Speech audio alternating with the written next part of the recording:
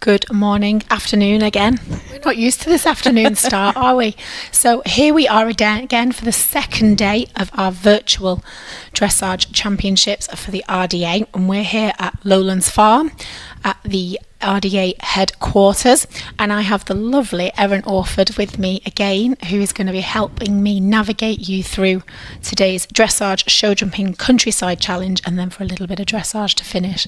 So how are you feeling about day 2, Erin? I'm excited for day 2. We had some really cool ponies yesterday, so yeah, we're ready.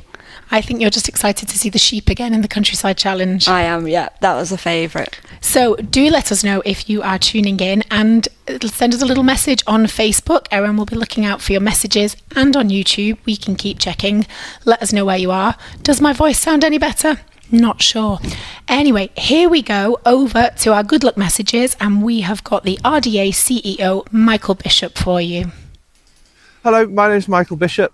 I'm the Chief Executive of RDA, and I'm absolutely thrilled to be welcoming you to this year's Virtual Championships.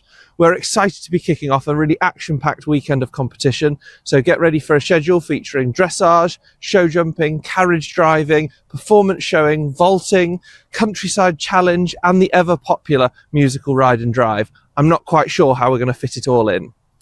So many RDA groups and competitors have gone above and beyond to submit your videos entries for this weekend. Thank you very much for them all. They showcase some incredible skills and talent, and I can't wait to see your performances in action.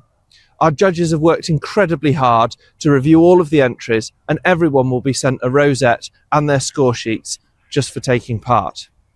Whether you're taking part for the first time or returning for another exciting year, we're so proud of everything you've achieved. And this weekend really is a celebration of all of your hard work and determination, and most importantly, the joy that horses bring to all of us in our lives. Thank you to everyone involved, our competitors, but critically our volunteers and our coaches. This simply wouldn't happen without them. Your dedication and passion are what make RDA such a wonderful community. I hope you enjoy every moment of the Virtual Championships this weekend and feel proud of all you've accomplished. A special thank you, finally, goes to our sponsors and supporters. Again, we simply couldn't make it happen without you. Here's to an amazing 3 days ahead, and best of luck to everyone taking part. We want to wish everyone taking part at the RDA Virtual National Championships this weekend a very good luck. Hello everyone, it's Esme here. I just wanted to come along and say best of luck to all of you who are going to be competing at the RDA Championships. Oh my goodness, how exciting. So best of luck to all of you. You're going to smash it, you're going to have a great time, so good luck. Hi, it's Alice and Rex from RDA, here to say a very good luck to everyone competing in the RDA National Championships online in November. Huge good luck from us and the rest of the team at RDA. Hi, I'm Catherine Morgan from Howden Equine Insurance, and I'm here with my fellow volunteers at Twinstead and Braintree RDA Group. We just wanted to send a message to all of the competitors at the RDA Virtual National Championships. We know that so much work is going to have gone into this. Hours, weeks, months, maybe even years of training and support has got to this point. So we're really looking forward to seeing all of your videos on the live stream. So from Howden Equine and everybody at Twinstead and Braintree RDA Group, we just want to say a massive good luck! Hi, we'd like to wish everyone who's competing in the RDA Virtual National Championships the best of luck. We hope you enjoy competing in your classes, and we hope you all do really well. Have fun and good luck, everyone. Hi, I just wanted to say best of luck to everybody at the RDA Virtual National Championships. Don't forget to smile and enjoy it, and you never know, you might end up with one of these. Hi everyone, I just wanted to wish you lots of luck for those of you competing in the RDA Virtual Championships. Most of all, enjoy. So everyone here at Kesteven Rideability wants to wish everybody competing at the Virtual National Championships good luck. Are you ready? 1, 2, 3, good luck! So good luck to everyone who is taking part. Go out there and show them your very best. As a very good instructor once said to me, don't try and hide what you think you don't do well. Show them what you can do well and celebrate that. So go out there with a smile on your face, salute in style if you're doing your dressage, and enjoy yourself, you and your horse or pony together, doing something really special. Finally, a massive thank you to all of the coaches and the volunteers at RDA. Without you, this wouldn't be possible. Thank you. Hello, it's Sam here from the J and Finn Charities team. The team wish all the competitors the best of luck in what we are sure will be a brilliant championships as usual. Getting this far is already a real achievement, and we hope you all have a fantastic day. Good luck.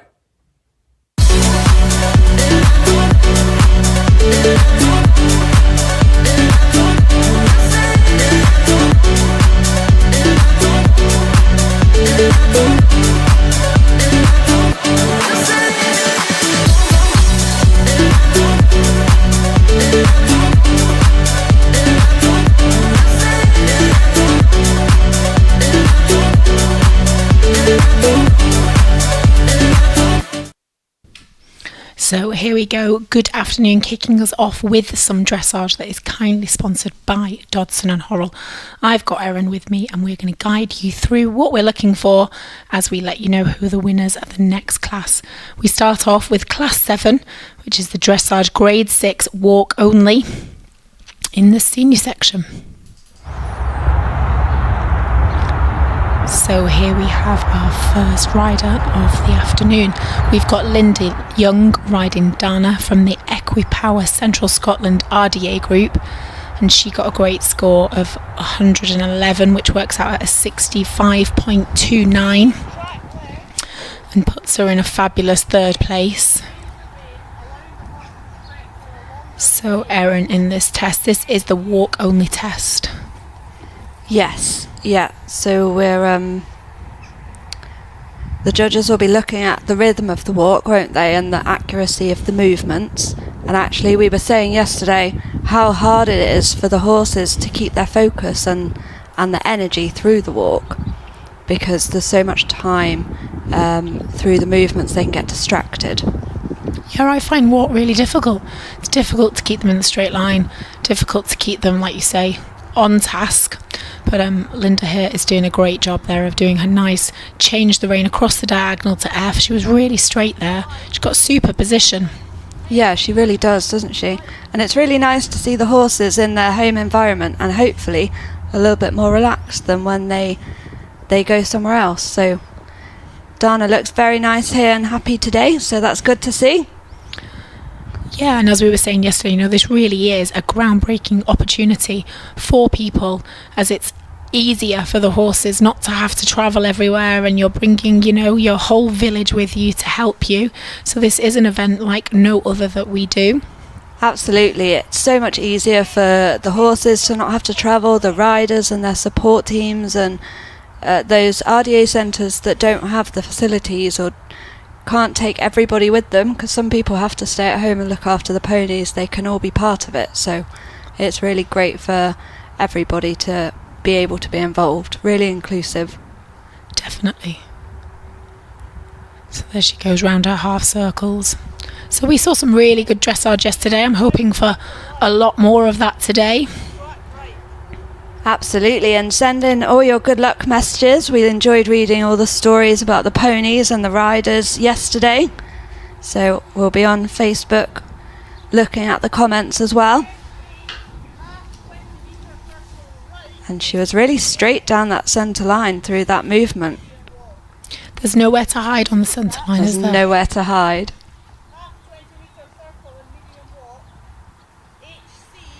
We were saying yesterday about how lovely the weather is when these films are made, because we're sat here now in Lowlands RDA Centre down in Warwickshire, and it is chucking it down.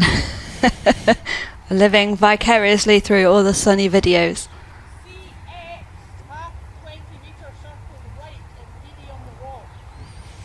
Really good into the corner there. Claire Lucas says, hi everyone, good luck everyone. Starting to get some comments on Facebook. It's always good to chat to everybody and to find out more about the RDA centres and the ponies. Well, I just think it's nice to know we're not chatting to ourselves. Absolutely. We like knowing you're out there. It's good to know we're not just chatting away to ourselves. It wouldn't be the first time though. Let's be honest. I talk to myself a lot. Me too. If I'm riding though, I always think, well, I'm talking to the horse. That's okay, isn't it? We blame it on the horse. We're talking to them. Really, we're talking to ourselves. I like chatting to them.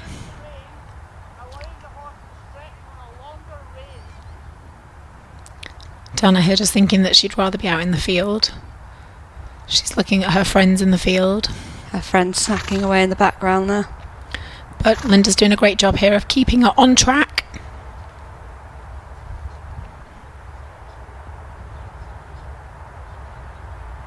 It's so nice to see how happy these ponies are in their work, whatever they're doing. We saw it yesterday, didn't we? Whether they're doing the dressage or the countryside challenge, they just love their job and always look so happy doing it and relaxed. They're so well loved though, so they feel loved, don't they? So they're happier. Absolutely. These RDA centres doing such a good job of producing the young horses, but also we saw a lot of older horses, didn't we? I was just about to say yesterday, they clearly have the magic formula for keeping those horses going well into their 20s and not even looking old. No, they have some magic in their grass, don't they? Or they're feeding them something good. So I think this could be the half circle now, back onto the centre line again. There's nowhere to hide. So again, from the front it should look like the horse has got two legs because you're keeping straight, really straight there. That was bang on, wasn't it?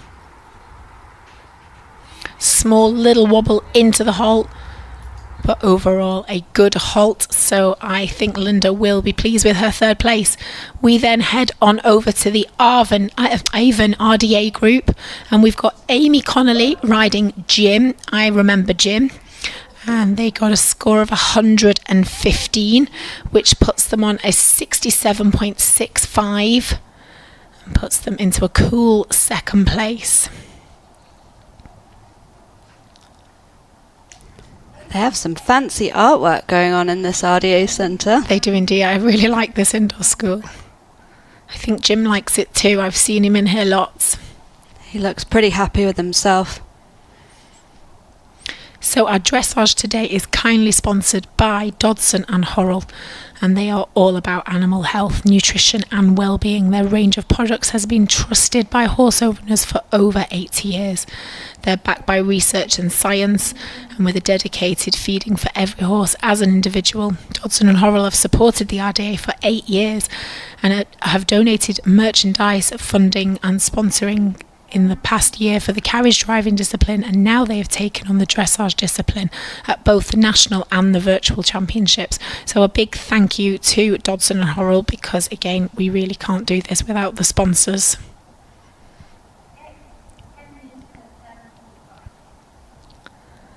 Good job there of turning back onto that centre line.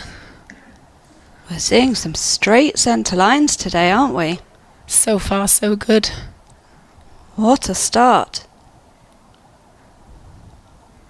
So again, we just talked you through what we're looking for in the walk. So we're looking for this clear 4-beat rhythm that we talk about, and you want that horse active and marching forward. Like there's a bucket of carrots at the end of the diagonal. Someone always said to me they want to see the walk as if a horse is going on a hack and really enjoying themselves, or marching to their feed bucket with purpose. Well, Jim looks like he's enjoying himself. He's got his little ears pricked. He looks very happy, doesn't he? Really relaxed. Listening to his rider, you can see his ears flicking back.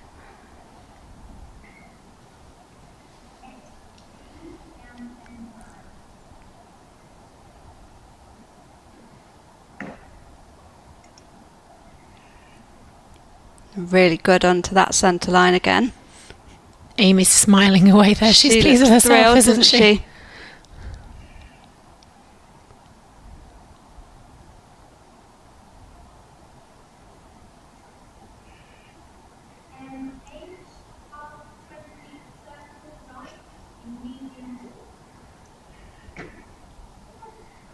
I find these tests hard to learn.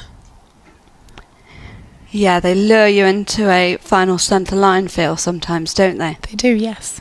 And looks like Amy's riding without stirrups. So some riders do choose to do that. Sometimes the stirrups can put them off balance or get in the way of their disability, but really test their balance, having to sit in the middle of the saddle. So for those of you who don't recognise Erin's voice, Erin is our international para dressage rider, so she is the most qualified to talk about what these riders are going through. And actually, I sat here yesterday and learned an awful lot from her. We were talking about the loops on the reins, weren't we, Erin? Yeah. And we'll see some of the compensating aids again today. So riders at all levels can have different types of tack, can ride with or without piece of tack, like the stirrups. So there's lots of different ways to adapt the tack to suit your disability and what you're able to do. So if you're a rider out there that thinks they might not be able to hold the reins or do something that one of the other riders is doing, then don't fret, because there are so many different ways and adaptations that we can do to make it more inclusive. And do you have to have a special dispensation for that, or is it something you can just choose to do? So it depends what the aid is. So a lot of the compensating aids, like the loop reins or riding without stirrups or riding with a whip, are standard. Some of them that are more specific to your disability, you might need to get some permission to use, just to check mainly that it's safe for you to do so. So that's kind of the crux of it. They want to know that something is safe for the rider.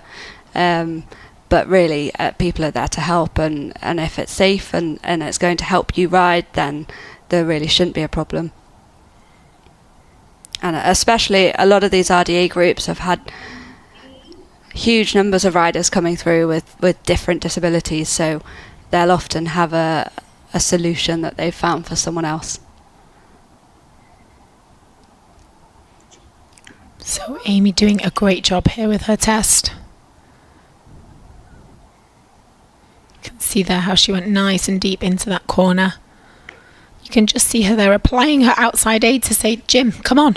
You're trying to cut the corner and it's not allowed. So good riding there. No sneaking out, Jim. Well, naturally the horses will follow the easiest line, won't they? Absolutely. They like a little shortcut, don't they? If I was a horse doing the Countryside Challenge, I'd walk straight over the poles. Oh, totally. And I would not stand still at the gate. Oh, absolutely. The horses are smart. They know how to take a little shortcut.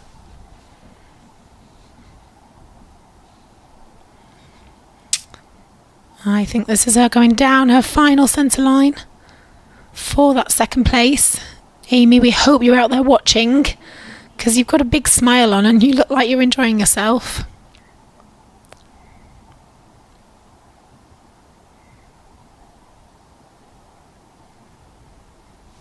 And a super square halt. Great finish to that test. So well done, Amy. Now, it really was tough at the top. So we now have Laura Johnson riding Tom for the Diamond Centre. Now, Laura and Amy actually got the exact same score. They got 115, which translates to a 67.65%. However, Laura just got her marks on the collective marks at the end, and that's how the first place was awarded to Laura. So here she goes off on Tom, riding the exact same test. I'm loving the rose gold on the hat. I'm really enjoying the hat, and the ponies on the wall at the end of the arena as well. More artwork. We love a bit of artwork.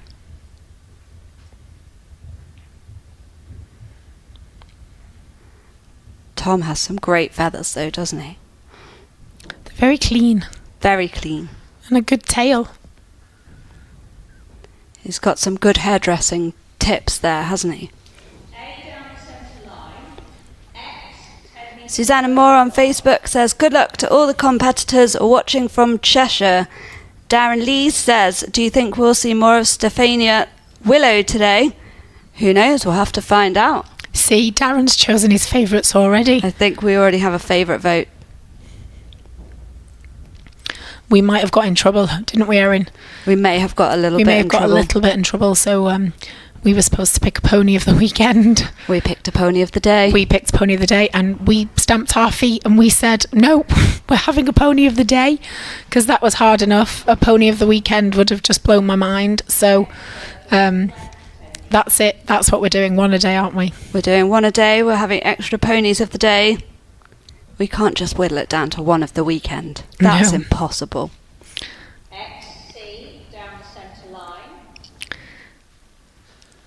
So we've got some notes from our judge here, who is Linda Toy, and she was judging the grade 6 riders that you see now in walk only. And she says that dressage demonstrates the harmony the participants and their horses. They perform the test together. It takes a lot of practice to ride these tests accurately. The test has to be learned, and the riders need to keep their balance and their correct position while they're changing direction, stopping and starting.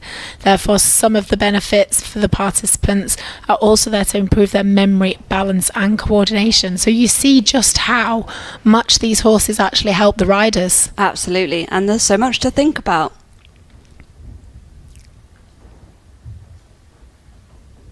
She also says that what makes the virtual championships so unique is the ability to take part in the competition, which can be viewed across the country by thousands of supporters. This is a very confidence-boosting experience that the participants can share with their friends and the family. We were actually chatting about it before when we were looking at the numbers that were watching, and then we thought, we bet you're all in your tack rooms all together with your popcorn, so we'd love to know who's watching. Please do shout out.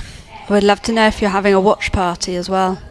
A watch party? A watch party with all your friends.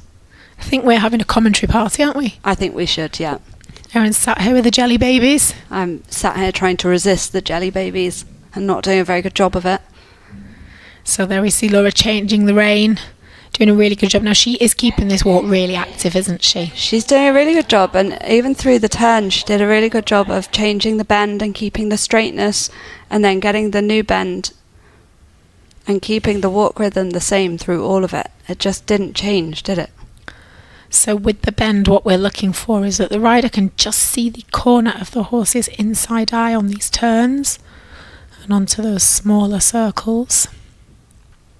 She's very well turned out, isn't she? Jacket's beautiful. She looks very smart. She definitely dressed the part. But when you dress your part, you feel better, don't you? Yeah, and then I think if you feel better, you ride better. I always think when I've had my hair done, if I look smart, I feel a bit more together, even if I don't. Erin, your hair done. I was just talking about a nice jacket when I ride. I have to have my hair in a bun.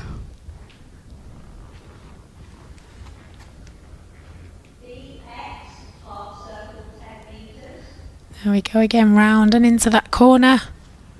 Again, she's keeping a really good walk here.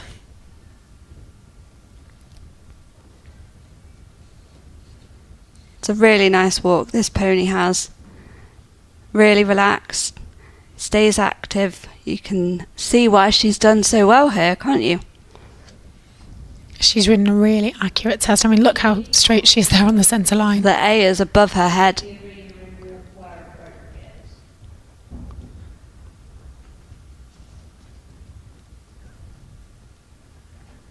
And a super halt there, so well done to Laura completing our class 7. Now guys, we are running a little bit behind time, so if you are coming up, do keep watching, don't panic. So here we are now going forward into class 7, which is the dressage grade 6 open walk only, and this is the senior section, and we have Cara Bion riding Kizzy in the Isle of Man. She goes into 3rd place with a score of 104, which is 61.17.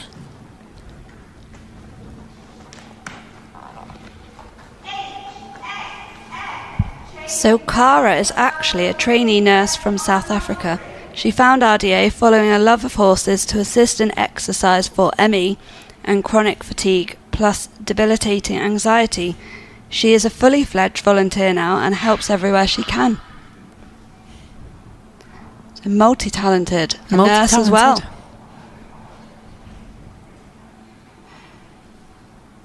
Cara, what can I do with my voice if you're a nurse? How can I fix it? Do we have any tips? lemon and honey. It's holding out. It is holding out. I was going to say, I'm not sure talking for 3 days would be top of the list of how to fix your voice, but it seems to be working a treat. Well, it seems worse if I don't talk. When I do talk, I squeak. Really straight on that centre line.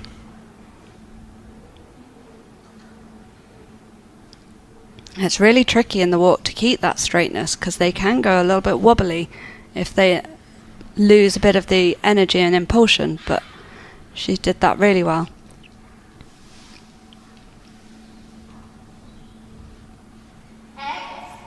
And June on Facebook says, well done, Cara, love mum. Great to see you watching, June. You were just saying before that Cara volunteers for the RDA. Did you know there was 13,000 volunteers? And the volunteers are an essential area of the RDA, from coaches to cake bakers, and people support the RDA in many different ways, but they always need your help. Whatever skills you've got, giving your time to a local RDA group can mean that more disabled people can enjoy therapy and fun of horses.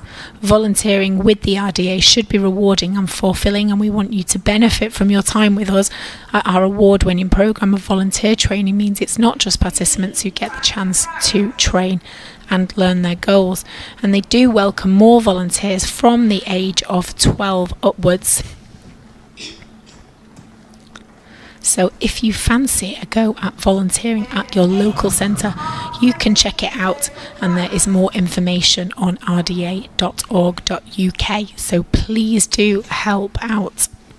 Volunteers really do make it possible, don't they? There's so many people working behind the scenes. It really takes a village to get these riders just on a horse sometimes. That's my favourite saying, that takes a village. Takes a village.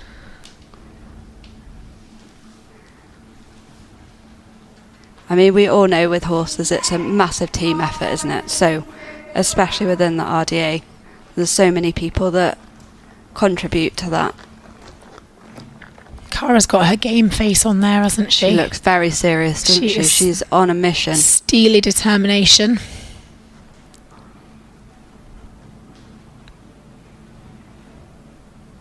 XA, half 20 metre circle left. Okay, just making a good job here of making this change of rein. So the walk could just be being a little bit more active. We were talking before about the 4-beat rhythm and keeping the activity. Kizzy is making Cara work rather hard, I think.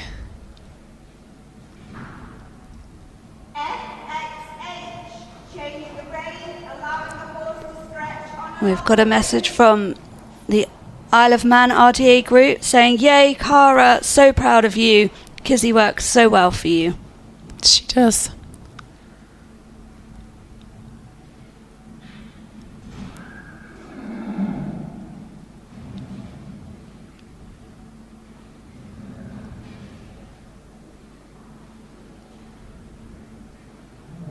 Super straight there across that diagonal. Really nice across there. Looks like a very bright indoor arena. It's very well lit up through the sunlight. The sun was shining on the Isle of Man that day. The sun was shining on Cara and Kizzy. Still raining here. We're not jealous at all.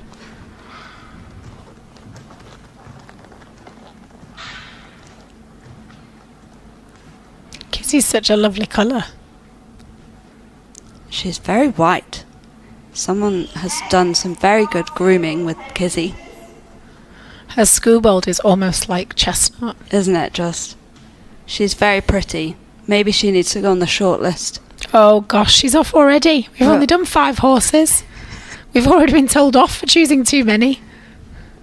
Well, we're already in trouble. We might as well keep going. Well, I always think that. If you're getting in trouble, you may as well make it worth your while. We might as well go all in now. So again, another rider. Look how straight that is. So straight. They're really setting the bar high today, aren't they?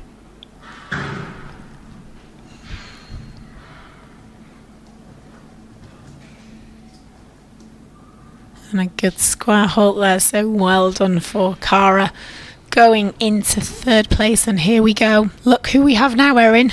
Cobweb's back. So we have Leonard Stanway riding Cobweb again for the Isle of Man into second place. And he gets a score of 109, which puts him on a 64.11.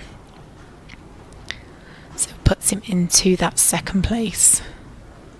Now, Cobweb was a strong contender yesterday as well, so just putting that out there.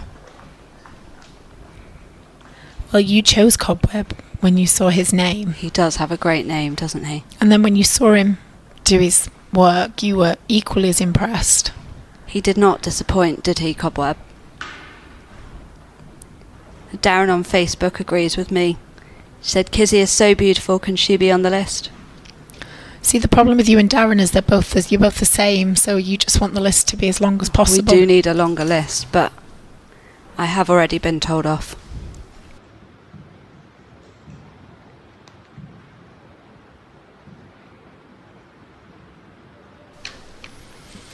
I think we need to sponsor some prizes ourselves, don't we, Erin? I think we might be heading off to buy some prizes.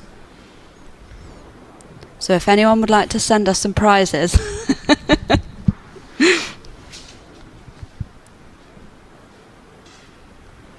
And it says, Leonard is an avid biker and rally racer from the Isle of Man. A biking accident caused a turn of events in his life, but he now has enjoyed riding so much. He's a speed demon then. He does like a bit of speed, it seems.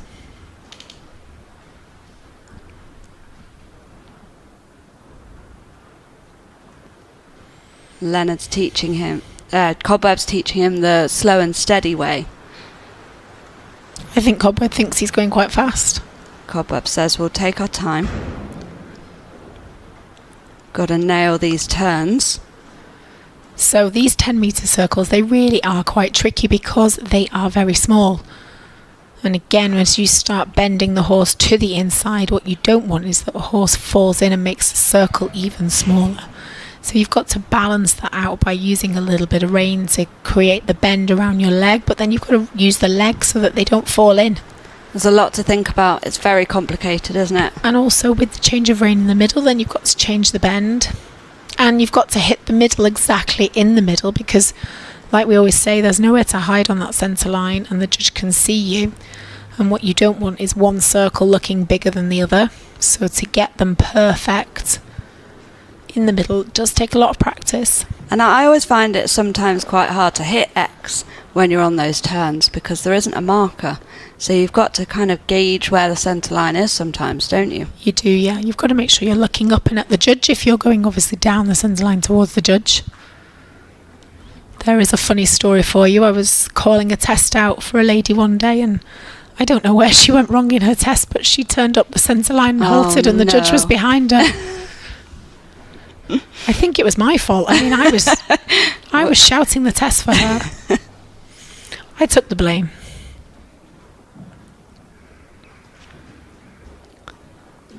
Leonard knows a good way here. He knows where he's going. I added a few movements in one of my tests, so I couldn't work out why I was going to face the wrong way.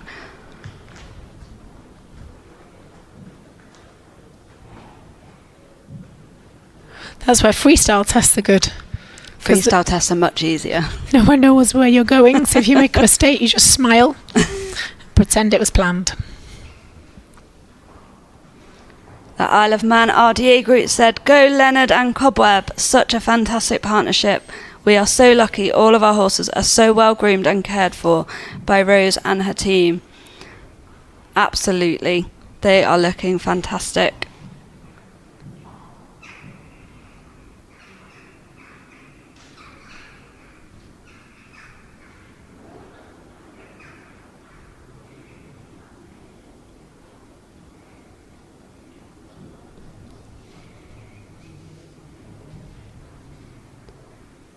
So don't forget to send your messages in and share the live stream link with your friends.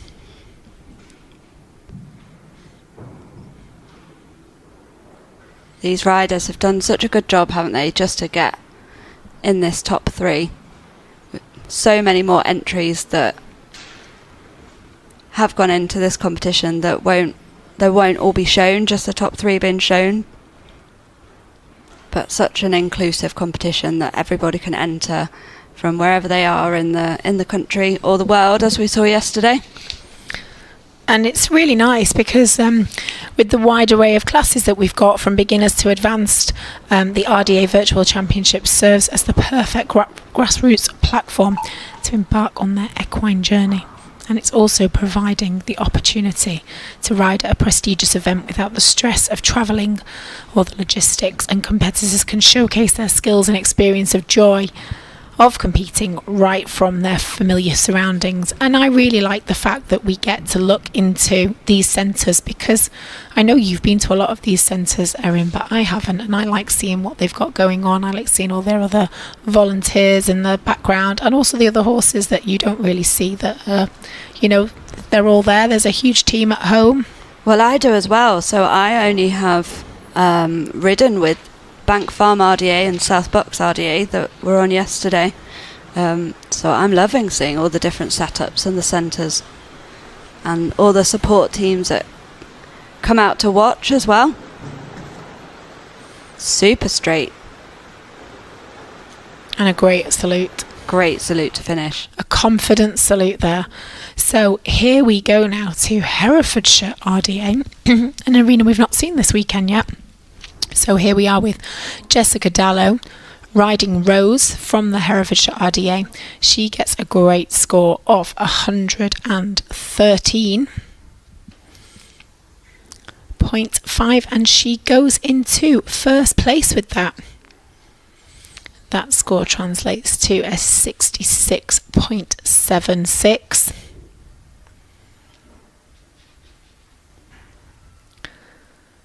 Again, another really well turned out horse and rider here. With a lovely tweed jacket on.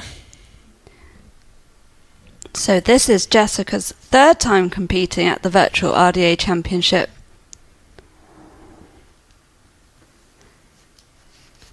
Same as me, Jessica. This is my third time too.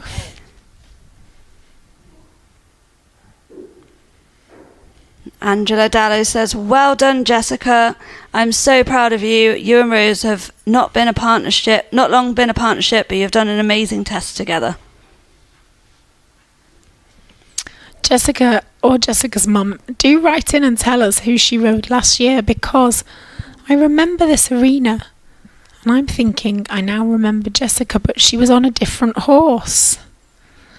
Now, that's testing my memory. Things are coming back to you now, aren't they? It's all coming back, it's all coming back to me now. Let's not get me singing. It's a bit early in the day for us to sing, although the voice is getting better. There you go. I remember Jessica's name now. But she wasn't riding Rose.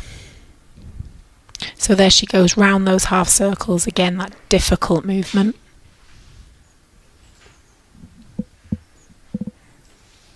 Really nicely positioned through those turns though. Very straight down the centre line. She rode Lady in a showing class. There you go. I remember the showing classes, yeah. Thanks, Angela, for filling us in on that.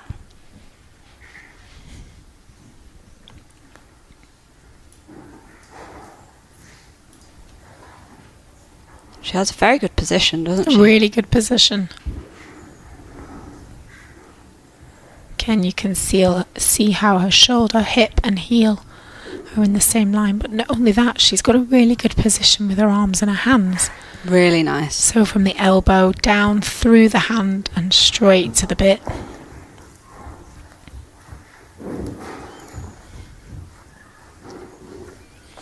The other good thing is she sits really quietly. She's very quiet, and you can see her just making little adjustments with the rein length when she needs to. There she goes into her free walk now.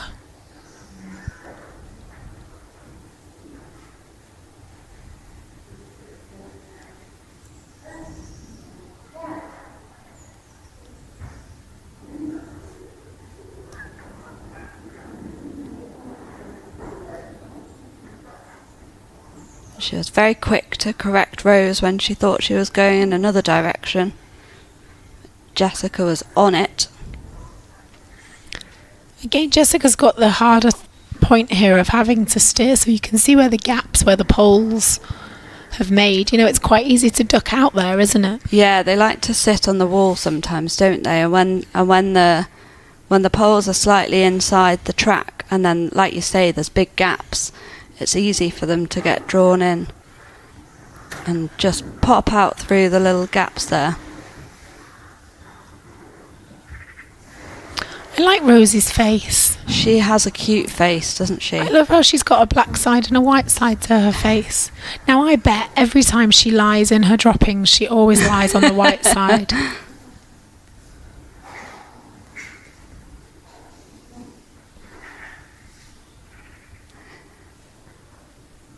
Well, it wouldn't show up enough, would it, if it was on the dark side? She needs to make a thing of it. So again, round into our half circle and then down that centre line. Now I'm thinking with this score sheet is going to be very straight.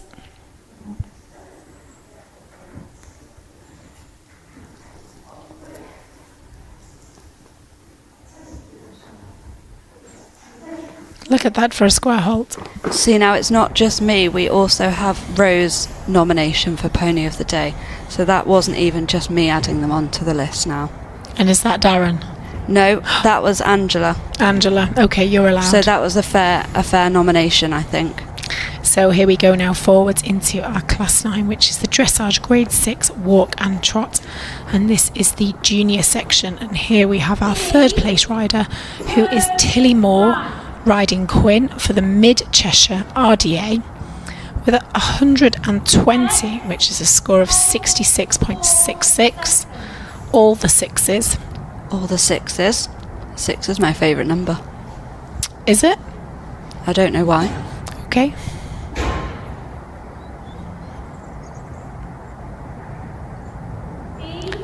So we see a slightly different test here already. A tricky halt on the centre line.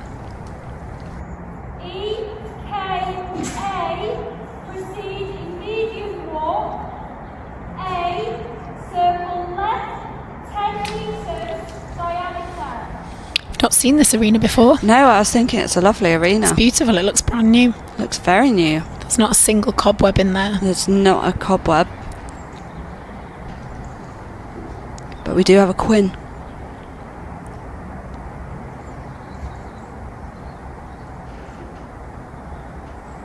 I remember this test from yesterday. Now it's a 10-metre circle at the top.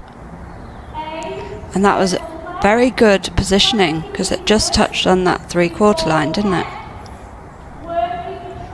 So good size. And kept the walk rhythm all the way round.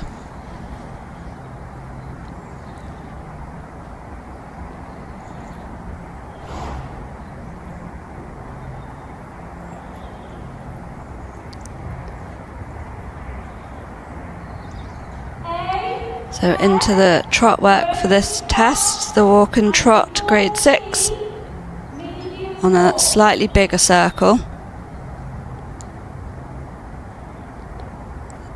She's doing a really good job of keeping the energy through the trot. Stayed in a very nice rhythm for that circle. So we were talking before about the walk rhythm, that you're looking for that really clear 4-beat rhythm that's marching forward. So then as you go into the trot, you're looking for a 2-beat rhythm, ideally with a moment of suspension. And the horses trot in diagonal pairs. And the rider can either do the trot in rising trot or you can sit to the trot. I've got a very bouncy horse at home that I can't sit to. Sometimes I find it harder to rise when they're not bouncy. Yeah.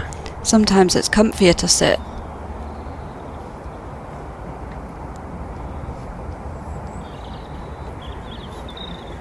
Mid Cheshire RDA said, "Fantastic, Tilly, we're so proud of you and Quinn." It's going well so far. Again, now she comes round that bottom circle. She's just wanting to keep the bend to the right, round her right leg there. Some good bend on this right circle. I always think you need to think of the horse like a banana, bent round your inside leg. And then she does a really good job there, riding straight into that corner to show that she's finished her circle.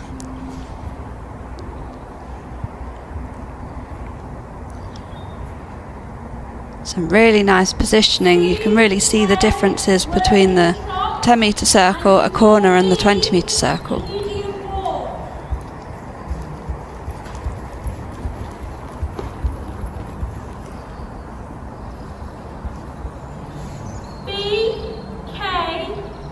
I may have started something now. Quinn has also been nominated.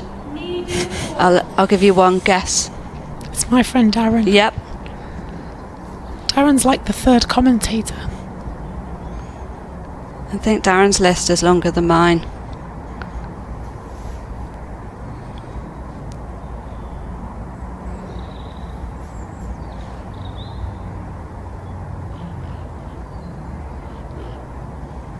Good job there again of changing the rein.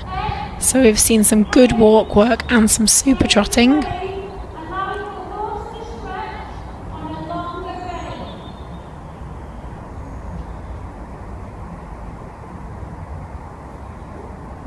So we will accept pony nominations, but I think for every nomination you need to send in a reason for them to be nominated. And then we can have a little bit of details on the ponies. I think you're just trying to get us in trouble, Erin. Well, we're already in trouble. We're just going with it now.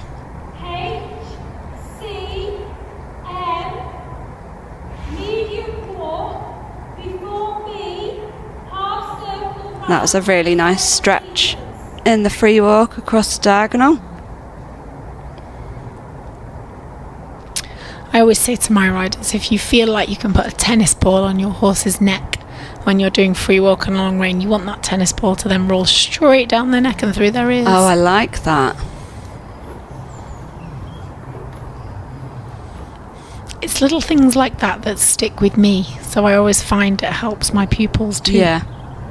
Little things to think about.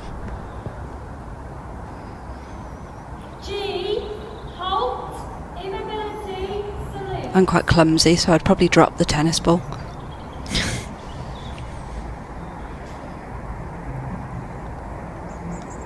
Really nice turn onto the centre line there. And a great halt, so well done, Tilly. Now we head over to Throttle Nest RDA, another new indoor school for us today, with Hannah Wincup riding Ralph. She gets a score of 121, which is a great score of 67.22%, taking second place. So we've got some intel about Quinn. It says Quinn has been a valued member of the Mid Cheshire RDA since he was 5 years old. He's 20 now. Another one. Those horses are like Peter Pan, they don't age. They really don't. And they have such good temperaments. They start when they're so young and they're so well behaved.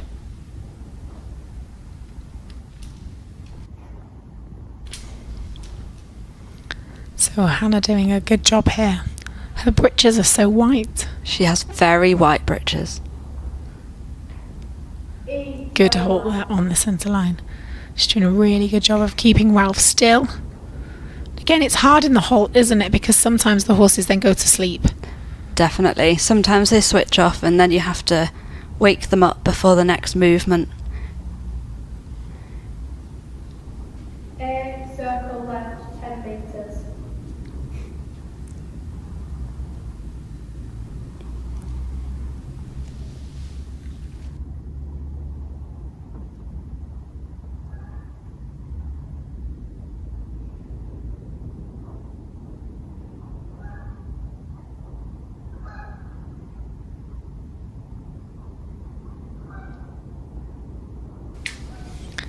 Doing a great job there of her left circle. I like Ralph. I think Ralph's a cool name as well. I don't think I've seen Ralph before. And in the notes it says that Hannah enjoys horse care just as much as she does riding. She just loves spending time with her ponies, whatever she's doing. It's good though, isn't it, when you're getting your horse ready to be ridden, if you've already sort of groomed him yourself, you kind of know how they're feeling for the day. I think you bond with the horse just as much on the ground, sometimes more than when you're riding them. So if you have that little bit of extra connection where you spend time with them, you can gauge how they're feeling and their vibes. B, turn left. Ralph is very obedient.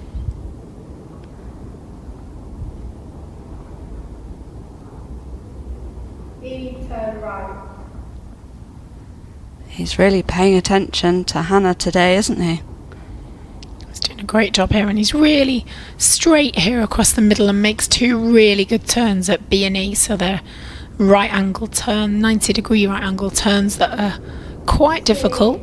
You could really tell that was a straight line and a proper turn, couldn't you? That wasn't a half circle, that was a turn. She's using all of her arena. Again, super smart turnout. Oh look, she's got her game face on again. Real game face.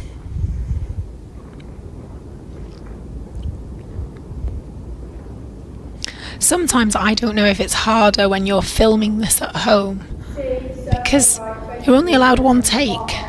Yeah, it must be really tempting too. Something can go wrong, and then you'd be tempted to say, I'll just do it I'll have another go. But you can't.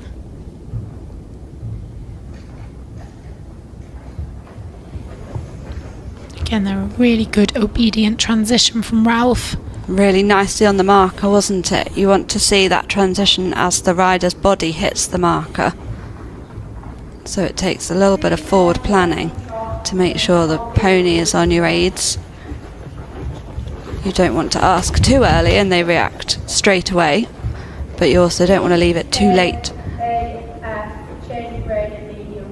Yeah, if you ask too late and he's asleep, then you've got another 5 or 6 strides before you get going. You've lost your moment, haven't you?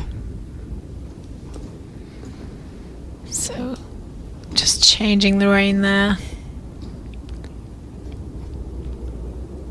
Getting a really good walk there, walking with purpose. He's got a bit of a swagger, hasn't he, Ralph?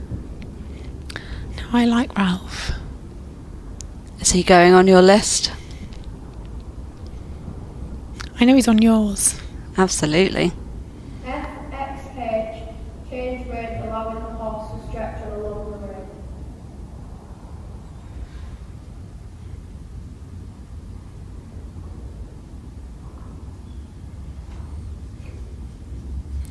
And then into that free walk on a long rein. So that tennis ball would roll nicely down his neck. And she rode that corner really well before that, didn't she? She's really set him up, putting him on the line so that he could then stretch forwards. Medium walk and before B, half circle right 10 metres.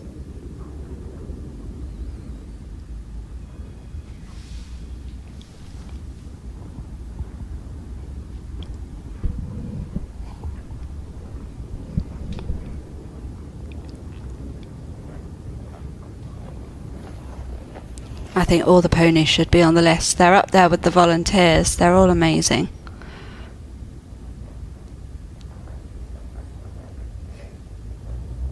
G, all in It's so nice to see how long their careers can be, isn't it? Just shows how well looked after they are. Absolutely. How much they love their work and they're so well cared for. There goes Hannah into her final halt there. And a good salute. Even Ralph saluted. Well done, Ralph. So we head on over back to Mid Cheshire RDA for Harmony Worth riding Rosie. She is our class winner with a score of 121.5, and that is a massive 67.5%. Now that to me looked like a real game face coming down the centre line. She was determined. Do you think sometimes you can look the judge in the eye and stare them out? Stare them out a bit. They do say you have to be confident. You have to say the winner has arrived. Well, and I was always told you should look straight above the judge's head so that you stay straight on the centre line. But I think she looked straight down the camera at us and she said... Definitely. So Rosie being a little bit tricky there in the hole. She didn't really want to stand still, and Harmony had to keep her leg on and say, come on, you've got to stay straight and in the direction. I think Rosie was for turning round, so she thought it was the final halt and she had finished. But again, we said it yesterday, you know, these horses do have a mind of their own. And they're clever. They're not machines.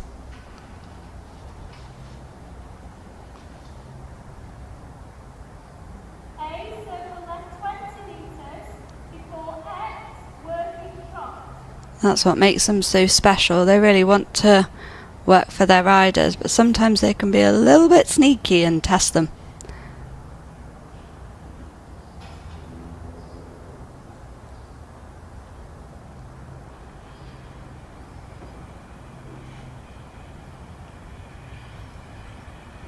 I think Rosie looks very pleased with herself. Rosie looks delighted, doesn't she? I think she's looking around for an audience.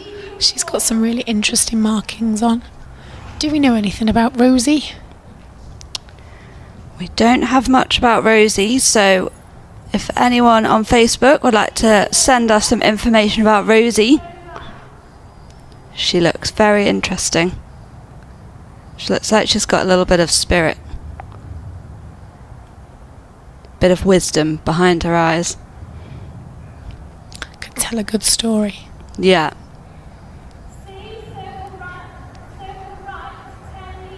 I bet she's queen of the yard. I think they all are, these horses, aren't they? They're so well cherished by the volunteers and the people that ride them every day. Definitely. And they know it.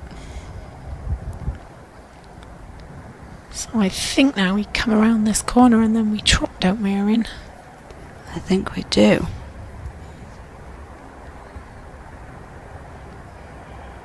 We've got the circle first. See? We missed a circle. But actually that's what's hard to learn about these dressage tests, is they just stick circles everywhere and you've got to remember them. There's a lot to think about. Or like the halt in the middle now, I would just carry on and walk. Luckily, Harmony didn't forget about the circle.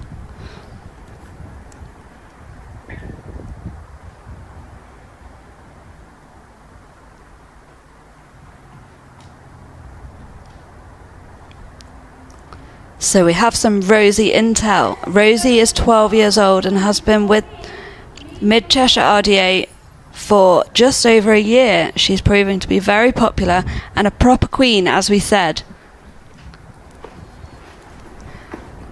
Too right. Well done, Rosie.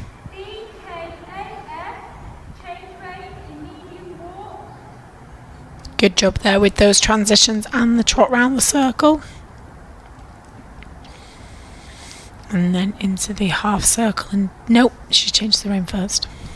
I was jumping the gun again. We're too keen. Janine Wallace says, so very well done, Harmony and Rosie. They've done a great job with this result. It's a very neat and accurate test. It's very neat.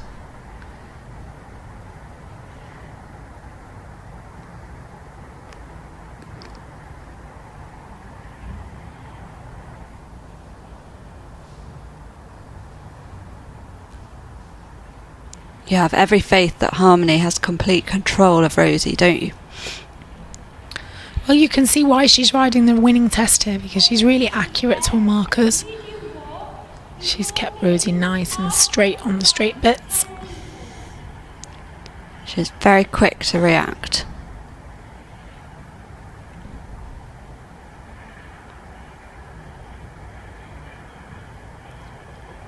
And she sits up nice and tall, doesn't she? We all want that tall, elegant position. Game face.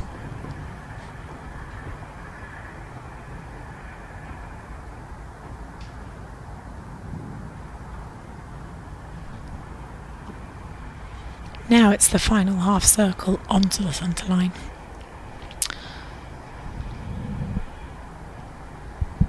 So that is Harmony riding Rosie, and she takes the win in the dressage grade 6 walk and trot junior section. Now we still are running a little bit behind time, so if you are coming up, do stay tuned, we will get to you. Oh, what a final centre line. Bang on, wasn't it? Really straight.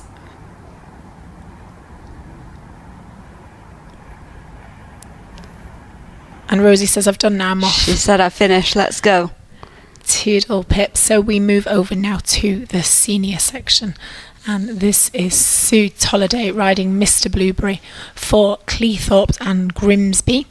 And she gets a score of 126, which is a massive 70%. That is the golden figure for me. I'm always happy when I get that.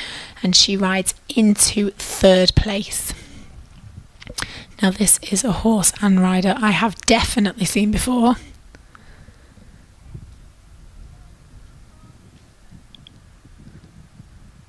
So again, she'll be riding the same test that we've just seen those juniors ride, so we halt here.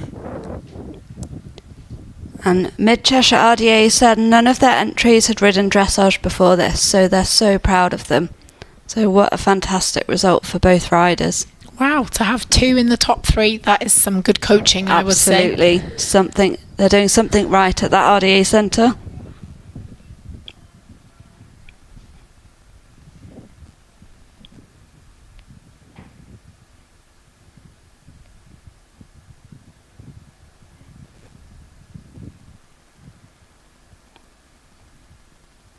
Some nice bend on that 10-metre circle.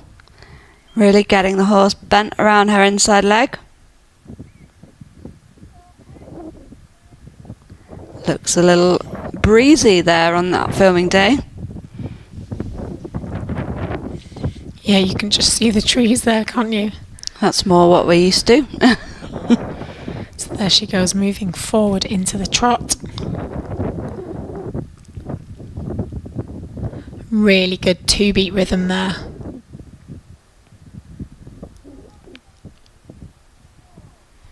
Yeah, really nicely keeping that trot rhythm through the circle and into the walk.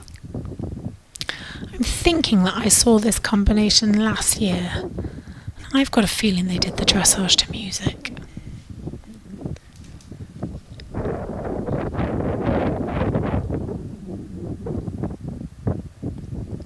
And again, nicely through that turn, changing the bend onto this right rein. Again, she really uses the arena well. You can see how she's going into the corners.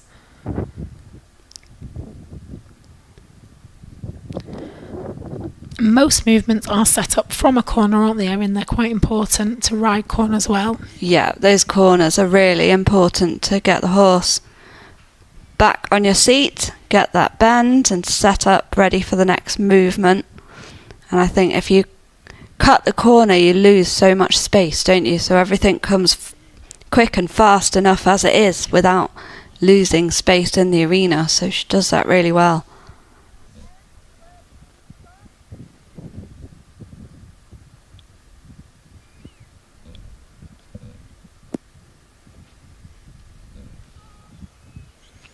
Another rider with a really good position. Yeah, these riders are really setting the bar high so far. It's going to make me go home and sit up straight.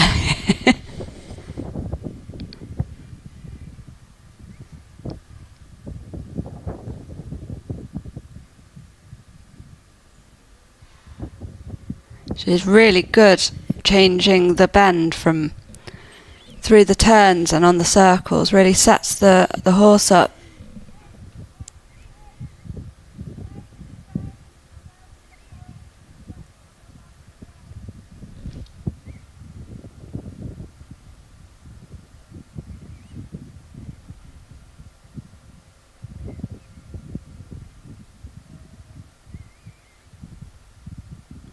Matthew Daly says, congratulations to Sue representing Cleethorpes and Grimsby from the North Midlands region. So proud of you coming 3rd.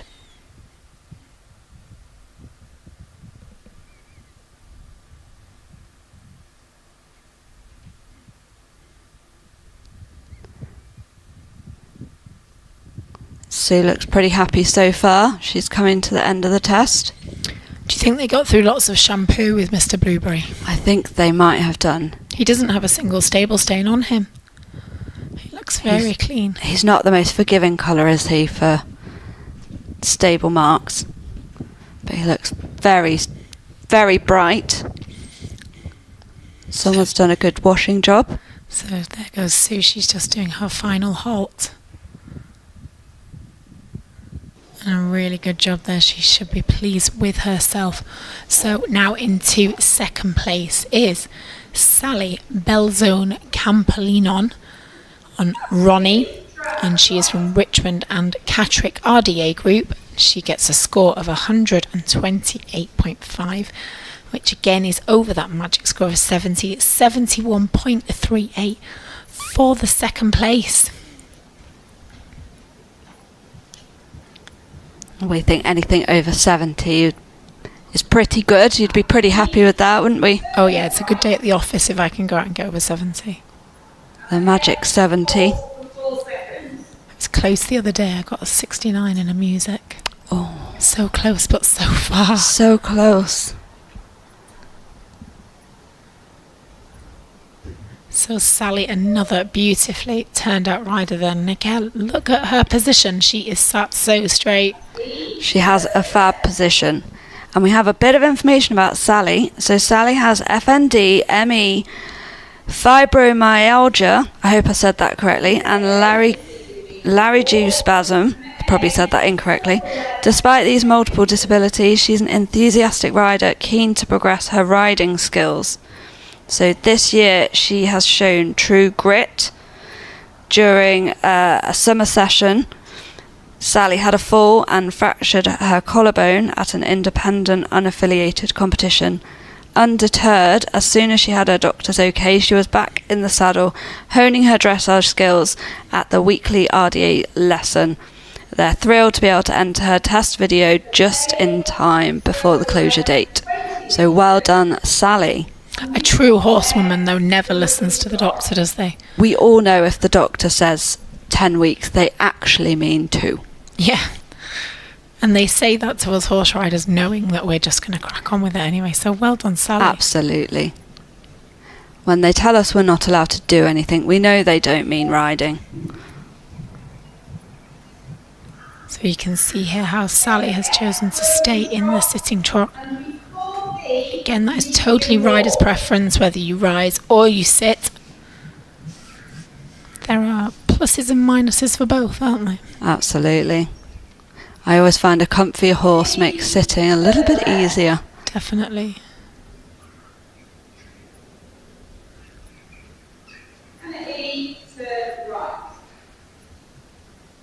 And Ronnie stays in a really nice balance through the trot and in such a nice frame into that walk transition. He has a really good walk as well. He's got a really super over track, and if you just watch the top of his bottom, you can just see how he swings himself along. Really nicely walks through his whole body, doesn't he? Really marching like we said earlier.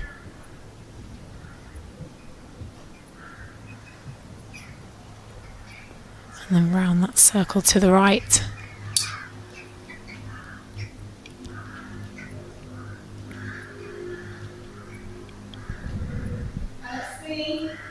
Circle right 20 metres and before X, working trot. And Sheila says, well done everyone riding the grade 6 tests, great scores and lovely combinations.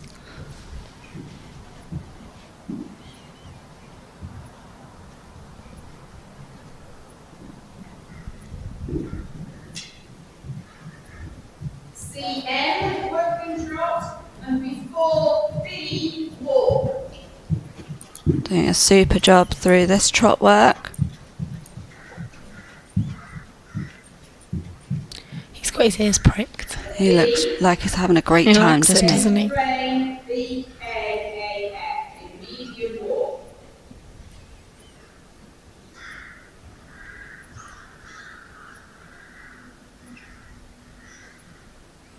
There's a lot in this test. It's busy, isn't it? It's a busy test, lots of change of direction and transitions.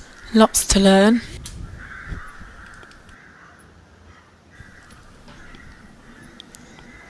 Nicely through the corner.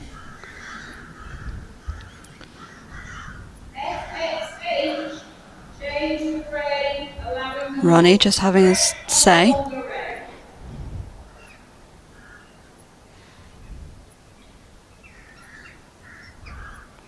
I think he was reminding her the free walk's coming up. He said, you need to lengthen the reins now.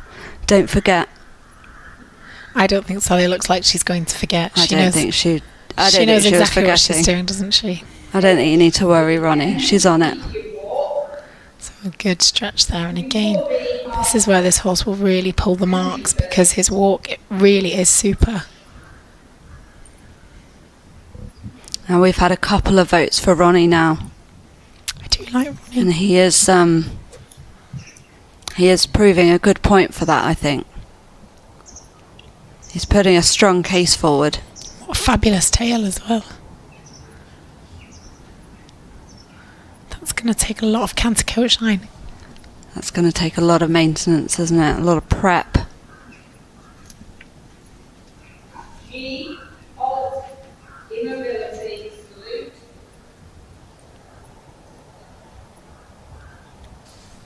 And down there, well done Sally and Ronnie there for the second place. And we have another situation here of it is tough at the top, because now we have Janice Kerrigan riding Tilly from the Richmond and Catterick Group RDA again, and she rides into first place, but it was tough at the top. They both had a score of 128.5, which is exactly 71.38%.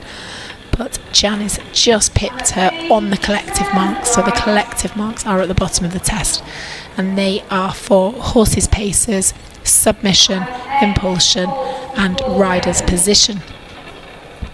And whoever gets the highest, if the score is the same, they do get the win then. And that can happen, can't it? The scores can be so close. There's so many different things to factor in. So all these tiny details really make a difference. Yeah, sometimes if you're doing your test and something goes horrendously wrong at the beginning or something, and you get a really poor sort of 2 or a 3, you can pull it back on your scores later on. So if something does go wrong at the start of your test, never give up is what I tell people. Absolutely. It really can get better. You can find those marks. This is another horse here with a really, really super walk. Really marching. I would say this horse looks like he's part Clydesdale, maybe. I would have to agree. He could be full, but I'm not sure he's... I think we've got a bit of a mix in there, I think. Again, if anybody knows Tilly from the Richmond and Catterick RDA group, do let us know. And then moving forward there into a really super trot. Really active and keeping the rhythm well. Nicely into that trot, wasn't it? And great bend through the circle.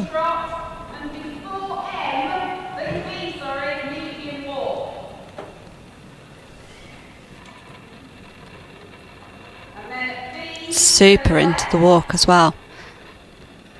And we want to see a forward transition into the walk, don't we? Even though it's technically moving down a pace, it's not about putting the brakes on, it's about them stepping forward into the walk. Stepping forward into the downward transition. Exactly. It's a hard one to explain. What do they say? You know something well if you could explain it to an alien. Yeah, well, I definitely couldn't explain bocce yesterday very well, could I? Well, you tried. I did my best. I gave it a go. Hopefully I could explain a walk transition better than I did bocce. But you never know. I would say so.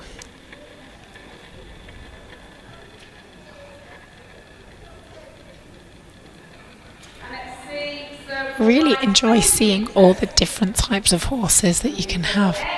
From the really cute sort of little Shetland pony that was in the musical drill ride yesterday, to larger than life Tilly here. Yeah, we've had a real mix, haven't we, of all the different types and ages of the ponies and horses. And Tilly has got a really super trot.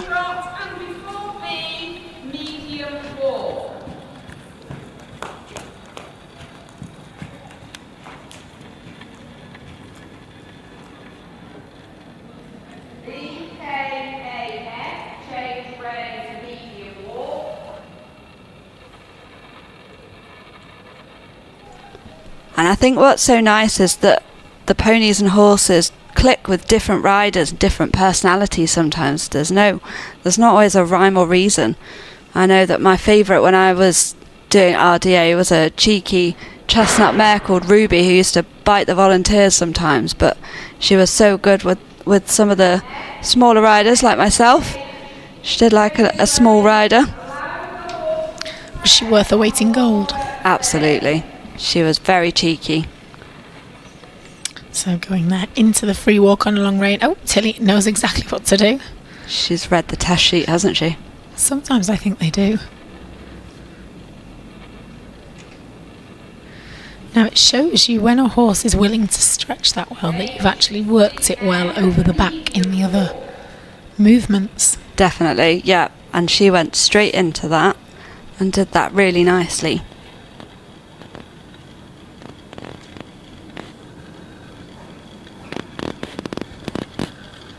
Oh, so talking about our walk transitions, Stephen Rideability said, land like a cat into the downward transition and prowl away. I like that's a that. good one. That's a great one. That's a good one. I often say let them land like they're landing on glass, so they've got to really carefully. Really light-footed. That would make the same thing, wouldn't it? Land like a cat. I've not heard that before. I like that. That's a good one. See, you can learn from everybody. So there she goes for the win. Just coming up to our final centre line. So that was Janice Kerrigan on Tilly from Richmond and Catterick Group RDA. And that was a really straight halt to finish as well, wasn't it? We can see why she pulled in the marks. So here we are now with a pony I have definitely seen before. We are going back to Herefordshire RDA for Gabriella Earlstone riding Riley, and she gets a score of 116.5, which is 64.72 for second place. And this is our walk trot junior section. So again, making that halt there on the centre line. And you want it so the rider's body is exactly at X. So a great job there. And this is Gabriella's second time competing at the Virtual RDA Championships.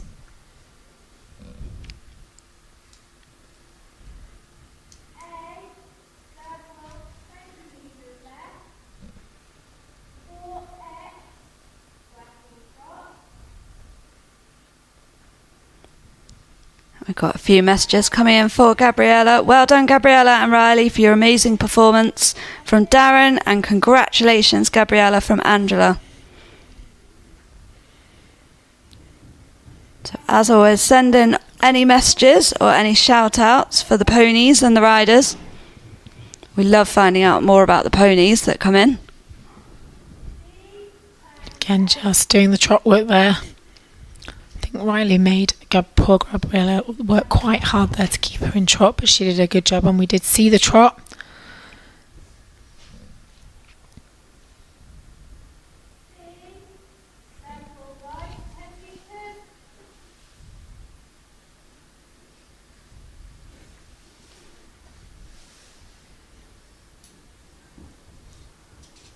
Riley looks like he's got a little bit about him. He's a monkey. He's a horse I've definitely seen before, or pony I should say. So he left his mark in your memory. Well, they kind of all do, really.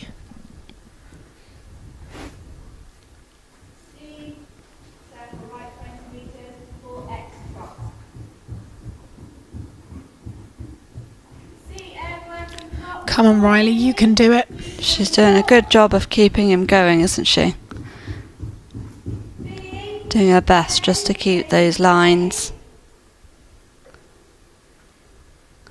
I think he prefers the walking part. think he prefers the eating part.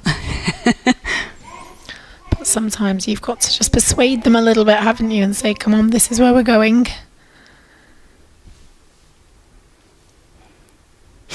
He says if we cut the corner a little bit, though, we can speed it up without putting too much effort into it. That would be me on the countryside challenge.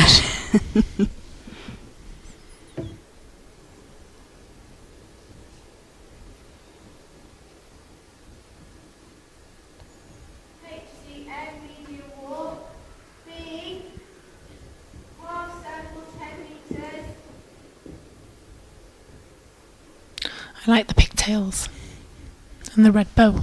I do as well. See, maybe she's like me. When she has her hair done, she feels more game face on.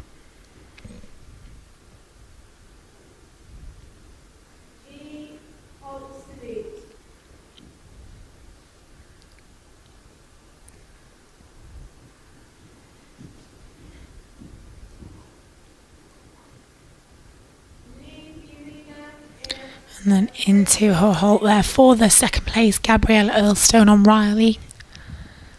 And now we head over to Calon Group, and this is Amelia Burden on Tir Na Nog, who's also known as Tina.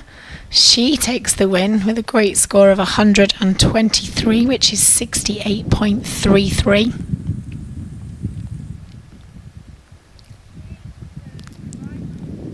She's got a fabulous mane. That's a lot of mane to look after, isn't it? That's a lot of mane.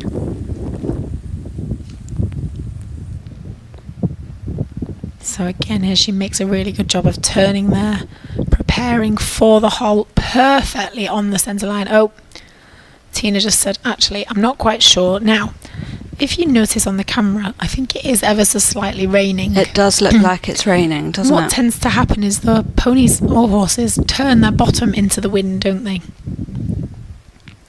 Which makes Amelia's job even harder because she's got to persuade her against doing what she would naturally want to do if she was just stood in the field. And you can't blame them really, can you? I mean, who likes to stand in the rain? I don't. And they said about Amelia, she's a pleasure to coach and has improved very quickly in the short time she's been with the group. She also enjoys riding outside of RDA at a local yard near where she lives. So high praise for Amelia there. She again is another rider with a really good seat. She's sat really still, but if you just watch her body, she just follows the movement of the horse, doesn't she? She doesn't in any way burden Tina at all. No, it looks like a very natural seat, doesn't it?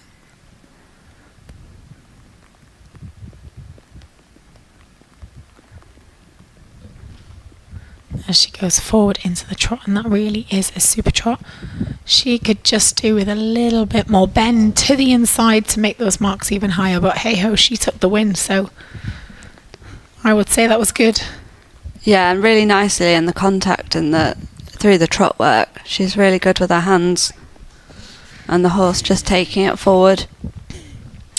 So we have Gary sat with us, who keeps us under control most of the time, and he has actually just told me that the name Tir Na Nog is actually Land of the Young or Youth. Wow. In Gaelic. See, Gary, not just a pretty face. He never gets on camera. He's just there with the pearls of wisdom. Well, he's very good with pronunciation of a lot of the words. He does help me out a lot.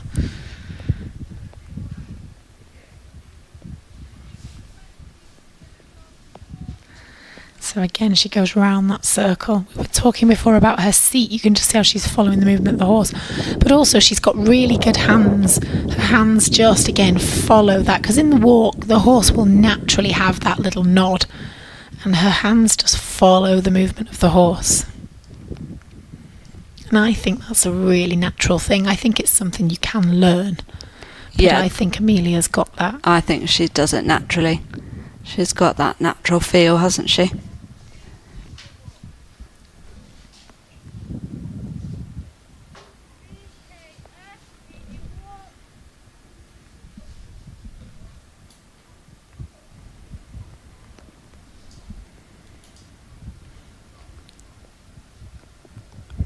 Now, Darren was listening because I said you can only nominate the horses if there is a reason.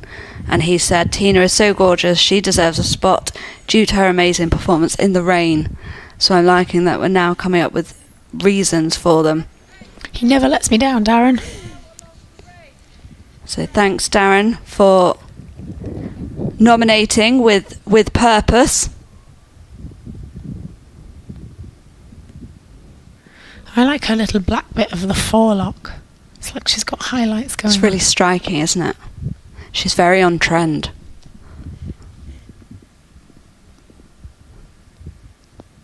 A really good stretch there. And again, we were talking before about the overtrack and the horse really swinging through from behind. If you watch the top of Tina's bottom, she's just pushing herself along, isn't she? She's got some real swagger. Yeah, she's really using that engine, isn't she, at the back? Oh, I love her face.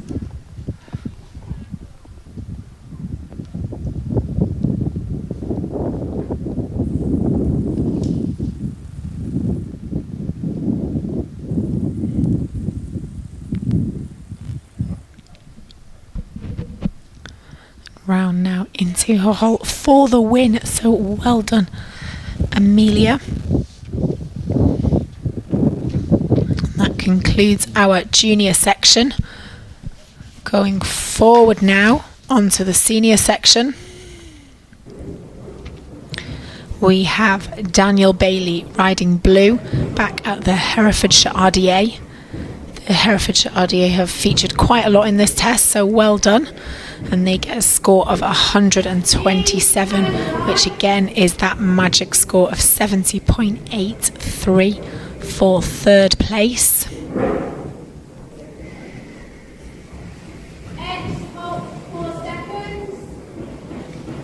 And this is Daniel's third time riding in the dressage,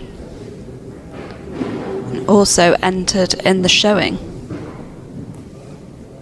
I think that's tomorrow's class, isn't it, the showing? Yeah, so hopefully we might see them back tomorrow. We'll have to find out.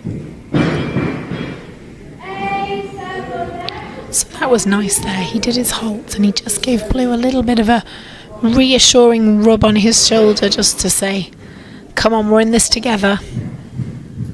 And we were talking earlier about the different compensating aids, and you can see his stirrups look a bit yellow, and he's actually got a plastic, almost like a cage at the front, which a lot of riders use to stop their feet going through the stirrups. There's nothing wrong with your eyes, is there? Nothing gets past me. You are away. I see them now. Now I probably wouldn't have spotted those until we got up a bit closer. Again, this is why we have got Erin here. She is the voice of knowledge. I like to spot what different riders are using, see if there's anything I can pick up on.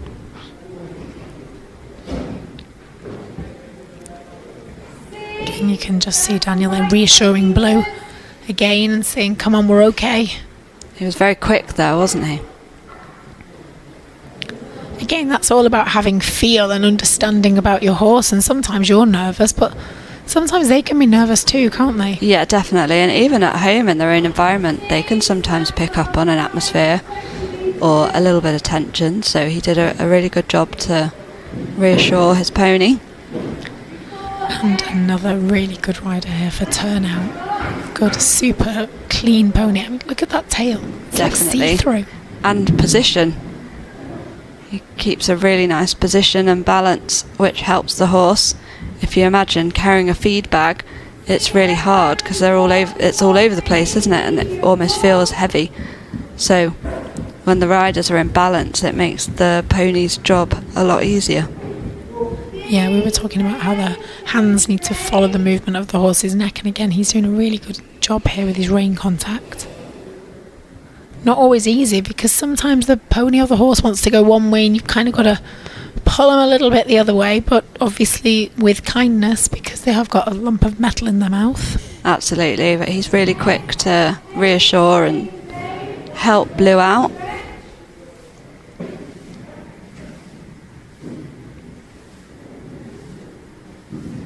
It's so great to see how they work together as a team, these riders and ponies.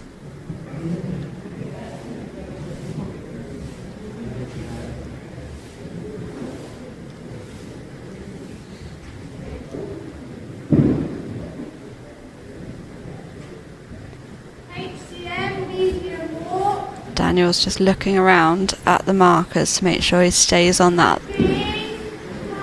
line and hits the marker ready for the corner. Did a really good job there.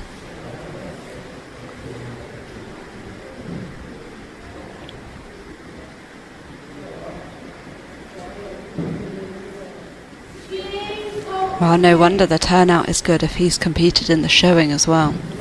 He's on it. That's where it counts, hey? So there goes Daniel Bailey and Blue finishing his test for a great 3rd place there.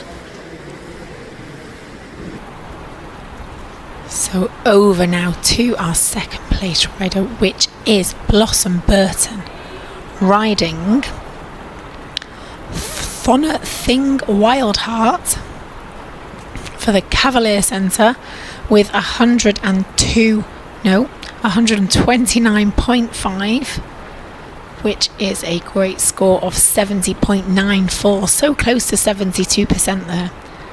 So off she sets in this test. Again, another super turned out combination. And look, Erin, she's got the cages on her stirrups too. I spotted it. You spotted them now, so once you see them, you can't unsee them. No, she hasn't. Oh, my eyes are deceiving me. No, I think she has. Let's have a little look when she comes past.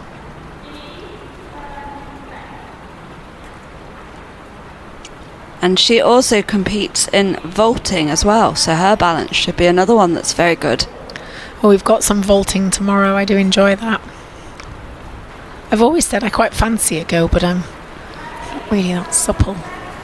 I have had a little sit, but I'm not a massive fan of being on the lunge. Oh, okay. Which is a little bit of a problem. I think that's where my control OCD comes in. I was going to say that because you're a control freak. I mean, I am a dressage rider. It is a natural thing for a dressage rider, that. But yeah, you have to put a lot of faith in the person that's steering the horse around the lunge, don't you? It was a very weird feeling having someone else in control. So Blossom, they're doing a really good job there of that top circle. I feel like I really know this test now. She's going to pop forward into trot. I wonder what this pony stable name is.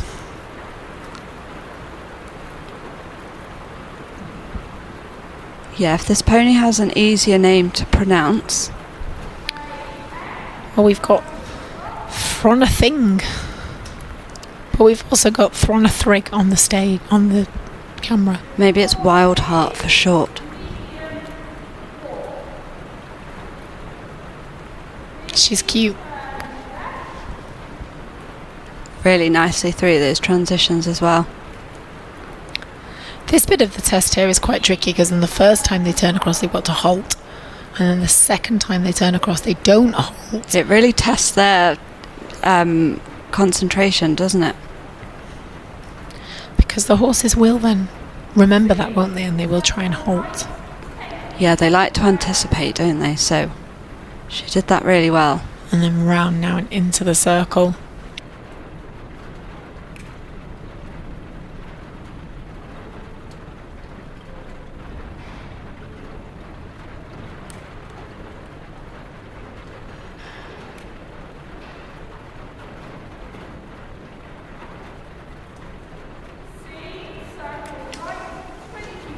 Really nicely through that circle. And good spot on the stirrups. So they're black. They're slightly different, aren't they? They are slightly different, but they're a similar. They don't stand out quite as much because they're black. But they're an attachment that go on the front of the stirrup. A little bit like some cyclists use, like a toe clip. And she's also choosing to ride with some looped reins. I spotted those.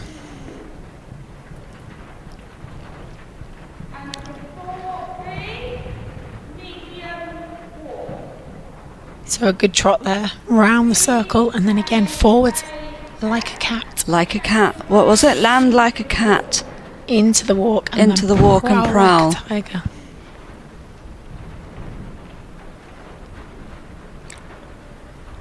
That's going to stay with us, isn't it? Every walk transition we do.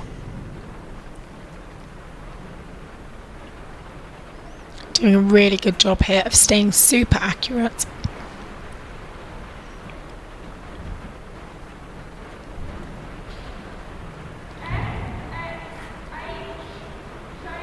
So I think this horse's stable name is Star. We have a message from Diane. She says, I volunteer at the Cavalier Centre. We only have geldings, but Star is a treasure.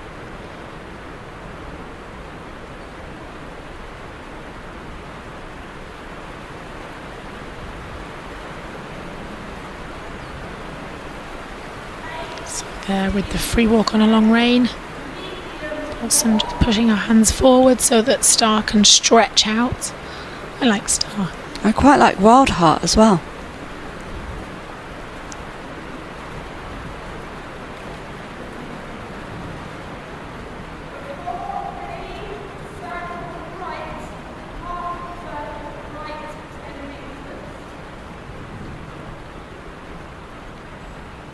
Looking very relaxed.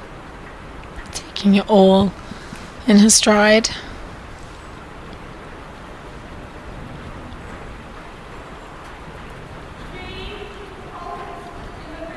And then you get to this point and you think, phew, I've had a good clean round. And then you just have to keep your concentration for the halt, so you don't lose it at the last minute. She did a really good job there. A really good super square halt now. Now, we have your winner here, who is Audrey Fallon, riding Chelsea Lad for the Diamond Centre for Disabled Riders. And she has got an absolutely incredible score of 149.5, which, Erin, is 83.6%. So that really is the dream. Wow, what a score.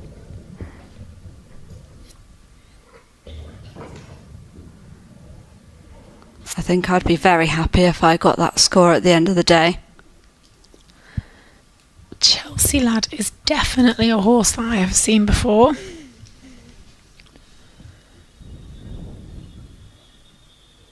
Really nicely in the rhythm and the frame and the balance. Bang on X for the halt. So really picking up those marks for that whopping score. This is almost like a how to do it dressage masterclass, I would say, with this score. Absolutely. And another rider riding without stirrups to factor in for that left side. And that's really tricky when you have one leg a lot shorter than the other, because you have that balance to think about as well. And you can see she's got the whip on that left side just to communicate where she hasn't got that leg. So really testing her balance, and shows her skill to be sat in the middle of the saddle there. And how well she can relay the message to Chelsea Lad. Absolutely, and really showing that left bend where that leg, you'd normally use the leg to get them to bend around it. And it just shows the communication between them. No, and this is something that you are definitely equipped to talk about, aren't you? There's so many different things to factor in. But she's doing a really good job of keeping that symmetry for the horse.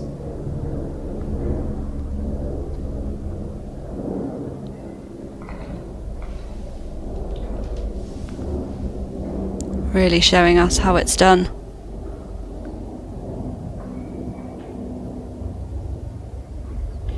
Nicely through the turn. They just make it look easy, don't they? Yeah, definitely.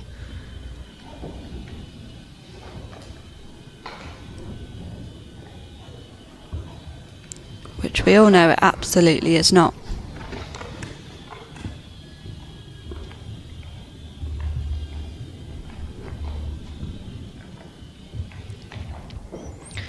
him to be able to sit so central in the saddle.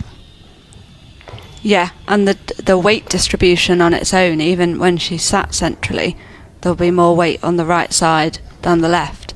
So to kind of counterbalance that and be so in the middle and the horse keeping the line is a real skill. Definitely, I am very impressed, Audrey. So Audrey's ridden at the Diamond Centre since 2015. So I imagine very experienced.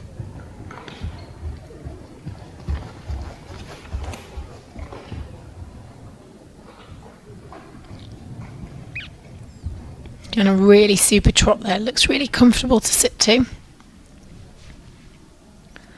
Again, to get a horse that's comfortable to sit to, you need a horse that's nice and relaxed in the back. Yeah, really soft moving.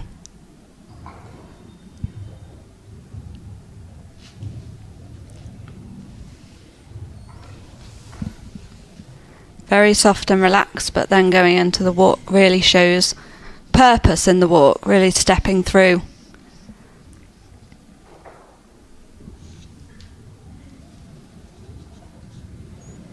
And you can see her just moving that leg at the top on the saddle and the horse just reacting to her as well. So it might not be how you would communicate with the horse with your lower leg or how she might on the right side, but the horse really just understanding what she means from that. And they're so quick to catch on.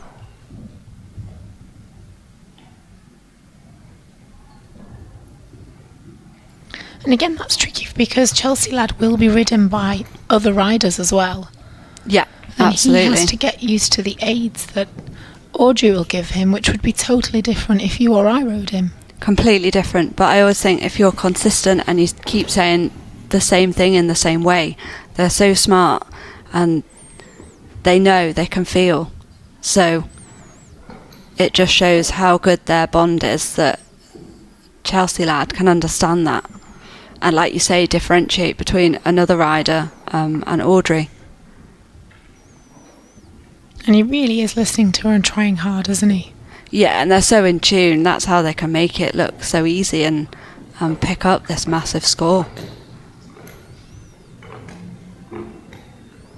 And a perfect square straight halt there. So, Audrey, if you want to come and give me a lesson on that, that would be great. Thank you very much. Okay, so we are moving forward now to the Class 11 Grade 6 dressage, and in this test we do start to see some canters. So this is the junior section, and we have our second place rider, who is Gabriella Reed Griffiths with Dancer, and they get a score of 119.5, which again is that magic 70.29. So this is a great score, and she has set off here with a really confident start in the trot. She is not messing about. She's got a really good active super trot. Dancer really is a dancer. That's a good name to have for a dressage horse, isn't it? I would say so. Sally Crone on Facebook says, what lovely riding. Nice to see horses looking relaxed and on a light contact. Well done, everyone. Following the riders from Chigwell Riding Trust for Special Needs. Richard Watson says, lovely test, Audrey.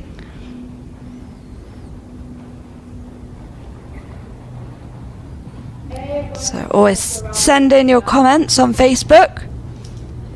So now we get to talk a little bit about the canter. So we've spoke about the rhythm in the walk and the trot, and then as they move forward into the canter, we want that lovely 3-beat that you can see Dancer is doing a really good job of here, so that he just keeps 1 2 3 1 2 3 1 2 3 1 2 3, keeps that rhythm. And there's a lot of canter in this test.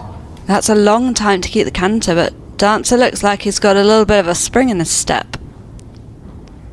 Didn't look like much of a problem for this pair.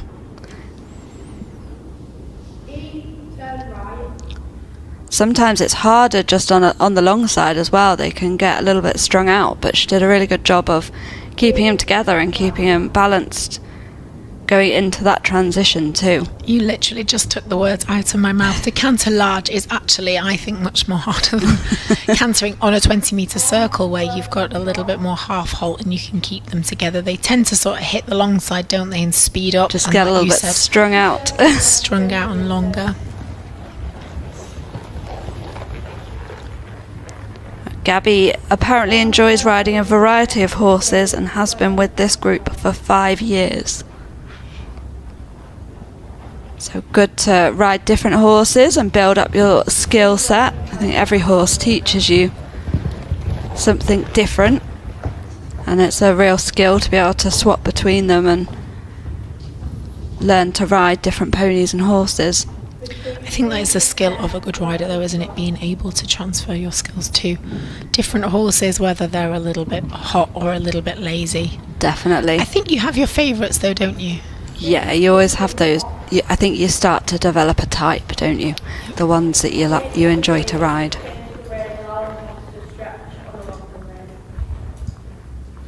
So we just saw her there do the left canter, and she made a great job of that.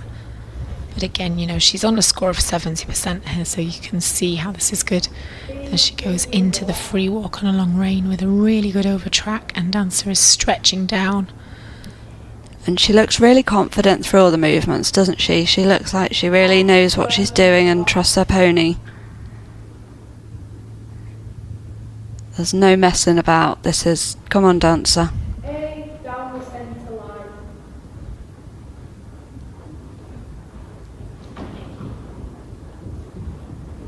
Straight on that centre line.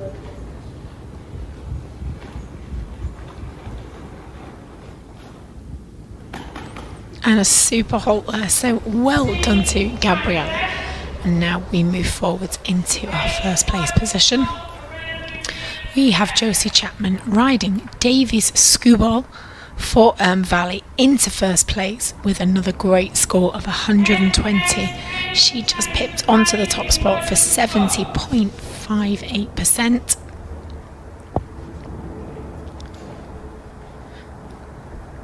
Again, these riders here, they really have set off with a lot of oomph behind them, haven't they? This trot's really powering forward. Yeah, they're on a mission, I think. And Josie is in her first year of RDA, so has done very well in this class. To take a win in her first year.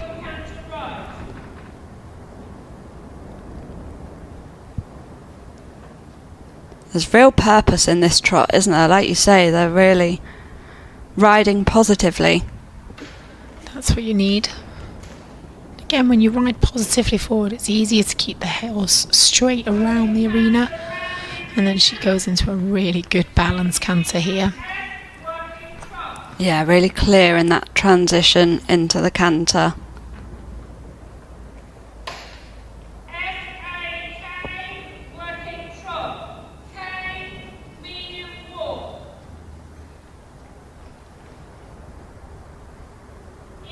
This horse enjoying himself, I think. Again, look at that walk. Really striding forwards. It's enormous.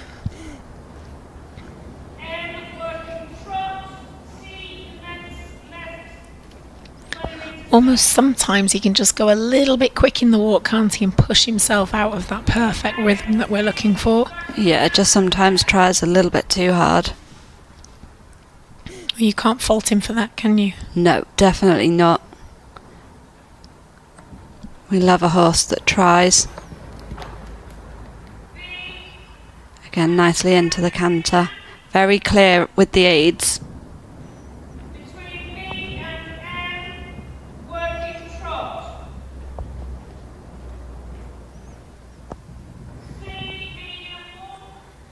It's nice to see them with their ears pricked and then they just flicker back to listen to the rider. Listen to those aids. I always like looking at what the horse's ears are doing. I love looking in their eyes as they trot past. Quite often when I'm teaching and I'm sat on my bench at the side and they come past me, I like just looking into their eyes and thinking, what are you thinking, little horse? The eyes are the key to the soul, isn't that what they say? Either that or the feed bucket. If you've got a polo in your pocket. So here he comes, powering down the centre line, Davy Skubal, with Josie Chapman on board for a first place with a great score of 70.58%, and that concludes our junior section. So we head on over now to still class 11, which is the grade 6 with canter, and this is now our senior section. We have Jo Fullerton riding Ross from Ettrick Bridge and Dryden RDA. She gets a score of 110.5, which is 65%, to claim that third place. And again, this is a rider that is off to a great start with this really positive trot. Yeah, really active trot work here. And what's really nice about these RDA dressage classes, we've seen grade 6 today, but we've had the walk test, the walk and trot test, and the walk, trot and canter. So whatever level these riders feel confident at, there's a class for them to take part in. So that means that they don't have to do any movements that they don't yet feel comfortable with, and sometimes building that partnership with the horse gives them the confidence to move into the trot and then move into the canter, like in this class. So really does offer a class for everybody. Another really good canter here. And again, tricky to stay in the arena. There's not many white boards there to hold you in. There's not a huge amount of support down the long side, but really nicely showing us how that was done on that first long side. Keeping a real test of straightness, isn't it? Riding off the track, as we say, when they don't have that wall to hold on to. They do like being on the wall, don't they? It just gives them that more confidence to stay straight and lean on it just a little bit. Just makes life a little bit easier, doesn't it, for them when they can have a little lean. Nicely into the walk as well, the pony really taking the head and neck forward and out into that. Another really forward going pony here. A little bit too forward for that moment, wasn't it? Well, that's an expensive mistake, unfortunately, once they jog in the walk, which again, you know, you want to be brave and ride that walk forward, but then sometimes if they jog it, it has the opposite effect. It's such a fine line. But like you said before, sometimes it is hard to maintain them in the walk, isn't it? Yeah, definitely, especially when you want them on the ball, ready for the trot and the canter work.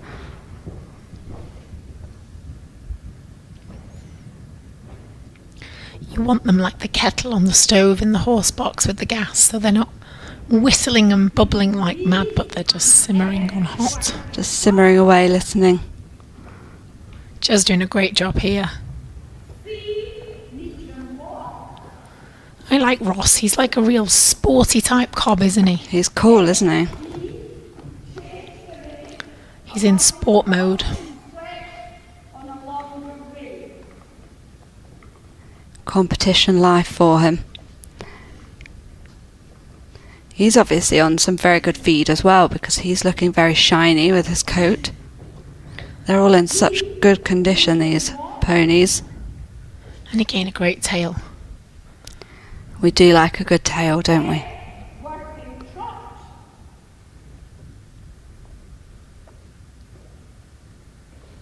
Well, now Darren and Matthew are ganging up on me and saying Ross deserves a spot on the shortlist. I would agree. I like Ross. I think he's made a strong case for himself. Super, super centre line here. So straight. Oh, and one-handed. I think Ross was looking down the centre line as well then, wasn't he? A great job there. So now we go over to second place with Rachel Through riding Angel again. We saw Angel yesterday, if you remember, Erin from Valley. She gets a score of 115.5, which puts her on a great score of 67.94%. I think we did like Angel yesterday, didn't we? She did a great job.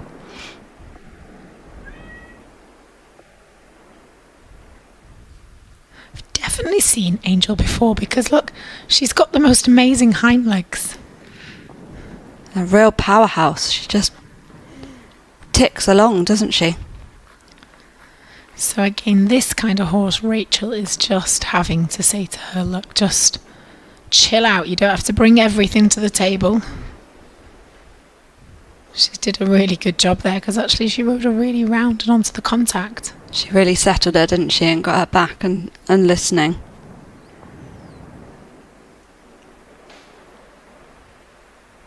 Angel looks like she would try for 115%.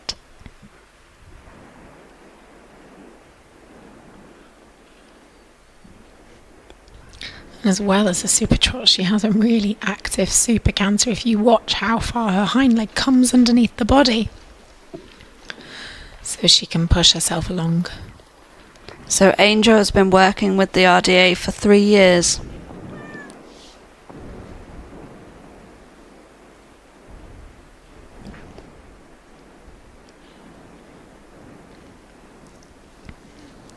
I bet she's one of the favourites to ride there. I think Angel could be a contender for my horse of the day. Oh, Angel's been boosted onto the list. I just like the power in her hind legs. I like the power. I think you wouldn't have to do a lot of kicking with Angel. Again, we've got another rider here who just sits really quietly. She's so good at responding to Angel as well, isn't she? Really quick with her.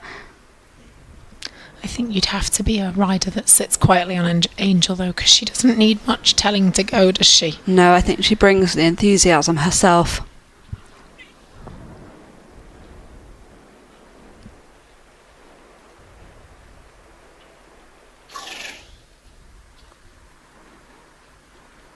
Really nice riding through all the transitions there.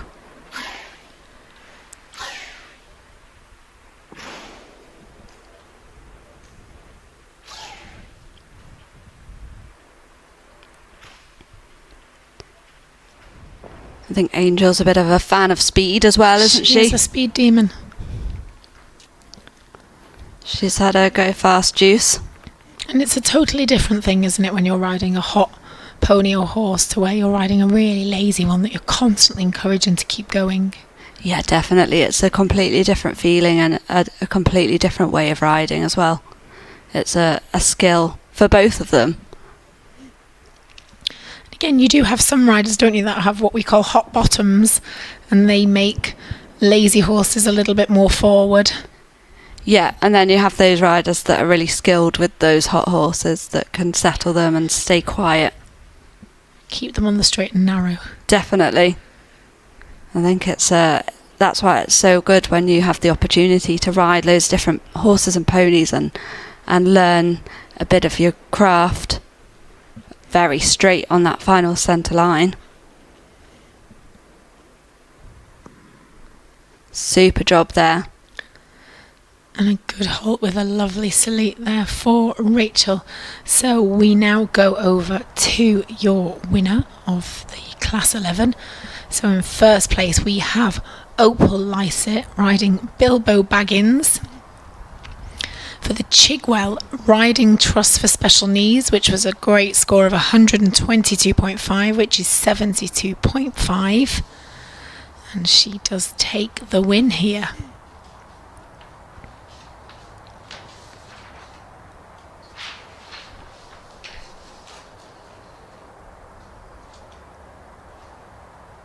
So making really good use of her corners there.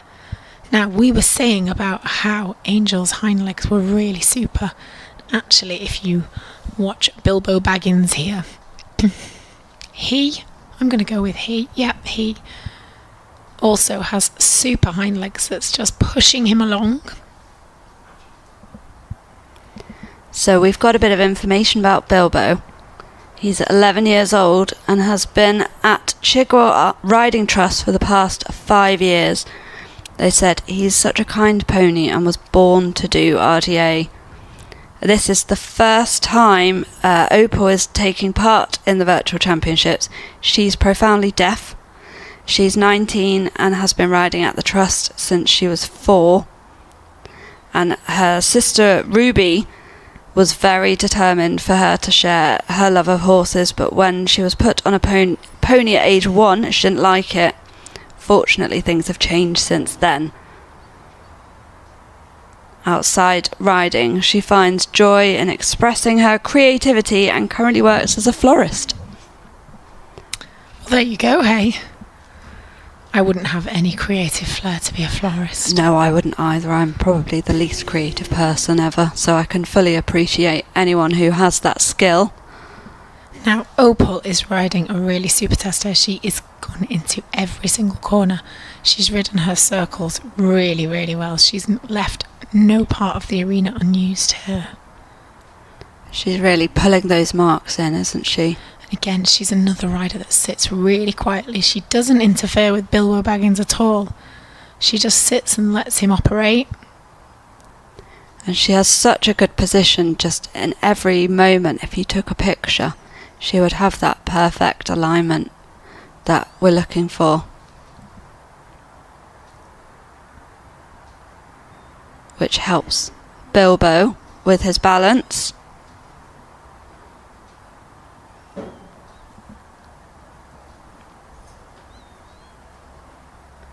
Really smoothly through everything.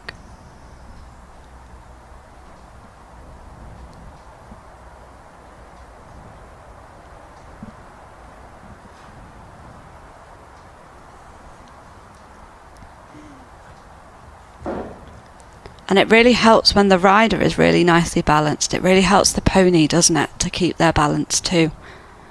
Yeah, definitely. If you've ever tried to even carry a wheelbarrow that's not loaded correctly, you just sort of go off on a bit of a just veer off, tilt, don't you? But again, she sits really quietly, and again, another rider with really super kind hands.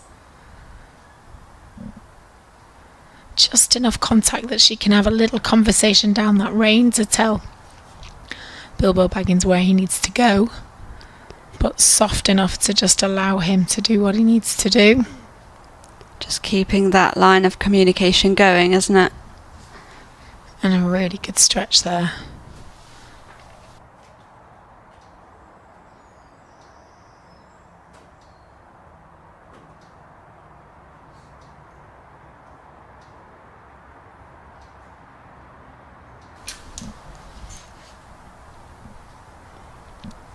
You can so see why this test is pulling the marks, eh?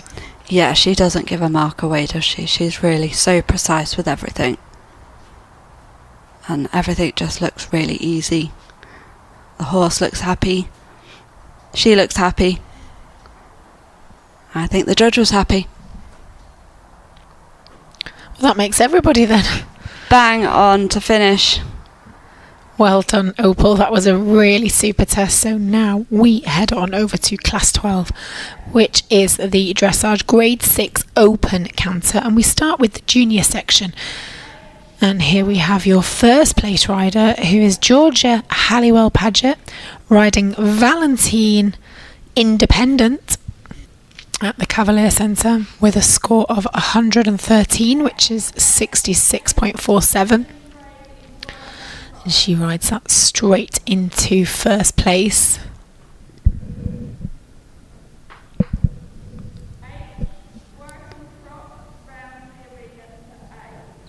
Some messages coming through for Opal from Chigwell Riding Trust.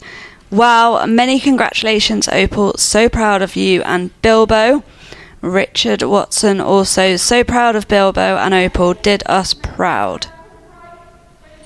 So lots of support there over on the Facebook. And again, if you do know these horses and you know what they're like, tell us. It might just help us with our horse of the day. Absolutely. We need some good reasons for nominations.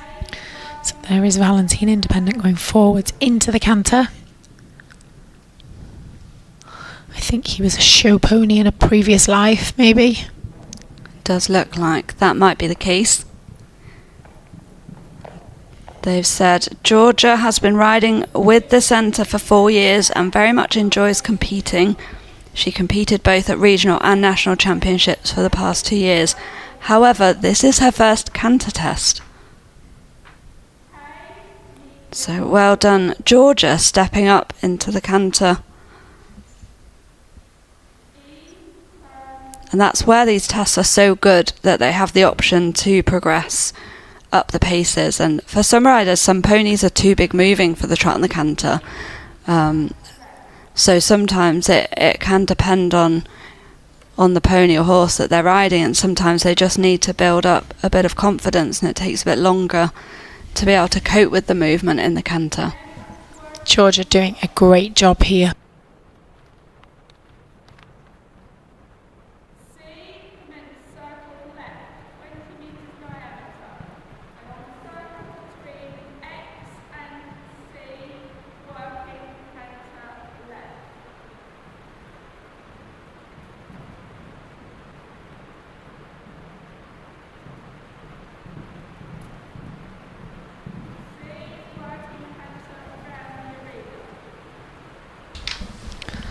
Great left canter there for Georgia.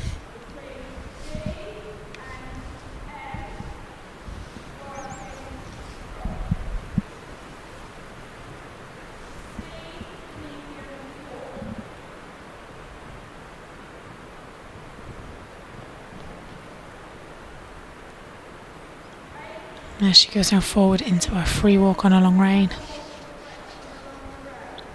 And they look very well suited, this pair, don't they? They both look very happy with each other. And again, super turned out.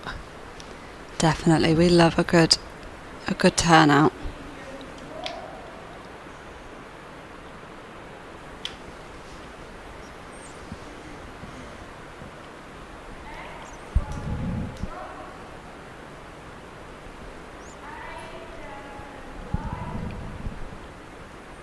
And doing such a good job in her first canter test.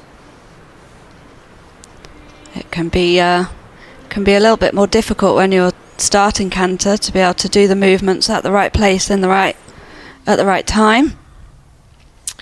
And there she goes, finishing her test. Well done, Georgia, for the first place in the junior section. And now we go forward to the senior section.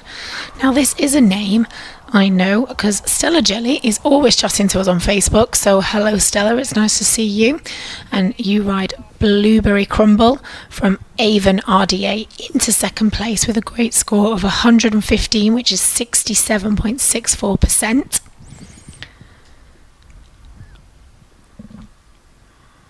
Again, she's set off into trot with some real power behind her.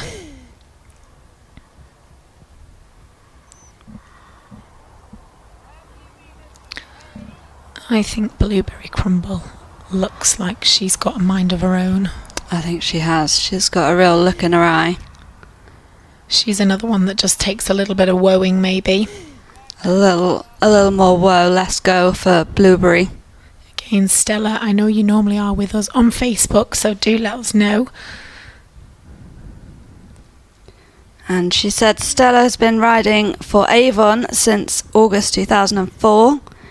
She first competed at the RDA Champs in 2006 in Countryside Challenge and Dressage. And she's since learnt to jump up to 70 centimetres. Well, that's higher than I can jump, that's for sure. I tend to put jumps about that height if I need to stop the horses going somewhere. Oh, we've got a dog outside assistance. We've got some dog dressage. Does this count as a pas de deux? Maybe. Well, at least the dog is the same colour as the horse. Now. There's two, they're multiplying.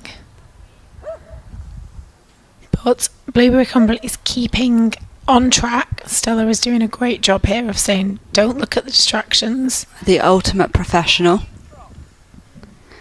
Stella says, I completely agree. She's 20, coming on 5. I knew Stella would be there. And she's now jumping up to 85 centimetres at home. 20 years old.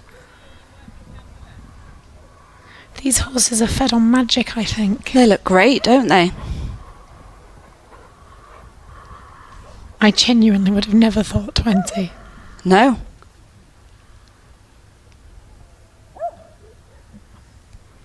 Well, that's good to hear. She's still got her spirit. Oh, apparently there's 3 dogs. Dee Dee is the bigger one, Bolly is the tri-coloured, and there's Tatty as well. Well, they're all very busy, whatever they're doing around the arena. I think they're good supporters. I think that's what they would say. Mousing along, so there she goes into the canter. And again, you can just see Stella sort of saying, come on now, stay on the straight and narrow with me. Maybe they're Blueberry's emotional support dogs. Yeah. Friendly dogs, like we have friendly ponies.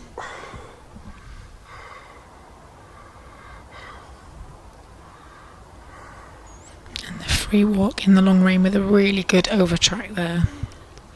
Some really nice stretch there as well, isn't there? She's really taking the contact forward and out.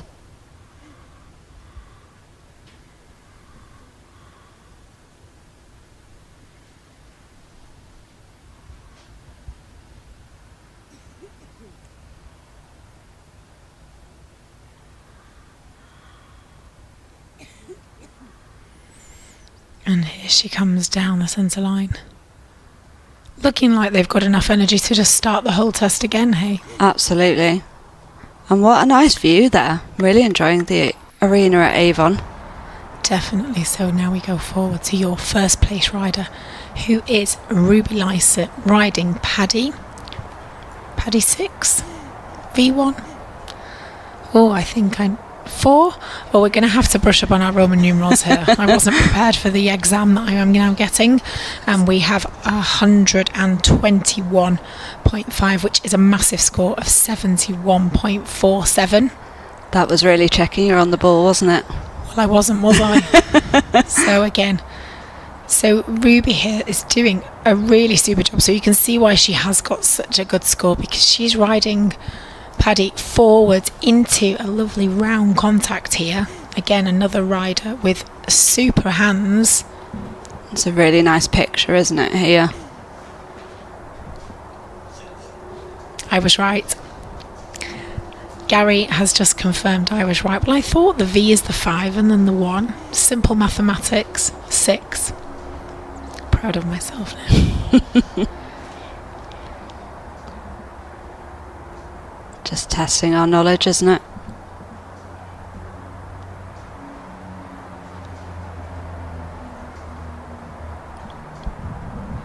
Going around the circle there. Again, she's keeping the outline really consistent here, and then she moves forward into the canter, and you can see she's having to use her leg there a little bit to say, come on Paddy, I'm just going to have a little canter, but super in the balance. Keeping a really nice bend through the circles as well, isn't she? Really keeping a nice shape through the movements. Again, tricky just to canter large. Yeah, really tricky to keep the horse together and keep that balance. Oh, I really like Paddy. Oh, Paddy might be making the shortlist. Is it a short list or a long list? Do we know anything about Paddy? We do have a little bit. So we have a little bit about Ruby. So this is the first time she's taken part in the Virtual Championships. Wow. So she's had a fab result. She is profoundly deaf, aged 25, and has been riding at Chigwell for 20 years. So a young start for Ruby. She's riding Paddy in the virtuals. He is a real character, as he's an escapeologist. He loves to jump out of every field and known to him. I think I like Paddy even more knowing that. Yeah. He's the kind of horse where you open your back door in the morning and he's stood looking in. He's stood in the garden. Saves you having to go to the field and catch them though. Yeah, I think there's always a plus. He looks like he has a kind soul as well though. Again, a really balanced canter there.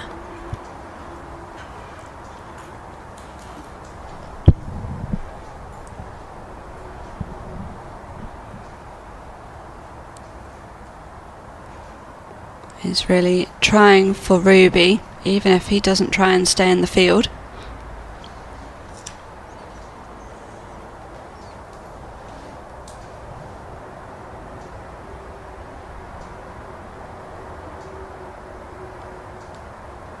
She's really riding marker to marker here, isn't she? Really pulling in those scores.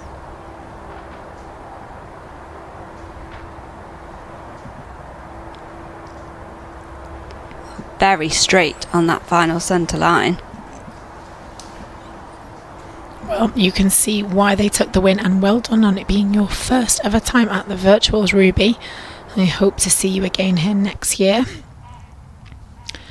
So a great job there. Now we go forward to the Dressage Anywhere B1 Walk Only test. And we have Natalie Anderson riding Harley for AIM RDA. And they get a great score of 65.74. So in case you didn't already like Paddy, apparently he also jumped out of the outdoor arena. I think Paddy might want to be a puissance horse. So this is new for the Virtuals. This is the first year that we're excited to partner with Dressage Anywhere, featuring the dressage grades 1 to 5, including the specialised classes for the visually impaired riders. So again, you can see here around the arena how they have their aides who help shout out the markers, so the rider can use their hearing to navigate their way around the arena. I mean, as if dressage is not difficult enough. Absolutely, way to add another thing into the equation.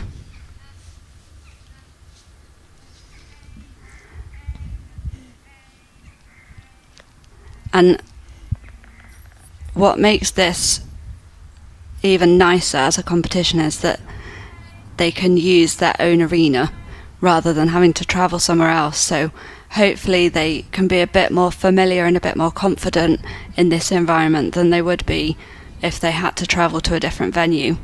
So that makes this competition so special, this virtual championship, doesn't it? Absolutely, and you can see, you know, just how many people it takes for Natalie and Harley to be able to come around this test. Yeah, for these riders, there really is a big team, and they need to have the same people doing it a lot of the time, because they need to know when to call, how to call. There's so many different variables and techniques that these riders and callers have to help them navigate around the arena, and you really are putting your trust in not just the horse but the people calling the letters as well. They help to navigate around the arena and through the movements. That's a position of responsibility I wouldn't want. That is a big responsibility, and they also need to know the test as well, so that they can know when to call out where the rider's aiming for.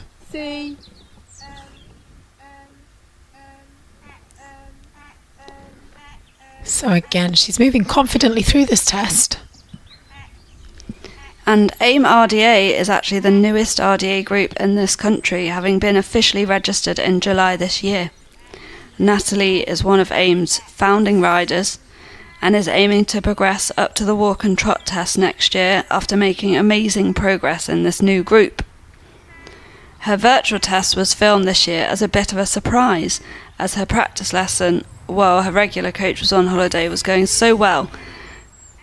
This meant she didn't have any time to get nervous, and neither did her callers, many of whom were trying out this role for the first time. Natalie is riding Harley, who belongs to Lambourne RDA and is a total gentleman.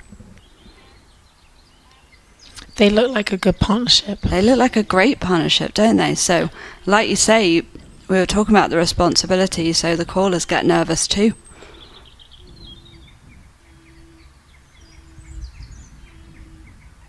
Talk about being thrown in the deep end, though. Well, she was, but like you say, she didn't have time to get nervous, so maybe this worked in her favour, because she's gone and won. Yeah, and she's done a great job.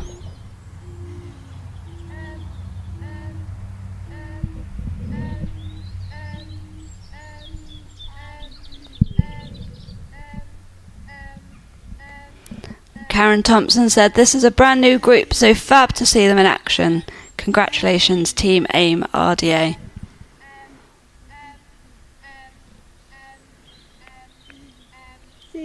Doesn't Karen Thompson own our pony of the day from yesterday? She did yesterday. Very well remembered. the favourite Betsy.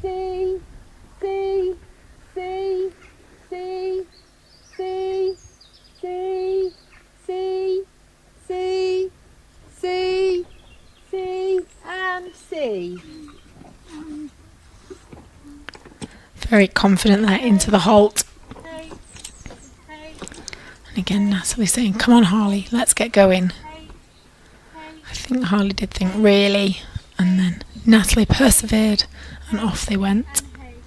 And we were saying about different riders having hot seats and riding different ponies, and Stella said about Blueberry Crumble, she's willing to adapt to anyone, and she's fizzy with Stella, but not as much with the others. Well, there you go. They know these ponies.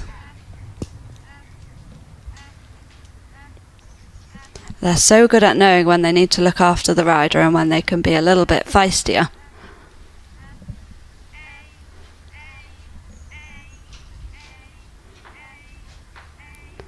Natalie doing a fab job.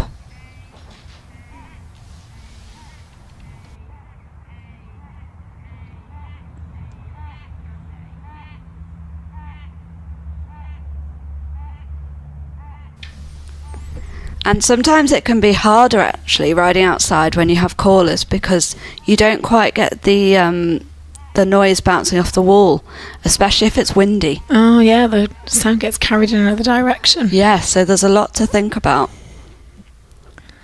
Well, a really good job there for Natalie. And we now move forward onto the Dressage Anywhere B1 Walk and Trot.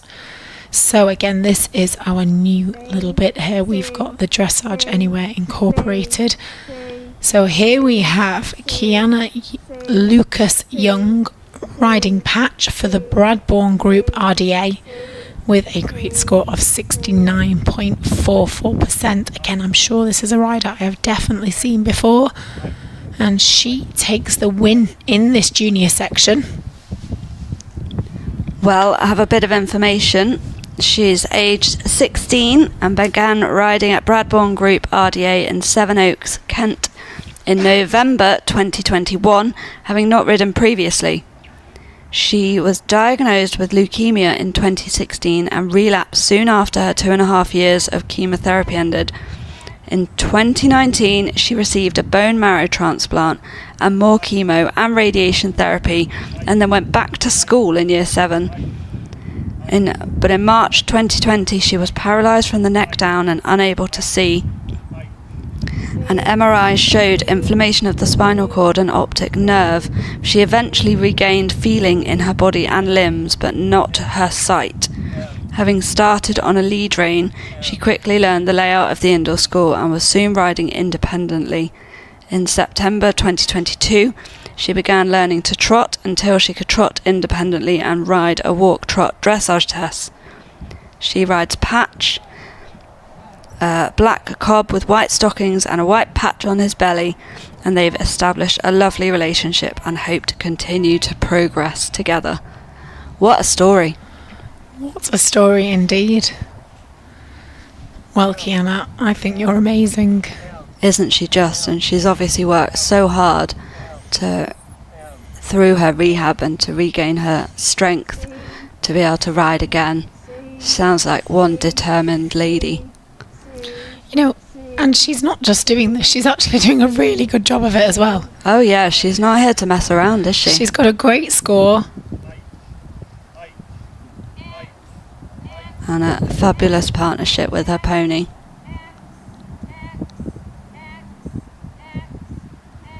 Little Patch there into his free walk on long rein.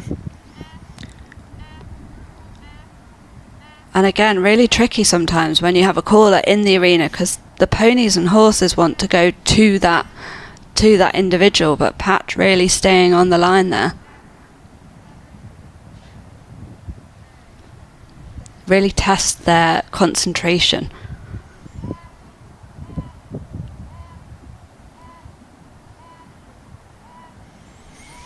And there she is, just finding her centre line for her final halt.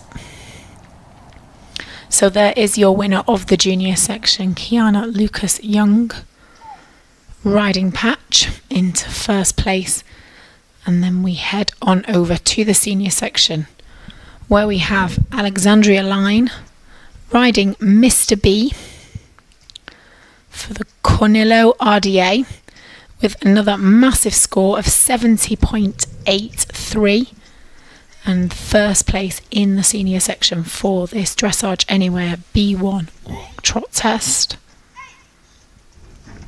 Now, I used to ride a horse called Mr. B, but he was not brown. So it's definitely not the same one, but it's a cool name. I wonder what Mr. B stands for. Well, if anyone on Facebook can fill us in.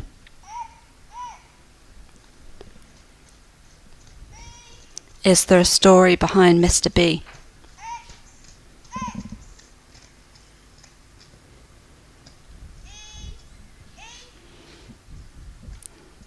Looks like they didn't quite have the sunshine that some of the others had during filming. I know, I was just thinking that.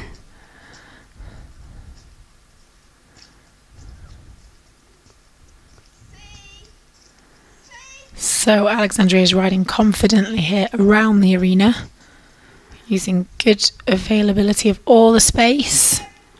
I think Mr. B looks like he's got a very kind eye when he came round that short side.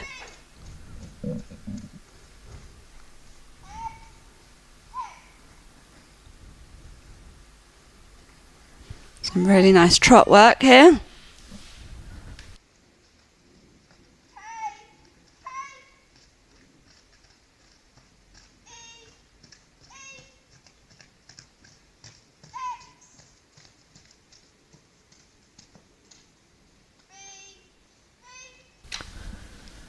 Super transitions there.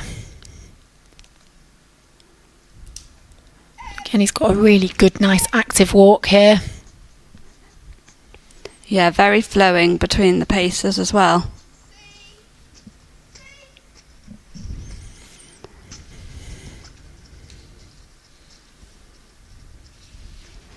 Looks very soft through the walk there. Keeping that active rhythm. Good stretch. Just taking the rein forward and out on that diagonal.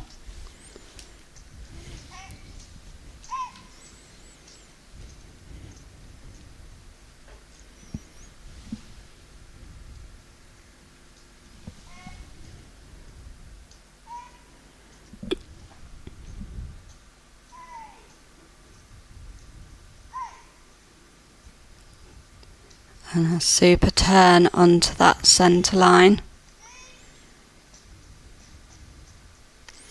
Nice and straight. And we don't have much information on poor Mr. B, do we? Or Alexandria. So if you are watching, please message in because we would like to know a little bit more. So that concludes our dressage, and now we move forwards into the show jumping.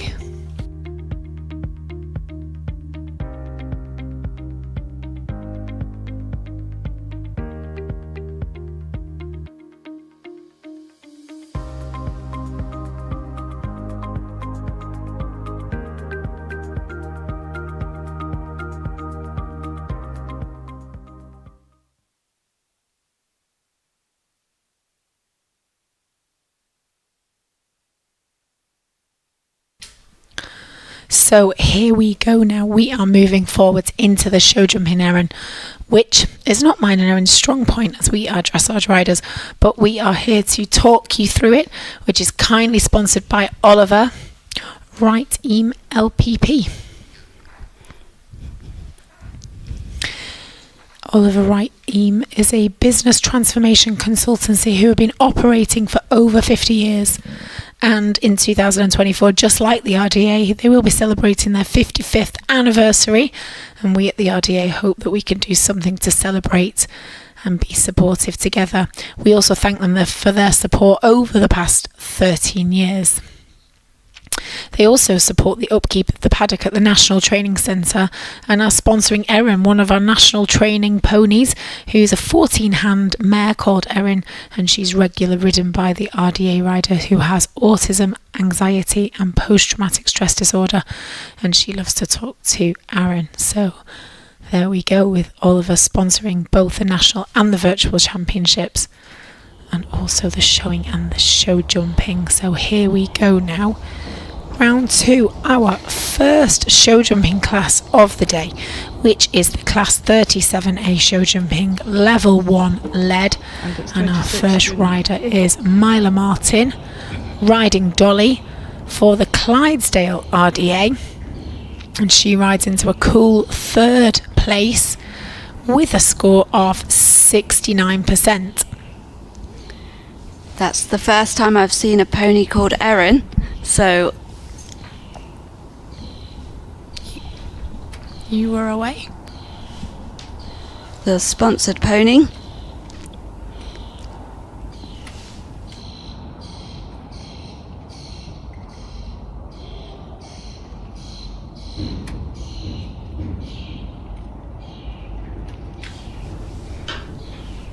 So here she goes now, just lining up for the next jump. So in the show jumping, the RDA show jumping has its own unique pathway, giving participants valuable opportunities to take part in RDA competitions and show jumping proficiency tests. The pathway entails 5 levels, beginning at poles on the ground through to an 80 centimetre course, which is catering for all, with more than 130 groups taking part in level 2 above, and all groups now taking part in level 1. The discipline has become really popular throughout the RDA, and you can see here Myla is doing a really good job on Dolly. I think Dolly might be moving on to my favourites list. Oh heck. Welcome to the crew, Dolly. Welcome to the crew indeed. She doesn't look like she's too fazed by it. No, I think she's enjoying her time there, doesn't she look pretty happy with herself? So again, she's just coming around here. She's got to set herself up so she's right in the middle of that pole. She looks like she's got some good positioning coming into it. And then she's got to fold into that jumping position. And that takes real balance, doesn't it? Especially in walk. I would say it's harder in walk than anything else. I think it's harder in walk. She's doing a really good job here. Finding your timing and balance through that walk movement.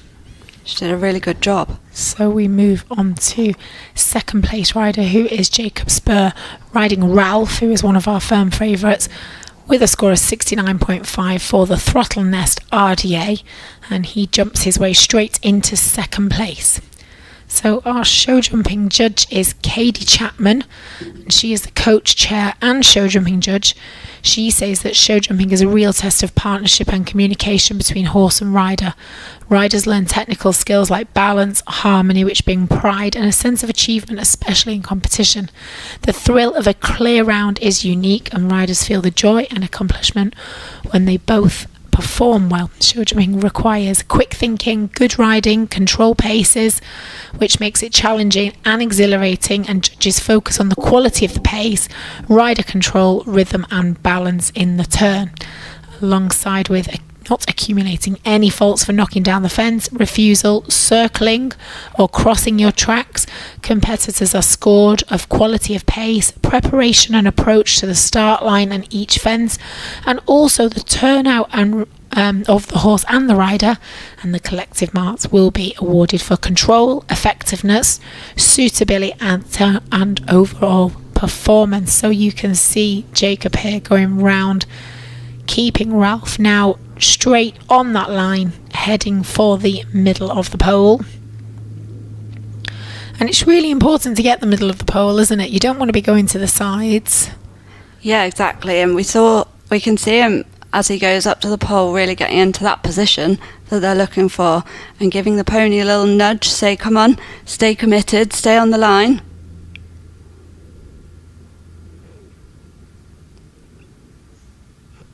Doing a super job.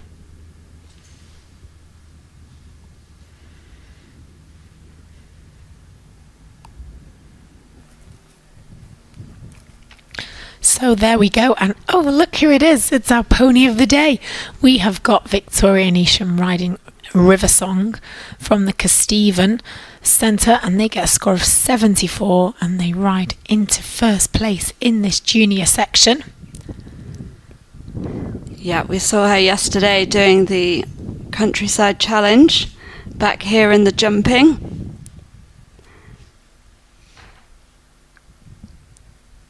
And Karen says, beautiful Betsy back again. Betsy has tricks as well, does a fab twirl. Victoria has really bonded with her. So that's Betsy's owner. And Betsy's got her friend in the background again. We remembered that. She loves a friendly pony to give her confidence.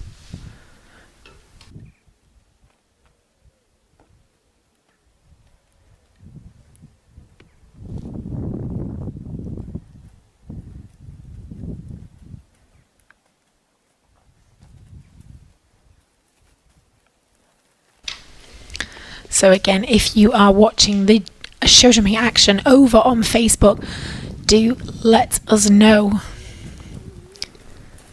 And Victoria joined Kesteven Rideability in October 2018. Her parents were looking for an inclusive sport that would support her physiotherapy and occupational therapy targets and improve her outcomes.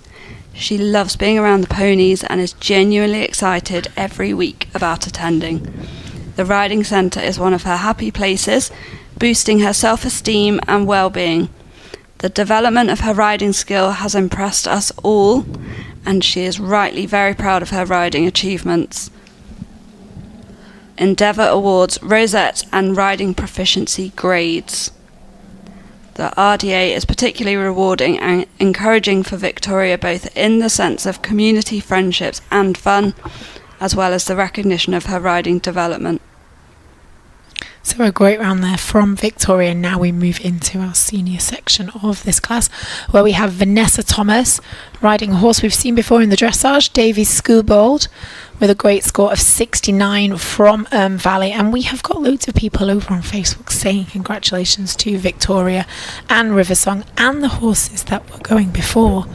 It's going wild on Facebook. Emma Andrews says congratulations to Victoria. And Nick Webber says that's where the dragons live. It's always good to have a friendly pony to give you confidence. Indeed. We've got Chloe Davis saying congratulations Victoria and Betsy. And Darren was wanting to know if Stella was jumping, and yes she is. Stella Jelly is jumping later on. So here Vanessa is doing a great job of just keeping straight to that middle fence. Again, they do have a leader, but if you again watch the leaders, they are just there for a little bit of moral support. Yeah, it's really down to those riders to get that line right, isn't it? Darren says congratulations to Vanessa and Davy Skubald, and Cheryl Martin is watching from the Isle of Man. I wonder who the furthest person away is watching. I wonder if the riders from Australia from yesterday are watching. I was just thinking that. I wonder if they're back with us today.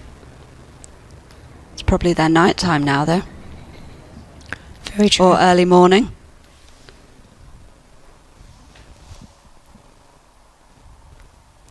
I think I've seen someone watching from Scotland. Good spot. Keeping an eye. Enjoying the support crew there with the token dog as well. We like our dog support friends. Like the sheep. We liked the sheep yesterday. They were good sheep. So then again in our senior section we go on to our second place rider, which is Alyssa Britton on Wootton Perfection. What a great name. They get a great score of 70%, again riding for Valley. Valley having a good turnout so far in this class. Alyssa has ridden with them for 30 years. So very experienced rider here. That's some dedication, 30 years. That is a big number.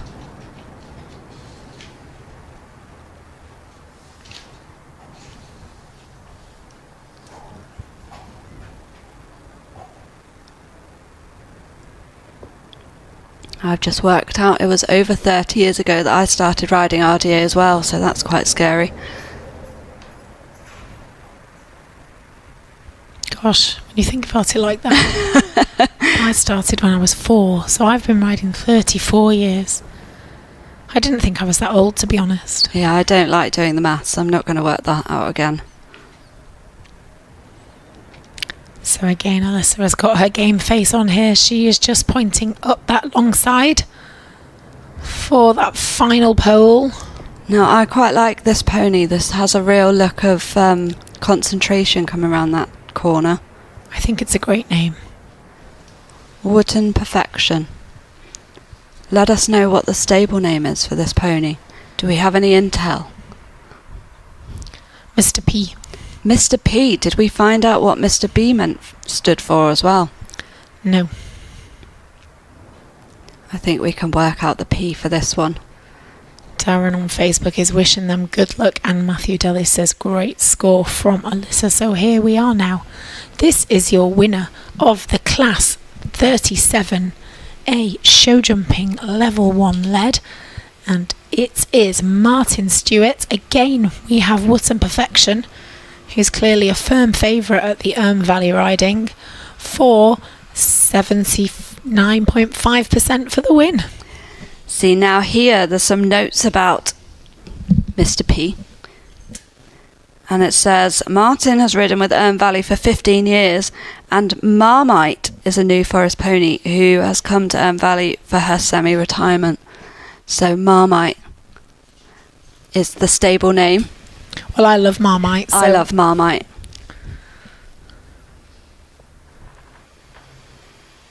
Oh. So Marmite might have snuck onto the list as well. This ever-growing shortlist. Martin then knows what he's doing. You can see as he turns the corner just before he looks. He's looking for his line, focuses. isn't he? Don't the show jumpers call it locking onto the fence? Yeah. See, maybe we do know what we're talking about. Maybe we should do more show jumping. I don't think so. I don't think so either. We can appreciate it from the ground. Absolutely.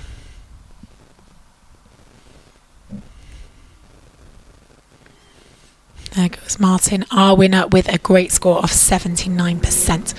So here we are now moving forward onto Class 38A, which is the show jumping level 1 unled.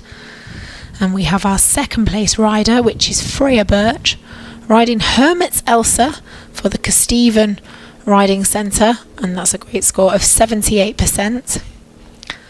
So she perfectly there finds the middle of that first pole and the second one. So Freya started riding at Kesteven RDA when she was 6 years old, and they said it's been a joy watching her improve week on week. We noticed that as Freya's confidence grew whilst riding, it's also increased away from the stables. The sense of achievement and pride she gets from her riding is amazing. Freya is registered severely sight impaired and was a shy girl. They truly believe that being able to learn to ride with the huge support offered by the team at Kesteven RDA has given her a belief in herself that she can have a go at anything and not be held back by her visual impairment. A gift that will mean a lot to her as she grows up. Thank you, Kesteven RDA and Elsa.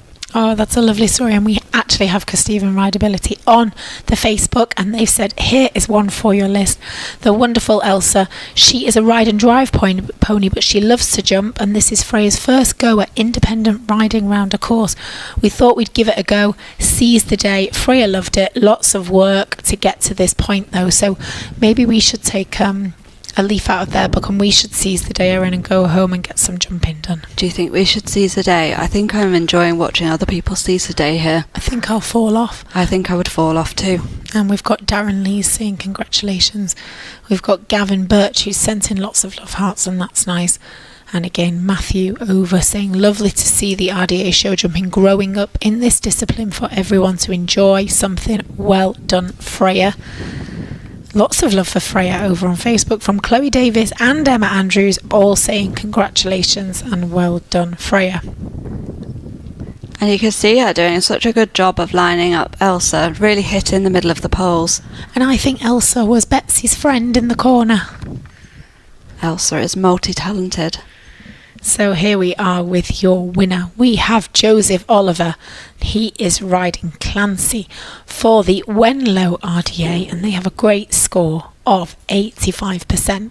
And I know Wenlow a lot from last year's commentary notes. And again, here we are back with Wenlow again.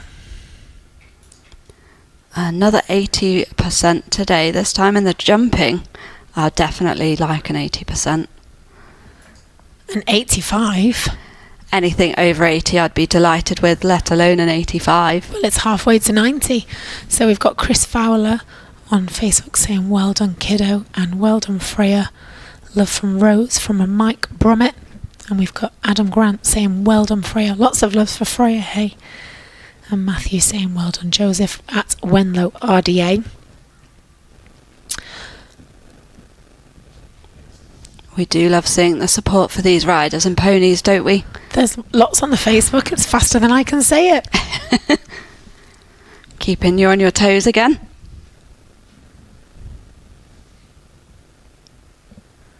It's nice to see the other centres congratulating each other, because Stephen Rideability is saying congratulations to Wenlow.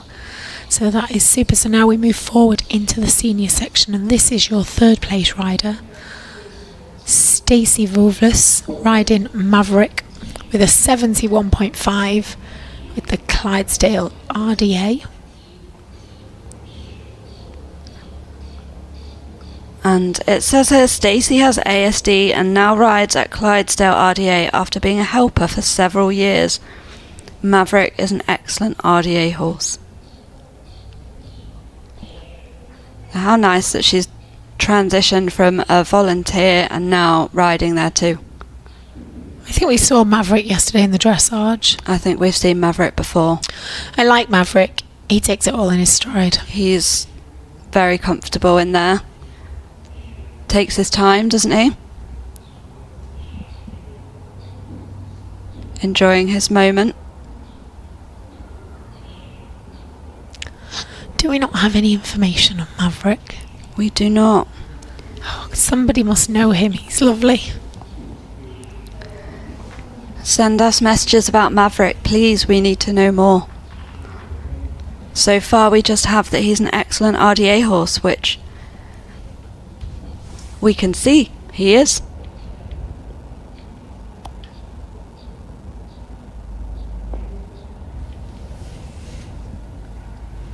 Oh, look at his face. I love his forelock. I know, I was just thinking that.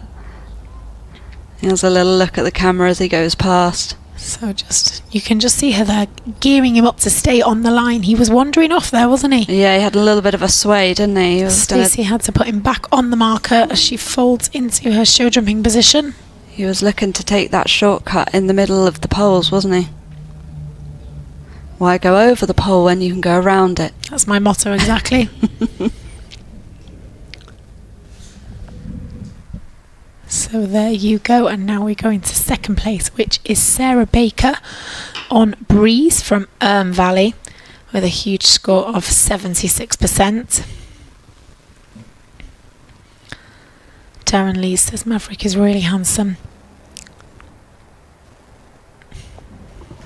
Sarah's has 20 years of riding with Valley. Another long-standing, committed rider.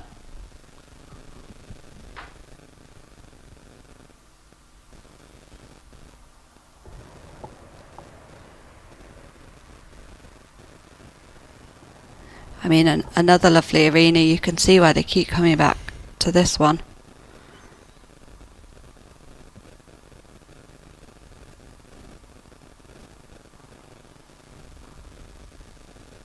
Especially coming into winter. Yeah. Sarah doing a really good job there of just motivating Breeze over that pole.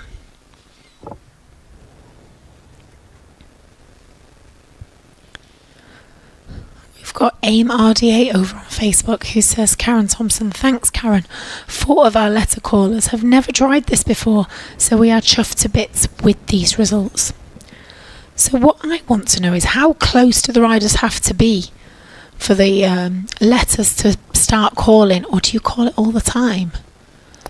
So I think some riders do this differently.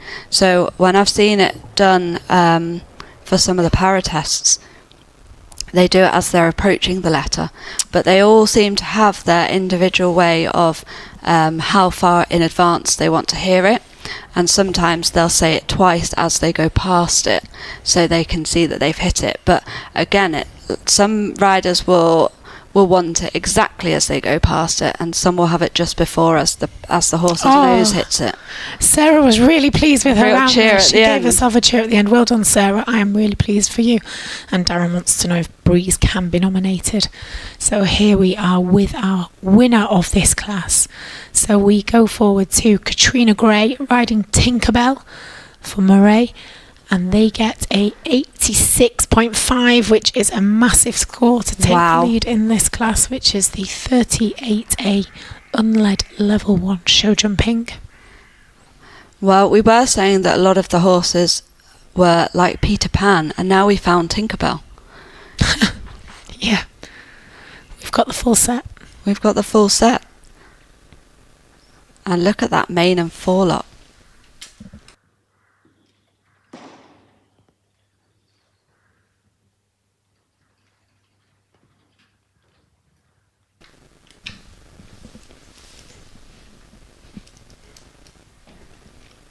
Doing really well, keeping her on that line. I like the matching orange with the numnut and the orange on the stirrups and the head Some collar. real coordination there, isn't there? The matchy is on point, as they say. Darren, he's saying Tinkerbell's his favourite. You've said that about them all. I think Darren's lost count of all the ones he's nominated. Here we go, forward there. Over that last one. So well done there with the win. So here we are now in the class 40A show jumping level 2 unled, and you can see now they're going forwards to a trot. This is going to be fast and furious, so buckle in. We have Ali Hampstead riding Lemon's Home Prince for the Kesteven Riding Centre with a great score of 66%. Now we've already moved beyond my capabilities. Mine stopped at trotting poles, so these are far too high for me. As if we've got 2 dressage riders commentating on the show jumping here. This is us literally saying you are far superior to us. And we've got a lot of information here about Ali. So she started riding age 6 in a local riding stables with the large groups and moved to Kesteven Rideability 3 years ago, where she has really come out of herself. So well done, Ali. Definitely well done indeed. And we move forward into second place, which is Elodie Field on My Little Graduate Horse, I know really well actually, for the Mount Pleasant stables, and they get a score of 67%. You have to buckle in quite care because this is fast. Kesteven Rideability are saying that Rio Lemon's Home Prince is totally opinionated Dale's pony, but they love them. And again, we have lots of comments flying in now on Facebook, and no time to say it because this is fast. So well done there for Elodie. And My Little Graduate is also known as Arthur at home. Oh, so well done, Arthur. He's happy. And Elodie's been riding with Mount Pleasant for about 2 years, adores riding Arthur and loves doing dressage competitions with him as well, even though it makes her feel extremely nervous. So then we move forward into first place, which is Lily Andrews. Again, we see Lemon's Home Prince for the Kesteven Riding Centre, and they get a massive score of 73%, taking the win in this junior section. She started riding with the RDA in May 2021 and was diagnosed with autism in April 2020. She finds life a challenge, struggling with social, emotional, communication, confidence and more. She took up riding to try and face some of these challenges. Riding Rio has given Lily a positive direction in life. She's gained confidence, made friends and has reduced anxiety. Most importantly, gains a feeling of happiness out of riding, and it's the highlight of her week. Awesome there. So now we move forward into the senior section. We can hardly keep up here. We have third place, which is Helen Naylor on Dino for Throttle Nest RDA with a score of 64%, and she is already flying around this course.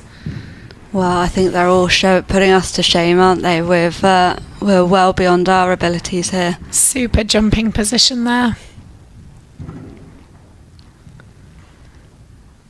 There you go, completing her course clear with a great score. Well done to Helen. Now we have our second place rider, Isabel Windsor, on Lucky for Valley with a 65%, and she is off to a flying start. Well, Isabel is also an artist, and so being around horses has provided the bonus of capturing them in her artwork as well. She helps lots of the Valley participants with their art each week. I remember that from last year, that Isabel's an artist. She's also a very good show jumper. Lucky looks like he's having a great time in there. Oh, well caught. Lucky tried to sneak out a little bit there.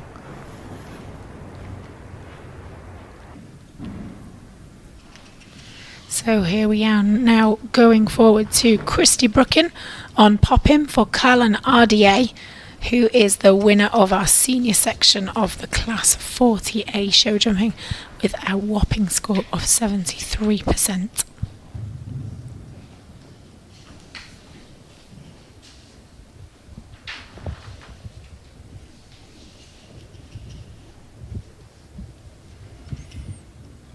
Looking super confident there.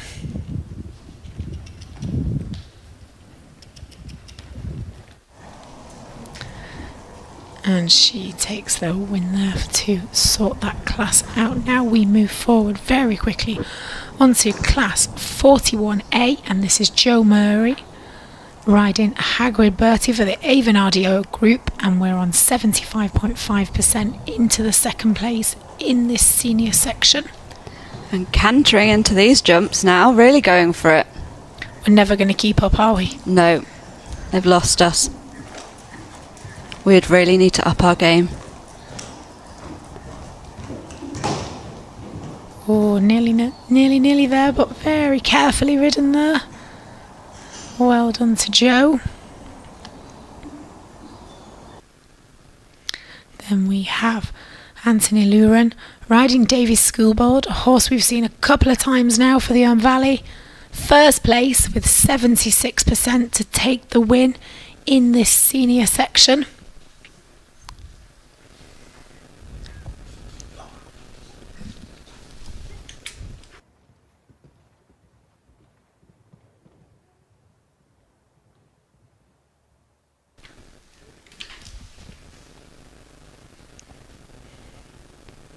Well done there to Anthony Loughran. And again, oh, here's a firm favourite of mine. We have got Rachel through riding Angel for the Valley. First place. I got excited then when I saw her. You got far too excited then. You couldn't get... Massive score of 101. Well, we did say that Angel looked like she had a little bit of go, and she looks like she's having a great time here. She is flying round, isn't she?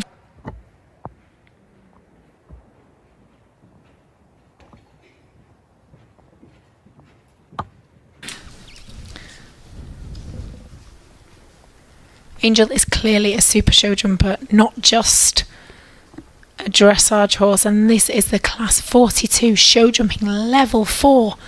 And then we are flying here out of control. And look who is back. Into Class 42B, the show jumping level 4 open, and to take the win is Stella Jelly riding Blueberry Cumbrel for the Avon RDA for a massive 109, which actually works out at 72.67%.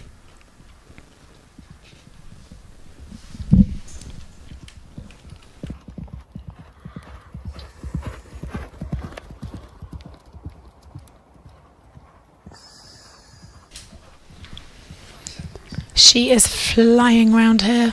She looks like she's having a great time. They both do. Look at those ears pricked. She loves this, doesn't she? And there you go. There is our winner of the class, Stella Jelly. Now we are off for our tea break because I don't know about you, but I needed to catch my breath after that show jumping. It was a bit wild. So here we go. You have yourself a 10-minute tea break and we will be back with you with the Countryside Challenge, which I'm really looking forward to, and I know Erin's been squeaking about it all day. So enjoy and we'll see you in a little while.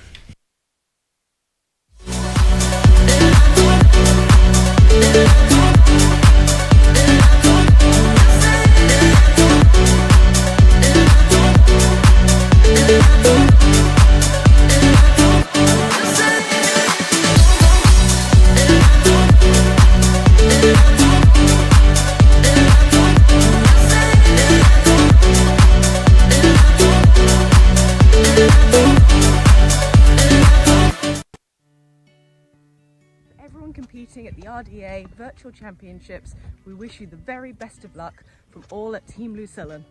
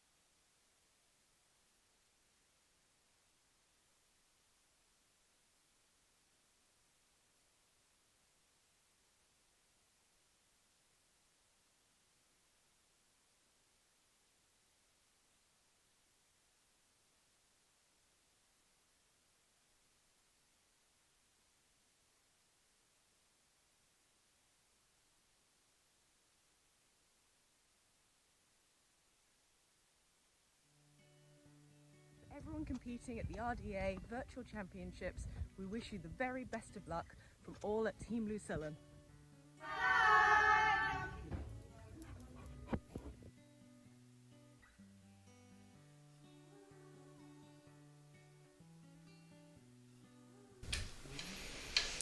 So hello and welcome back now to the next part of our evening. We are now going forwards to the Countryside Challenge, which is really kindly sponsored by Lucerne, which is a family-run business who have formulated an antiseptic skincare products for the equine and pet care market. So I'm really looking forward to this Countryside Challenge, and I know Erin is too, because she is definitely getting into this. So here we are moving forward to our first rider, which will be Class 31A Countryside Challenge, led with one sidewalker junior section, which is Ben Martin on Erin's firm favourite Cobweb from the Isle of Man, with a great score of 116, which is a massive 82%, Erin. Wow. We love Cobweb. I also really enjoy watching the different courses that all the RDA centres have built. We had the famous sheep yesterday, didn't we, that we all thought were real.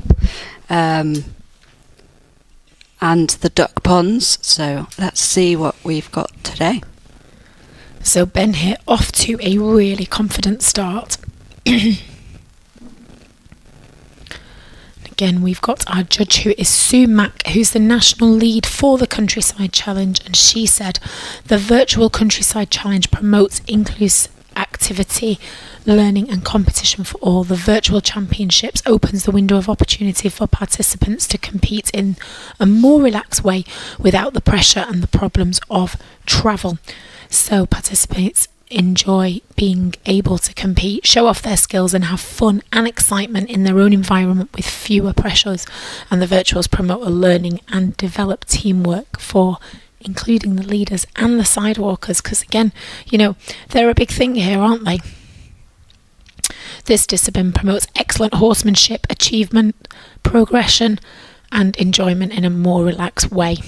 So here he is going through the turns, which is, you know, what you've got to focus on in your dressage, isn't it? You can see how the dressage comes into the Countryside Challenge. Yeah, there's a little bit of everything, isn't there? They've got to have that control. And Ben's doing a very good job. It says he was a new rider in 2023, so still fairly new to this. Always great to have new riders joining the sport. I think Cobweb's a bit of a pro. He looks like he knows what he's doing as well. He does look like a pro.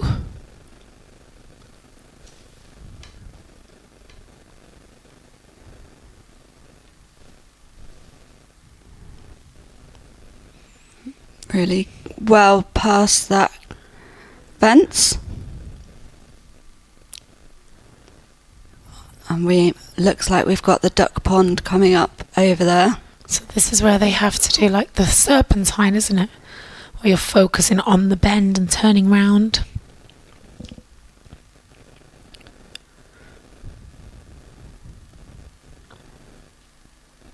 That's quite a tight turn for these bigger horses, isn't it? Sometimes these.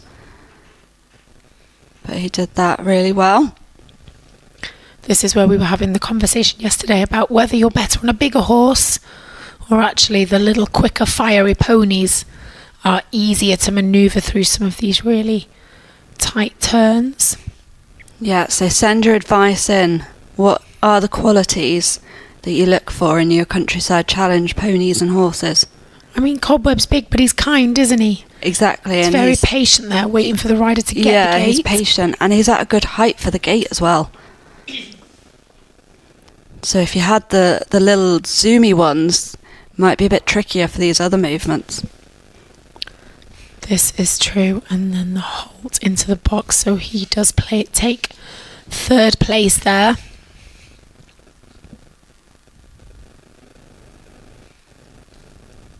Well done, Ben. So moving forward into our second place is Freya Leeton on Lemon's Home Prince, who we saw before in the show jumping for Stephen, with a score of 121, which Erin is a massive score of 86.34. Wow, what a massive score. We have some comments on Facebook page from the Riding for the Disabled Isle of Man group. Amazing result, Ben and Cobweb. You guys are fabulous. So proud. Because Stephen Rideability have said, here's the fabulous Rio again. Huge congratulations to Freya. You'll have time to admire him properly now. Just look at that tail. And he's got super plats in. He does look great, doesn't he? So another comment from our judge is, the Countryside Challenge is not a handy pony competition. It is based on the skills acquired and improved in everyday grassroots sessions and covers many of the elements needed in your dressage, show jumping and endurance. It focuses on progression, achievements, confidence and of course fun.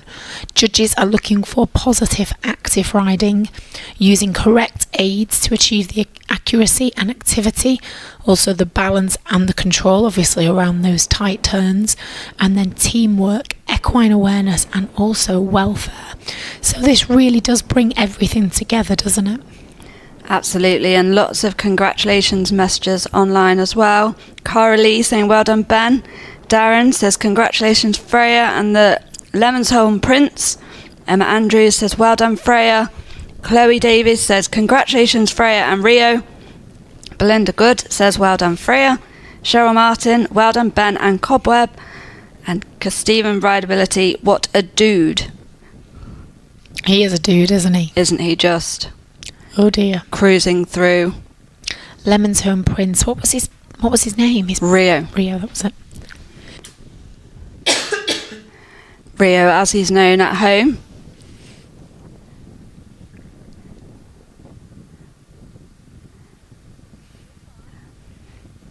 Having his say there. He's Come on, cute, let's get going. Looks a bit cheeky, Rio.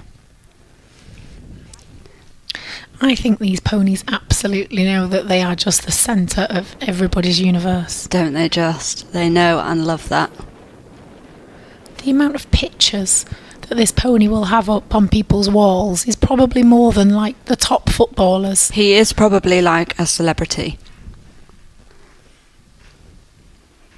But these ponies and horses really make the RDA just like the volunteers do. Takes so many people to get these riders here, but also looking after the ponies on a day-to-day basis. They're the real heroes, aren't they? Indeed.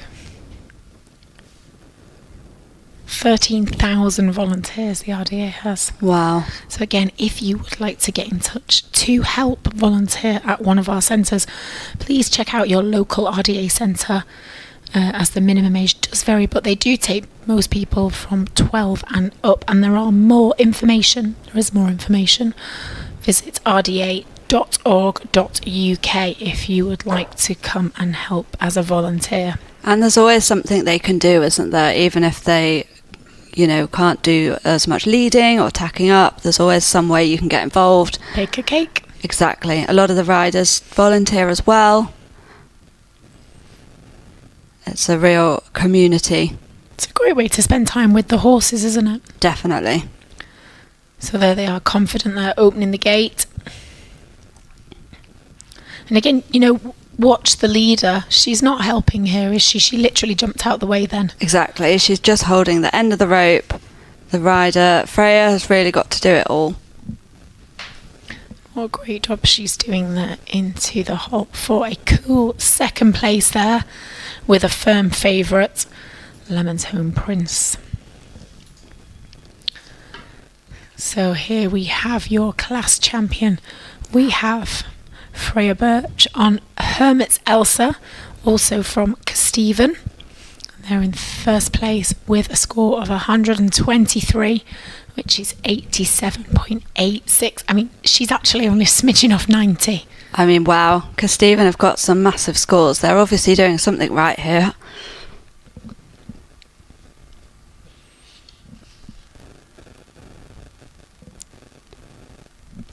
%. She's putting us to shame. There you go. She's confident there through her turns. And because Stephen Rideability have said, the wonderful Elsa again. Oh, you just want to hug her. Freya and Elsa ride together in their session. Makes coaching interesting. Lots of love coming through for Elsa on the Facebook page and for Freya. They look like a good combination. So this is the bit I would be hopeless at. So I have no hand-eye coordination. Circle round the barrel. We don't need to do too much carrying stuff in dressage, just in the off-horse parts.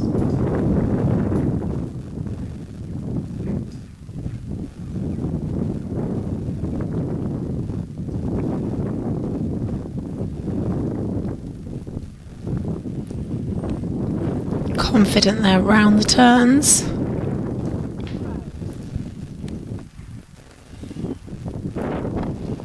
And here is the tricky narrow tunnel through some tight turns as well. So again, you're looking for good rideability here, balance. And we've seen some of them yesterday. We had some outside and some inside, didn't we, in the arena? So a real test for these ponies when they're outside. And they've got lots to look at and grass to eat. And the sun that's shining. The support crew behind the gate there.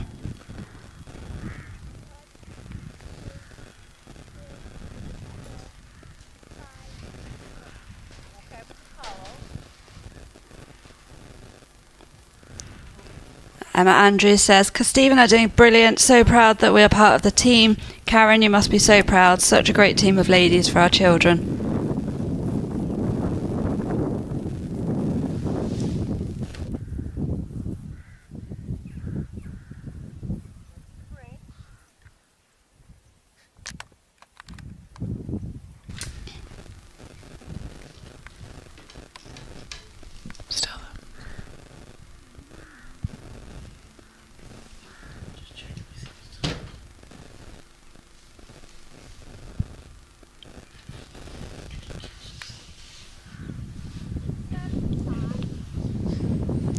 Doing a really good job coming to the end of this course.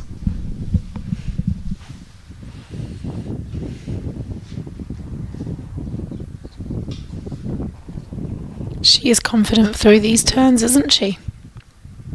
She's very confident, and apparently the two Freyas trained together. Freya Birch and Freya Layton that we just had, both scoring over 80%. It's tough at the top there, it is close. It's very tough.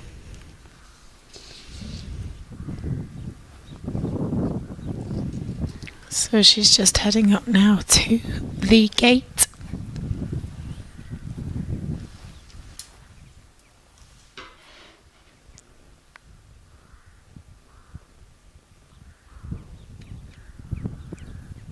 She made that look easy, didn't she? Just coming to the end of this now.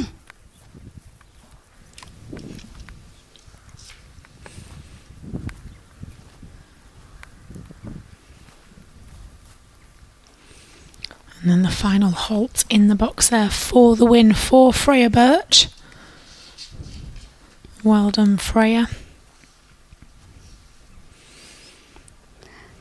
A little look round, she said, did you catch that on camera? Yeah. That's when your cameraman goes, oh, I forgot to press record. Okay, so here we go now into the senior section. We have Chantel Limerick riding Kizzy. Now, did we see Kizzy this morning? I think we as did. We started, or was it yesterday? Because we liked Kizzy from the Isle of Man. She's in a cool third place with a whopping score of 118.5, which is 84.64.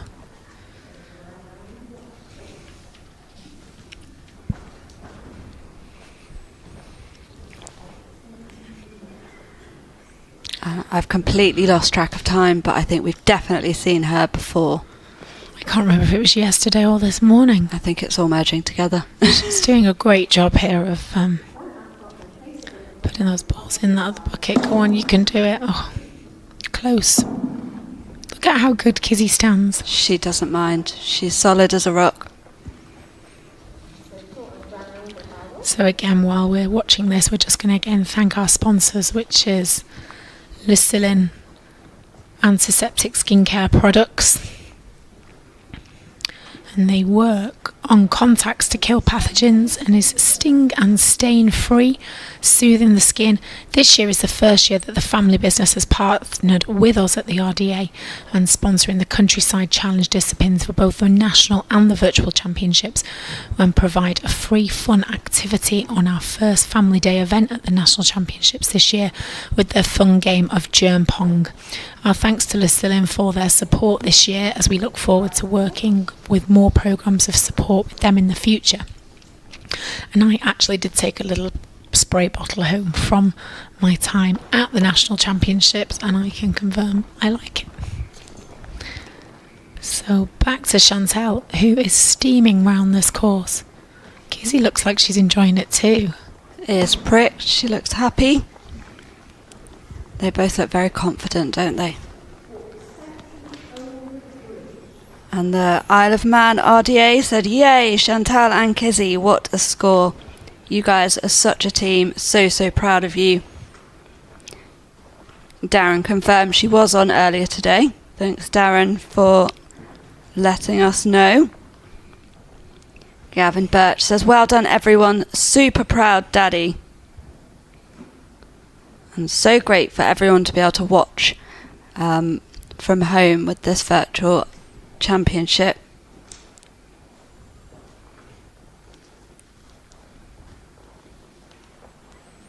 Straight round there, past the sheep and now past the little duck pond, keeping those tight turns. Again, Kizzy just following Chantal's lead there. She's telling her confidently where to go. They both look so relaxed, don't they? Very happy going through this course. It's a real skill here to get to the gate, because you've got to get close enough to it so you can reach. A bit of manoeuvring going on. But not too close. Look at that. Come on. Just can't quite get there.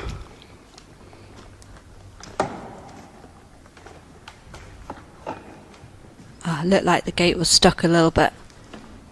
There we go. So through the gate and then into the halt box. So a cool third place there for Chantal Limerick on Kizzy, one of our firm favourites. And he is back again, Erin, just for you. We have second place, which is John Gerard riding the famous Cobweb from the Isle of Man. He has a score of 119. Cobweb is very versatile, isn't he? He is indeed. That is a huge percentage of 85%.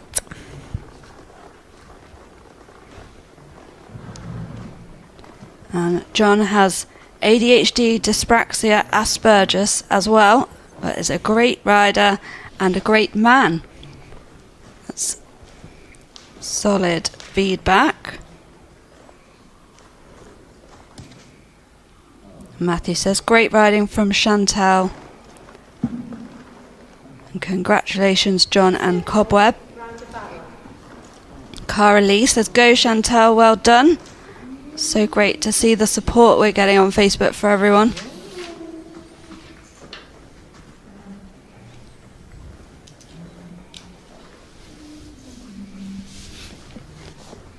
Cobweb's cruising through here now. I think he knows what he's doing, doesn't he?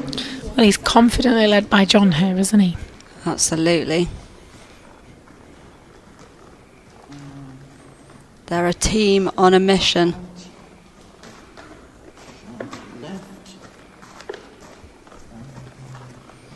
You know, from this camera angle there, you can really see actually how tight that is. It's very narrow, isn't it? I was just thinking that. Especially for such a big horse. Yeah, he had to really bend through his body to get round that turn.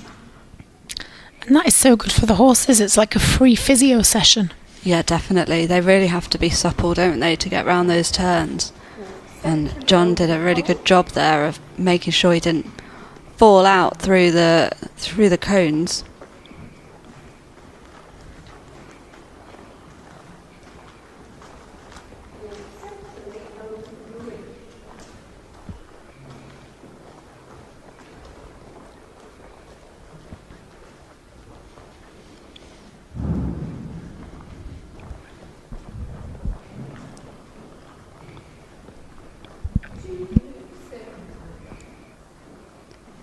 So coming around for this serpentine set of turns. And the Isle of Man RDA group says, brilliant result, John and Cobweb. You've done us all so proud. So great to have so many people joining us from around the country.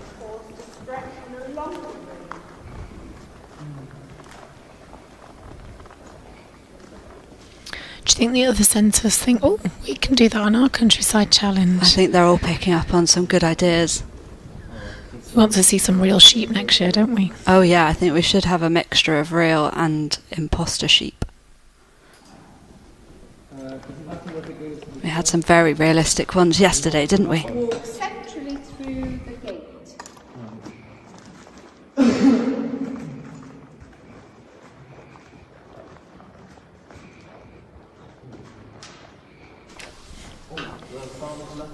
Good job there, through the gate and into the halt box for John. Oh, Cobweb gets a nice little pat on the head. So here is your winner of the class. This is Courtney Thompson riding JB for Barrow Farm RDA. She has a score of 119 also, which gives her 85%, but had slightly higher collectives, so she was crowned the winner. Matthew Daly says, Cobweb seems favourite today, appearing most for the live stream. He looked really nice. We don't pick him for the live stream. We haven't done the results, Matthew. That was down to the judges. Cobweb is just very versatile. Well, that was down to the rider doing such a good job, the judges could put them there. Exactly. It's completely out of our hands. We just say what we see. Oh, those balls just bounced out. That was unfortunate. At least she got it in the bucket. She did. It's more than I would have done. Me too.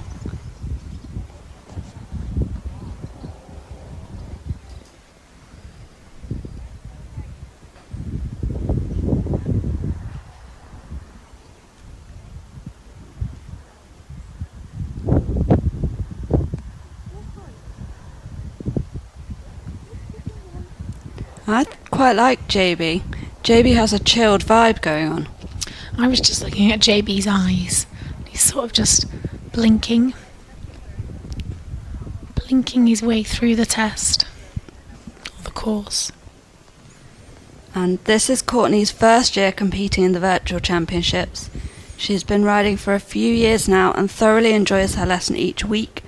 JB has been a riding horse at Barrow Farm RDA for 8 years and is great at teaching riders to canter and jump.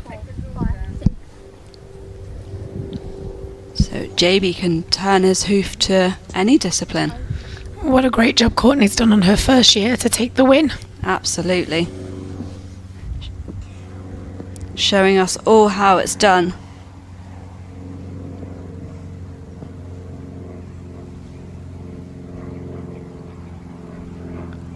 And Steven Rideability says, the Countryside Challenge is such a useful discipline as it shows riders how to plan ahead and use space available. It improves accuracy and reaction times.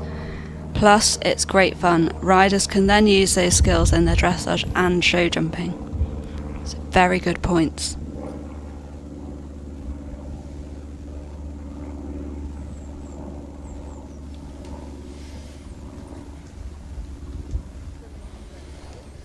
So in this point here, they have to give the reins and allow the horse to stretch, but still keep control for that super straight line. She did that really well, didn't she?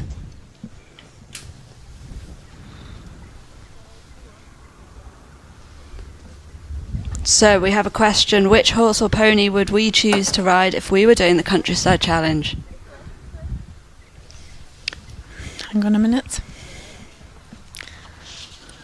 I think I would go for either Elsa or Cobweb. I'd be on Kizzy. Oh. I like Kizzy. Kizzy did well. Maybe we can make that for next year. Maybe we can go and give it a go. We can have a go at. Brilliant there. Well done, Courtney, for the win. So now we move forward. Look, there's my Kizzy onto class 31B, which is the Countryside Challenge Open, led on one sidewalker. And here we go with Matthew Corlett riding Kizzy for the Isle of Man. Oh, it's a long way for me to go, isn't it? That's a bit of a long way to go. But I'm prepared to go. I will go. Are you committed? Absolutely. So for the junior section here, now he got 100 points, which is 71.43 to take the win in this class. Oh, this is nice. Kizzy's trying to eat the tree. No, I can't ride Kizzy. It's too much. A quick snack for Kizzy. They've said Matthew brings a smile to everyone's faces. He's been with the RDA on the island forever and struggles with school, so a Friday night ride makes everything better. A grade 7 rider who just gives the best salute ever. We cannot change it. So mark him down at your peril. Well, Matthew is really funny because he's just picked the apple off the tree and pretended to eat it. So we definitely saw that there.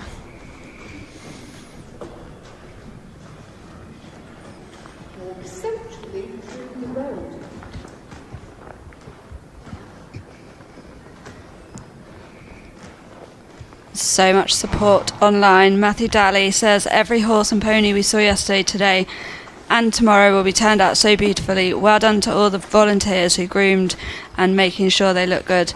Thank you so much for supporting the virtuals.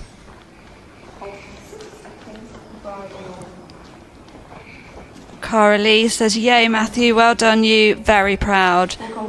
From Anne.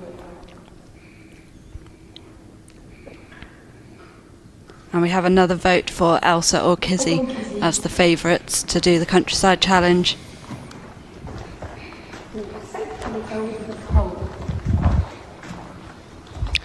Look at Kizzy. It's pricked. She is very beautiful. And Chris Boyd says Matthew is watching. He's just got very excited. Thank you so much and congratulations to everyone for putting the event on and to all the riders for their achievements. He was riding just last night and is now on the mighty Cobweb. From Dad. Well, congratulations, Matthew. Sounds like he's got a good support team there with him. Absolutely.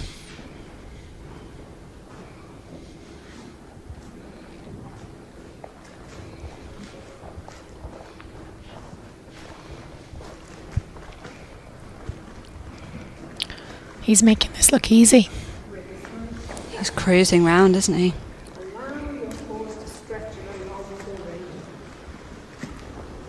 Him and Kizzy look like a great team.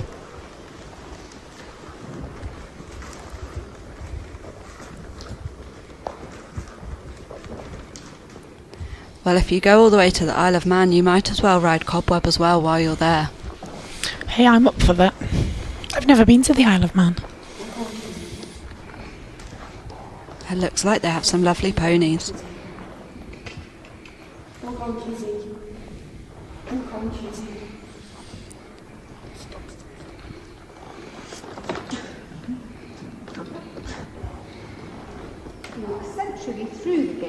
If I go, can they get that gate with some something on it to make it easier for me to get it open? A bit of lubricant for the gate. That's the one. I avoid gates when I'm out hacking. I'm lazy. I think I would need an automatic gate.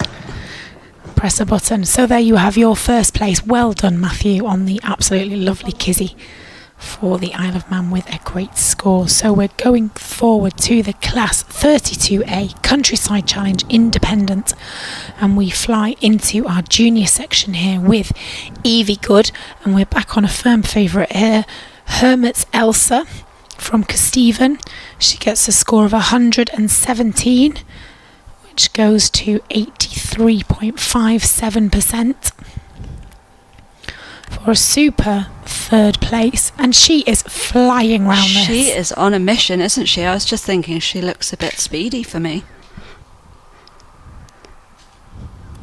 I do like a pony that's motivated. She is flying through this course though, isn't she? I think it's Evie that's motivated. Look, she's pushing on with those legs. She is not hanging around. Somebody said before they could just hug Elsa. I absolutely agree. Look at her little face.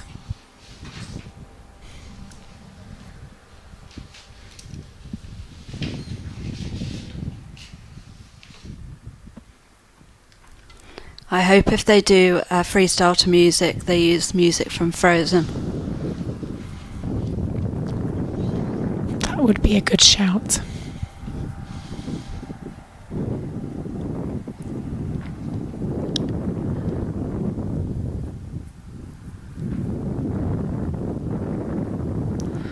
I like Elsa's little moustache. So Elsa loves to jump but is also in training to become a driving pony. She is a lovely, versatile pony and much loved by all the group. And Evie has always loved ponies and has been her most calm and relaxed self when around them.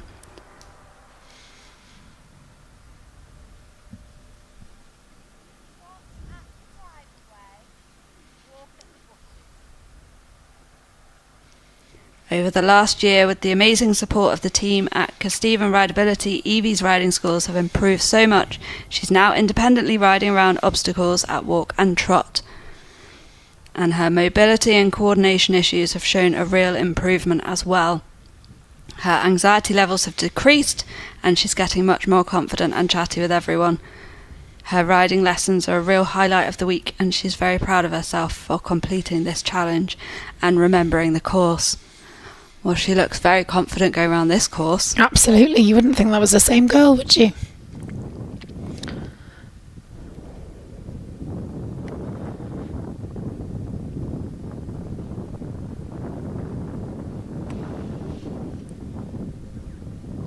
So a lot of Evie and Elsa love coming through. A lot of love for Elsa's moustache. Belinda said Evie loves Elsa so much and spends most of her time hugging her. I think I would too. I said the same.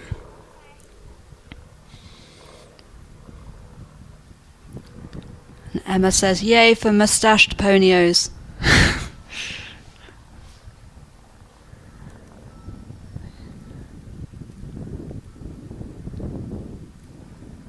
Even though she looks like she's a forward-going pony, she's so willing to just stop and wait for the rider. Isn't she, Josh? She just looks like she wants to please. She's ready and listening for whatever the next instruction is.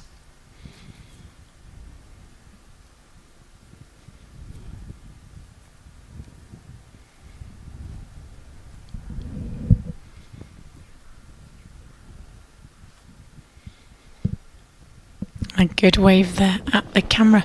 So here we are with our second place rider in this section, the junior section, and we stay with Kesteven riding.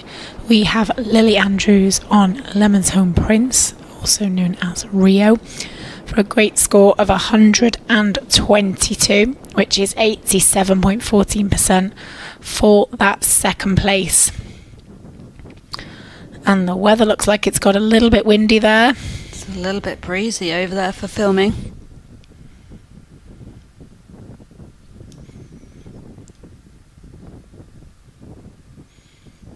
But Lily doesn't mind. She's in the zone. So this countryside challenge, this discipline promotes excellent horsemanship, achievement, progression and enjoyment in a more relaxed and less pressured way than other formal disciplines. And they've said riding Rio has given Lily a positive direction in life. She's gained confidence, made friends and has reduced anxiety. Most importantly, she gets a feeling of happiness out of riding and it's the highlight of her week. She looks forward to progressing further and being able to further develop her riding skills.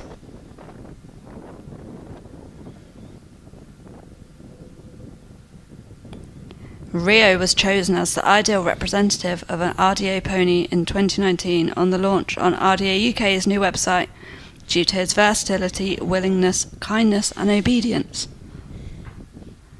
So well done, Rio. Again, he's storming round here. Look, they go forwards into the trot here, taking up the jumping position over the pole. And again, good to come back to walk there because they could quite easily get a little bit overexcited, couldn't they? Absolutely, very confident together, but he's just listens to Lily. He's so in the zone.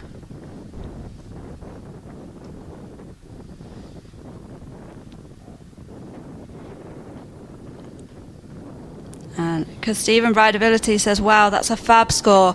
It's always windy in Lincolnshire, which I can definitely vouch for because that's where I'm based. Amy Richardson says, my children have both just started riding with the RDA. They're really inspired by this live stream. Well, Amy, this could be them next year. Yeah, we've had a lot of people that it's been their first year and they're already live on the virtual championships.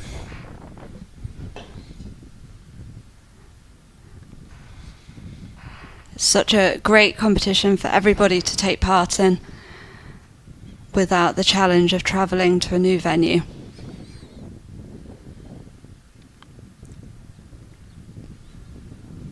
And great for everyone to be able to watch at home as well.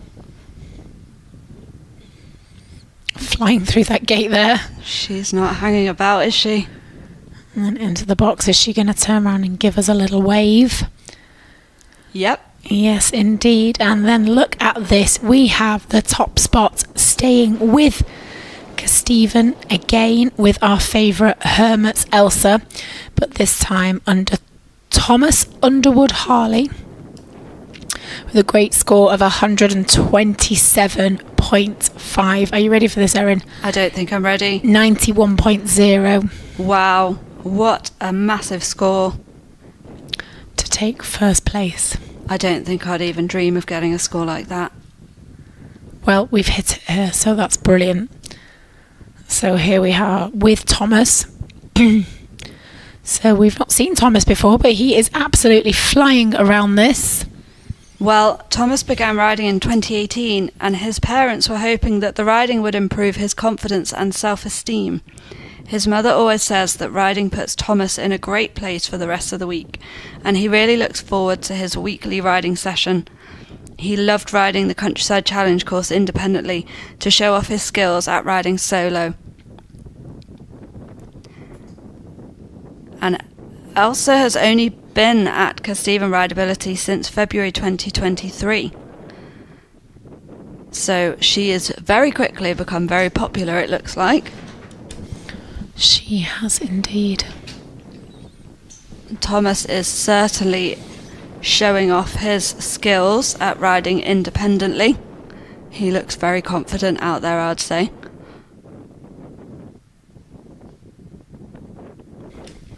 And so well turned out in his lovely show jacket. Aren't they just?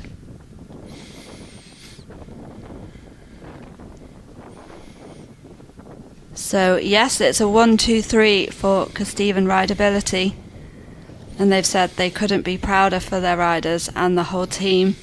Sam Underwood Hurley says, well done, Thomas, you're absolutely amazing. Love from Mum, Dad, Amber and Charlie.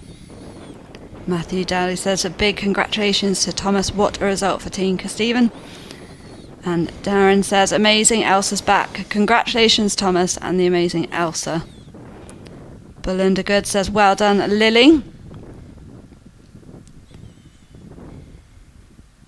Emma Andrews, Thomas, that's an incredible score. Congratulations. And Belinda says, Elsa, the super pony again. Lots of hugs and carrots tonight. Well done, Thomas. Nikki Webber says, very proud of our riders and superstar ponies.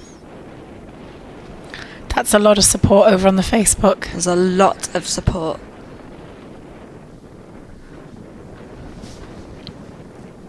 Sam says, Elsa has helped Thomas develop with his riding and confidence with his autism. She is absolutely amazing, as is Thomas. Absolutely smashing this course, isn't he? Full steam ahead.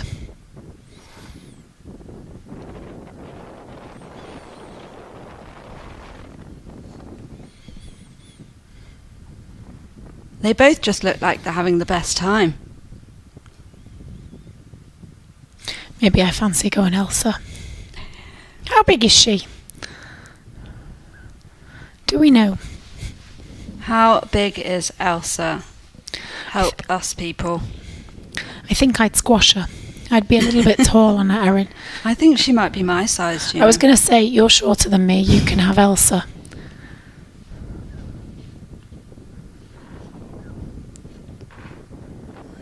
It doesn't say. I'm sure somebody will tell us. We need to find out how big Elsa is so we can decide if we're small enough to ride her. There's Thomas giving himself a good thumbs up wave and a big pat to Elsa. So here we go now into the senior section of this class, 32A, the Countryside Challenge Independent. And we have a new rider. We have Liam Mabon with Dana from the Equipower Central Scotland, with a score of 123, which is a huge score of 87.86 to take third place. Wow. Another amazing score. Another sunny day in Scotland. Well, it says Liam has been riding with Equipower for 3 years. He lives with Apert syndrome and loves spending time with horses. His dream is to compete at the Paralympics, and he trains hard both in RDA sessions and at home on his own horses.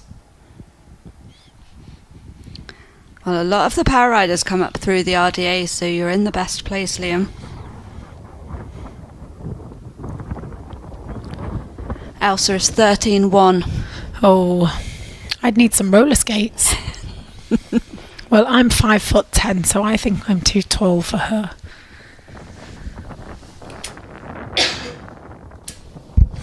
Elsa says that's absolutely fine.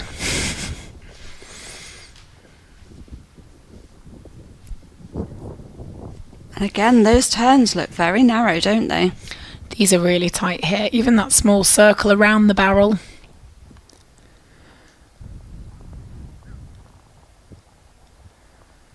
Through the tight turn there.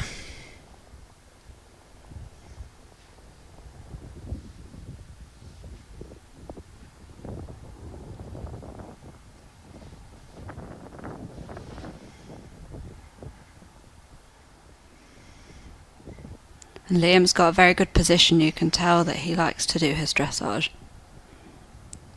It's got a good show jumping position as well. Could be an eventer.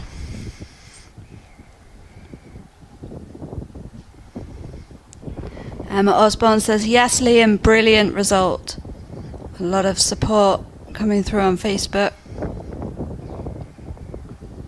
So great to see everyone supporting each other in the groups as well. There's been lots of support over on the Facebook.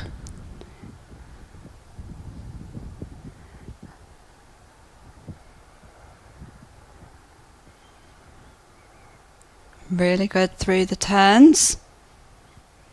Around the sheep. There's a duck there as well. Is that a chicken? No, I think that's a duck. Powering onto the gate there.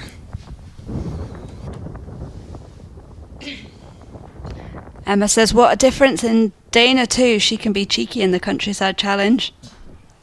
Liam's got her under control today.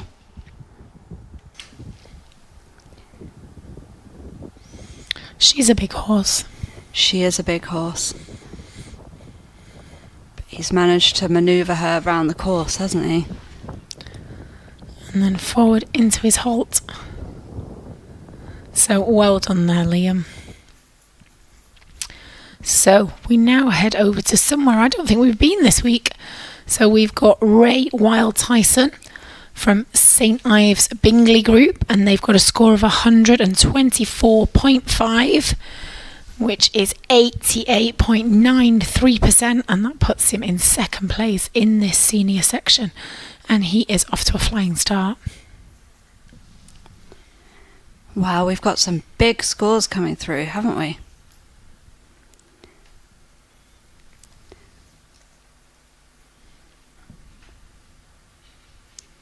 And it says Ray has enjoyed riding all her horses and has a real empathy with them all. They respond to his gentle and calm approach. Tyson is a big, gentle boy. He is so willing. He's always willing and knows his job so well. He may be getting on in years, but he has a heart of gold.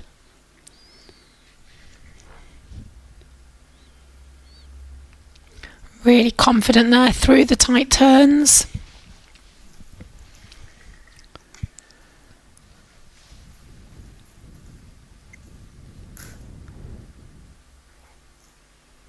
Well, he doesn't look like he's showing his age today.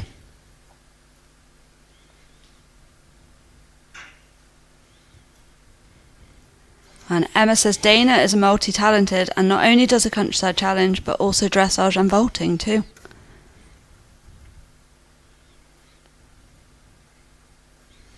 She's a horse of many talents. Absolutely. I wonder if Tyson gets to the beach if he lives in Cornwall.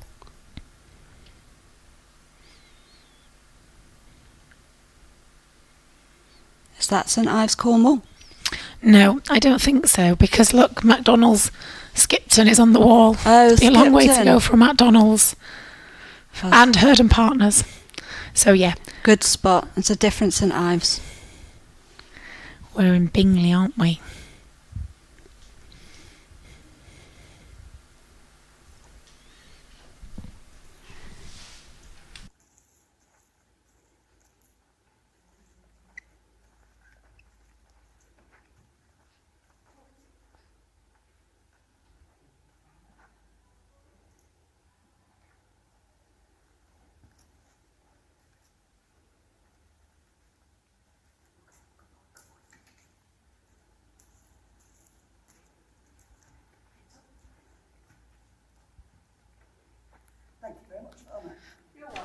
So there we go for Ray in the second place, and now we fly forward to Sarah Kelly riding Tex, and we're back in the Isle of Man with a great score of 126, which goes to a massive 90% for first place in this senior section.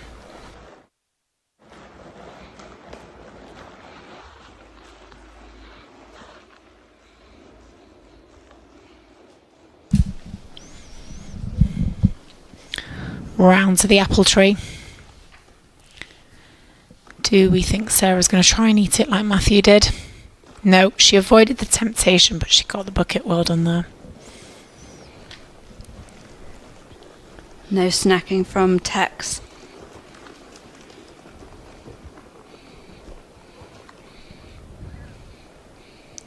And the Isle of Man RDA says, go Sarah and Tex, top team, really happy for you and proud.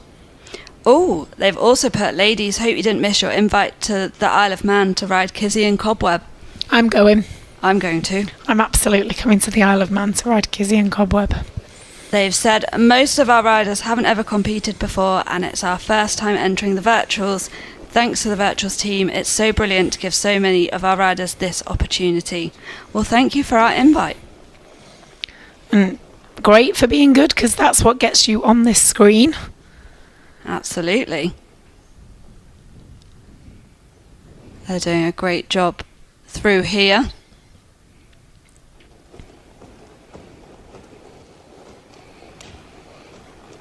Cara Lee says, well done, Sarah. Into a good jumping position there over the pole.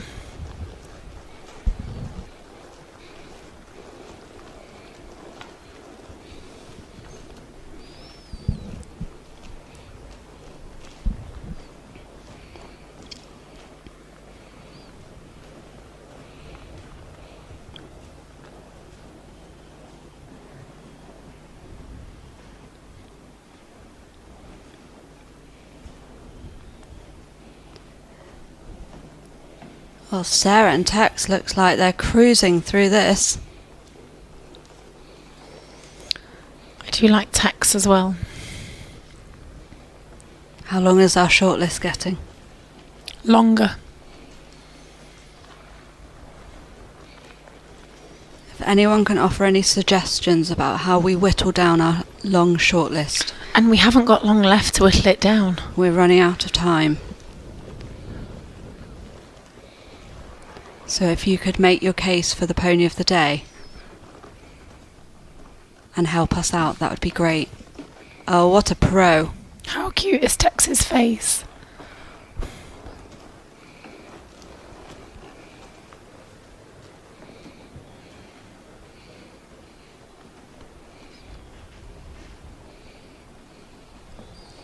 So there she goes through the gate and into the box that she has to halt in to do her final salute. Sarah looking really pleased there. Okay, so now we go forward onto the class 32B, which is the Countryside Challenge Independent Open. That is a real mouthful. And this is the junior section. We have Florence Giles riding Valentine Independent, which is a pony we saw in the dressage for the Cavalier Centre, with a great score of 119, which is a whopping 85% for the first place. Wow. We've seen so many big scores here today, haven't we? Well, yeah, they're definitely pushing the limits of these scores. They're going up and up each year, I've noticed.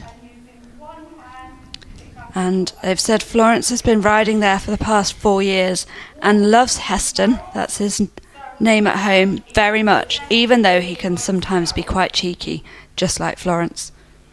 She's very focused and competitive and really enjoyed competing at the National Championships this year in the Countryside Challenge. I like that they're both cheeky. Sounds like a good team.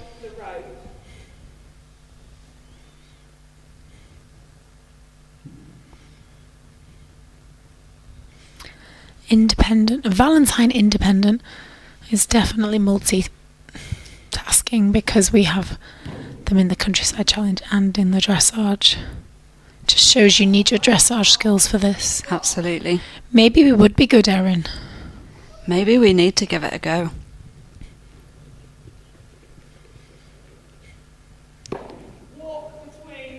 Tex and Kizzy are both 14-2. Oh.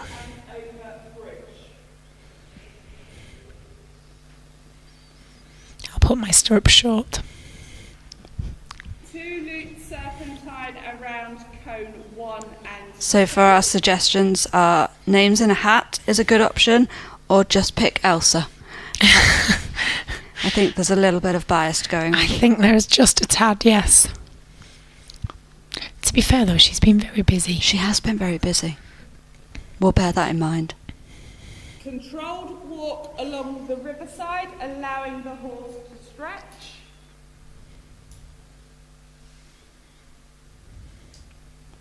Florence doing a great job through here. Ride parallel to gate.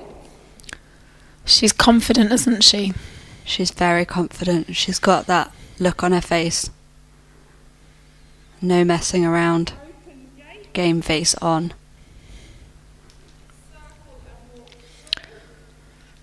I like how the judges put during the course, riders have the opportunity to put their skills to the test through the challenging task of steering, balance, confidence, also encountering sheep, hens and a duck pond. There we go. Halting, go on one more foot. There we go. And she halts in the box. It's a nice pat there for the first place in the junior section. And then we stay with the Cavalier Centre for the senior section. And third place is Ellie Forrester riding Fronathing Wild Heart. I think that was called Star. Yeah. With a great score of 104.5, which is 74.64 for a third place in this senior section.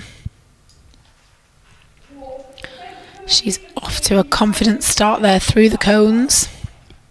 Oh, we've now got an online vote going on for Elsa. Are they trying to sway us? I think they might. They need to let it go. Well played. Did you like that? I like that. That was quick. I'm not going to sing. I had to stop myself just for the safety of everybody listening. I'll save it for the car. I'm going to go home and save my voice for tomorrow, so I certainly won't be singing. It's holding up though, isn't it? It's doing very well. For those that haven't heard me before, I don't normally sound this croaky, but the morning of driving down here, my voice suddenly decided it wasn't playing. This is Ellie's first time at the National Championships. They've said she's a keen and competitive rider. She's done very well for her first time. Along the roadway.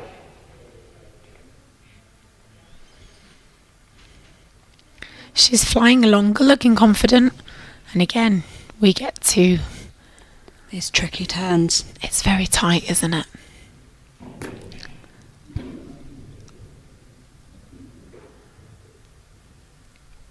That really does make the horse's body turn round there. That really tests their obedience, doesn't it? It would be so tempting to just step over the top. You know, and it's important to remember that these horses are actually quite flexible. If you stuck a carrot on that rider's foot, that horse could bend its neck round and get that carrot off. Absolutely. So it just shows you actually how much they can do.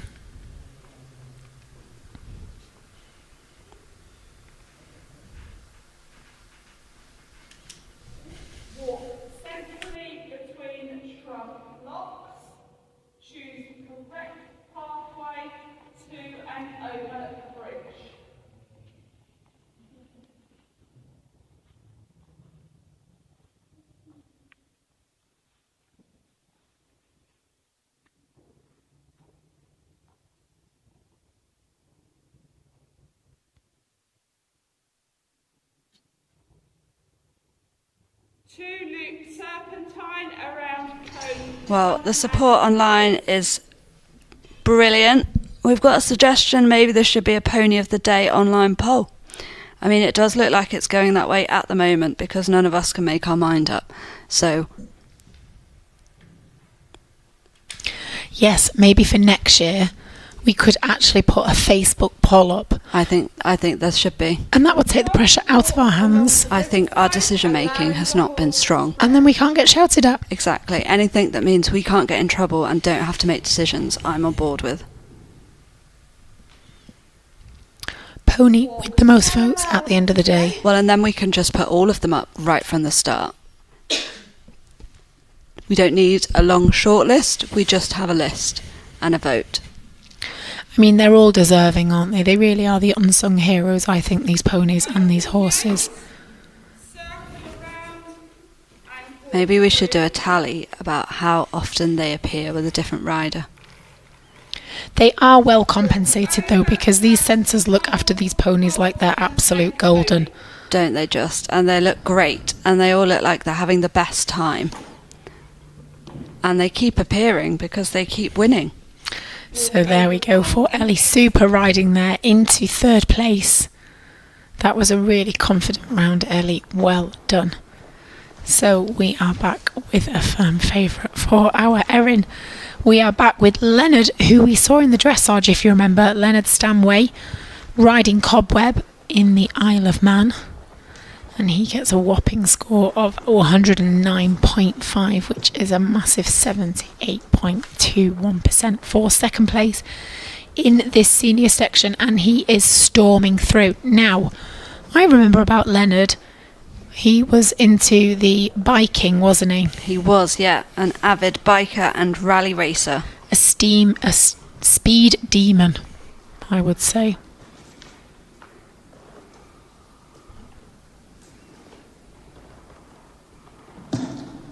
Straight into the bucket, no hanging around there. I wonder if the apple is easier on Cobweb because he's taller. Now, this is where our size discussion. What's easier, a pony that's easier to manoeuvre, or a taller one that's a bit more patient and you can reach the apple? And the gate is quite high. This is true. But I think Cobweb's quite nimble. I think Cobweb knows what he's doing, especially with the Leonard on board. See, these turns are quite tight for a bigger horse, but Cobweb, straight through.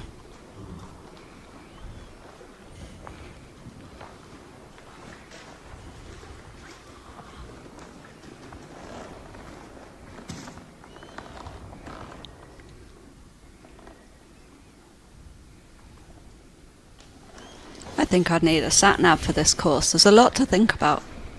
There is, yeah.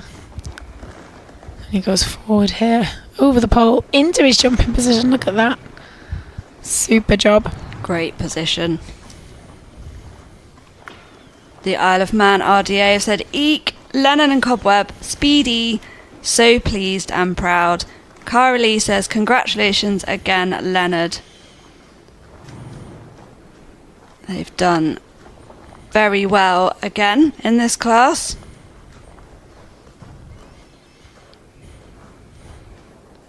With another massive score. Cobweb is well up there, isn't he? I think he's holding his own on the shortlist, isn't he? Let us know if there are any votes for Cobweb as well. We don't have too much longer before we need to make a decision. It's getting tough.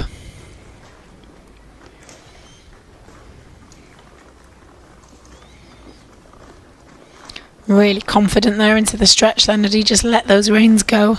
Straight into that, wasn't it? Starts manoeuvring, ready for the gate.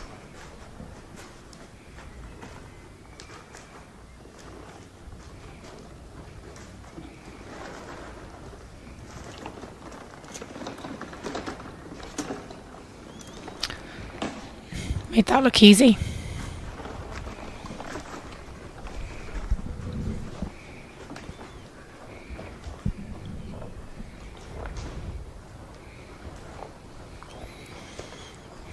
Our volunteer stood by the gate. Looking very smart in her flat cap. I was thinking that. Like a flat cap. And a very confident salute there. Strong salute to finish, wasn't it? From Leonard. Well done there. So here we are with our winner of the class, and we stay in the Isle of Man, and we have the fabulous Kizzy here. So our winner is Cara Bion, and she gets a whopping score of 121.5, which is a whopping 86.79% to take the lead. Wow. Of this Class 32B Countryside Challenge Independent Open. That's a real mouthful. So that's the top two for the Isle of Man. And they've said, Cara Lee, you absolute legend. You guys are immense. So proud. You're a fantastic rider, volunteer and farmer in the flat cap in loads of the videos. Oh, so that's Cara Lee who keeps commenting in as well. Oh, hello. You can give us a wave next time.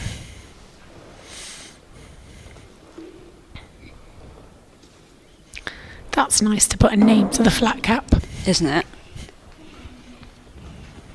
So confident there with the apple. We're going to go round the barrels here. I think we've got some sneaky votes going on here. Because Stephen Rideability have said, shall we build a snowman? Let it go. Well played, well played.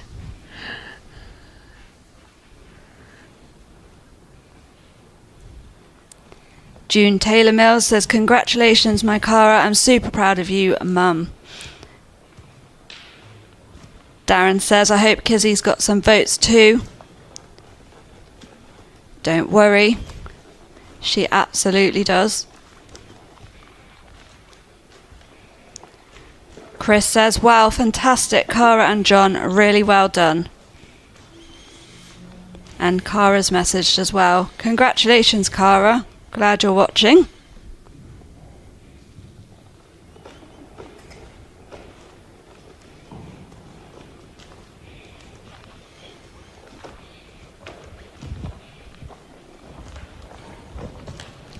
I think Kizzy really does look like she's enjoying herself, doesn't she? I've never seen her ears change position. They're just pricked and she's just focused forward all the time. She just looks so confident in what she's doing, doesn't she? Like you say, she's just so happy, just taking the riders round, enjoying her time.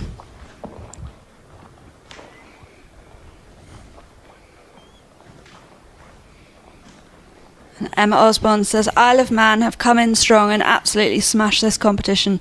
Huge well done to the centre, the ponies, all the riders and the volunteers as well. A fab team.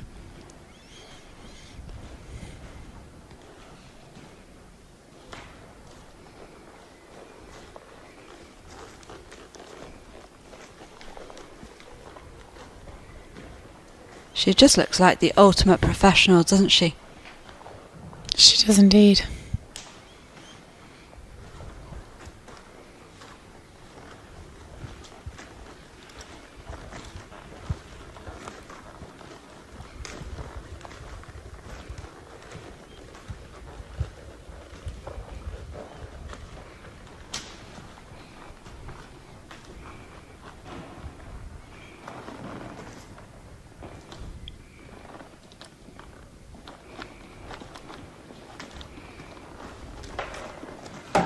Kizzy's ears are still pricked.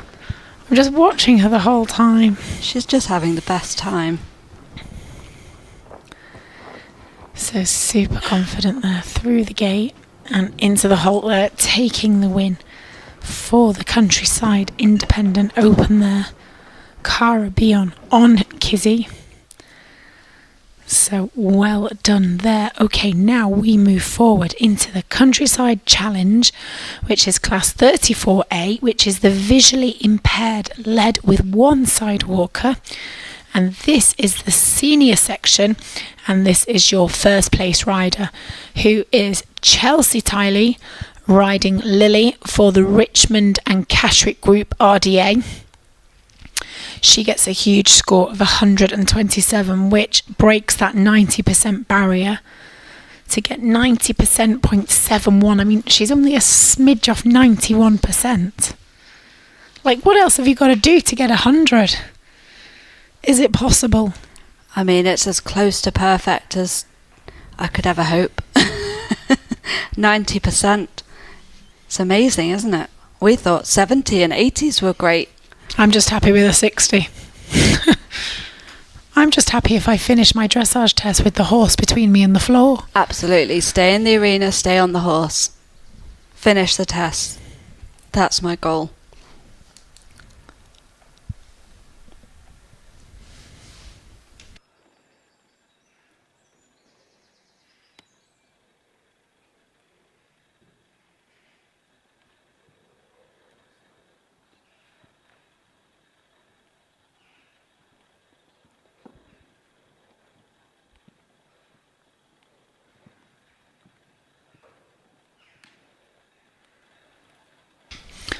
Utter confidence there through the short terms. And remember, this is the visually impaired.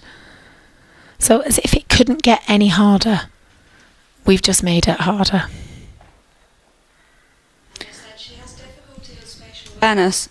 She has difficulty with spatial awareness and struggles to see many colours, particularly black and white.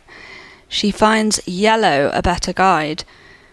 Chelsea also has learning difficulties with poor concentration levels, and the Countryside Challenge is ideal for her as the repetition of obstacles used in her weekly lessons helps with her concentration and memory.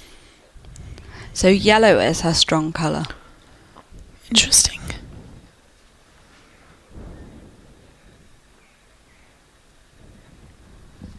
Well, she's doing very well through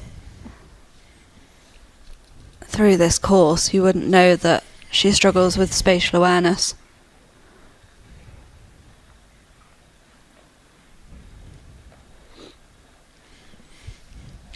I like Lily as well.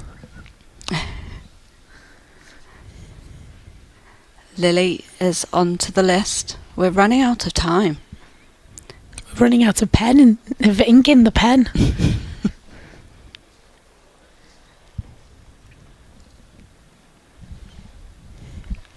Round past the duck pond. Lily doesn't seem bothered about the duck pond.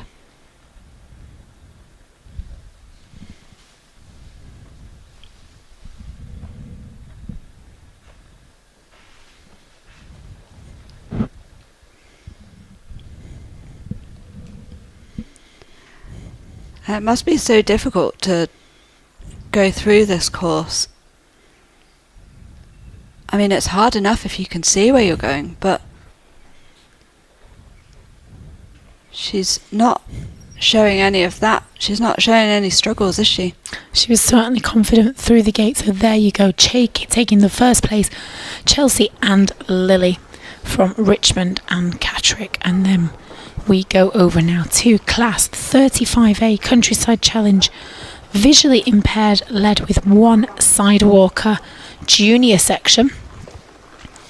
And we are back in the Isle of Man with the fabulous Cobweb. This time he carries Evie Roberts, and she gets a super score of 114, which is 81.42%, to take the lead in this class. And Erin, this is your final bit of Countryside Challenge. I think Cobweb is making a really strong push for Pony of the Day, isn't he? He just keeps coming back in. He's definitely done well here, coming in as the last horse, hasn't he? Just so he's fresh in our minds. He's trying to linger in our head. I think he knows what he's doing.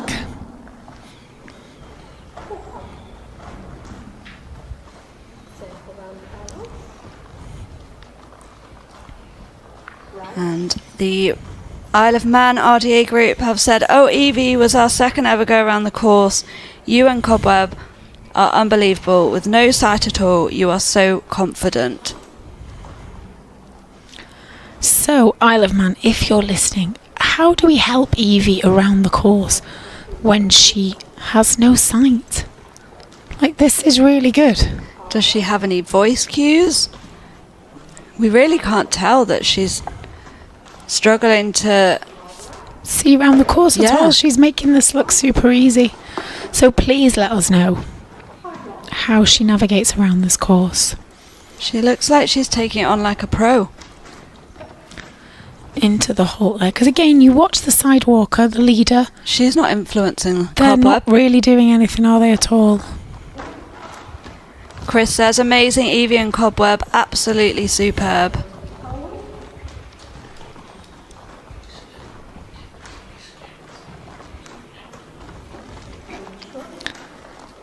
So Gary, who is our expert on the computer over here, he says that he can actually hear the voice in the background explaining to Evie how she has to steer around the course. So again, that is a real position of responsibility. And the RDA group have said she has voice cues from the leader, hard left, gentle right. So the leader has to describe the degree of turns as well. That's a real team, isn't it? Yep.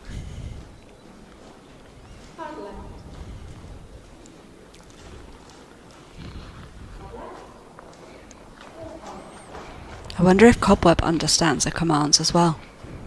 I mean, he's been around this course a fair few times now, so...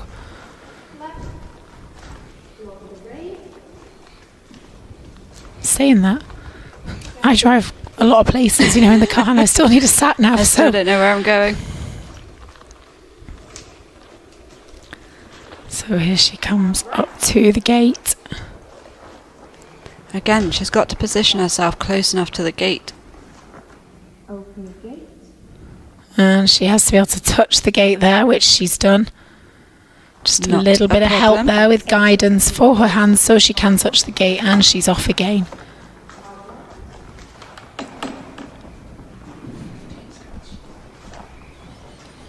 And then she is through the gate and into the final halt box. So Evie Roberts, I'm so proud of you. Well done on Cobweb for the Isle of Man, taking the win in the Class 35A. Well, that is us for another little tea break. We're going to go and all have a fight in the place here of who we can decide for Pony of the Day, but it's not over yet. Remember, we've got a little bit more dressage coming up, so go get yourself another cup of tea. We'll get sorted and we'll see you back here shortly for some more dressage.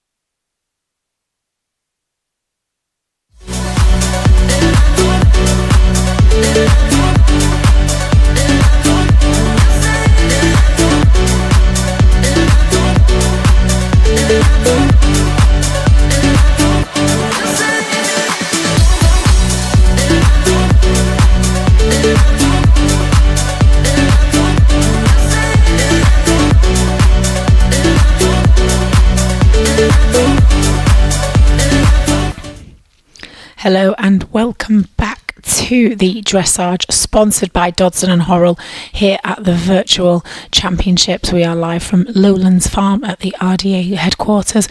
So for our last little bit of the day, we are through to the dressage and we have got a run and jump into class 21A, which is the dressage led with 2 sidewalkers walk only. The dressage is sponsored by Dodson and Horrell, and we go flying forward into the senior section with our first place rider and class champion, who is Jane Boulderstone, and she is riding Puzzle. She rides for St Ives Bingley Group, and she got a great score of 148. She got a great score of 148, which is a total of 70.47%. That's a great percentage, taking the lead in this class. So she goes confidently forward there down the centre line.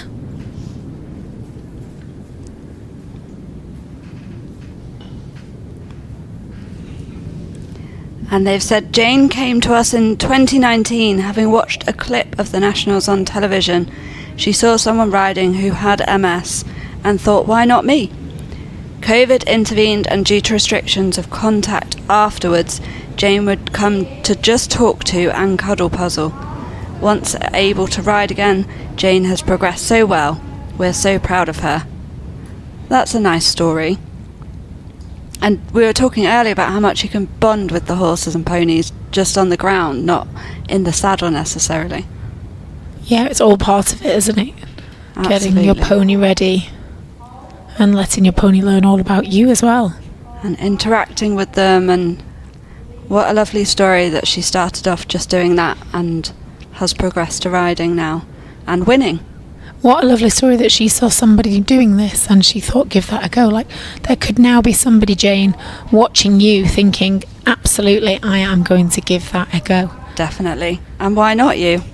So dressage offers the opportunity for riders to show their judge, parents, friends and helpers what has been achieved during the RDA sessions.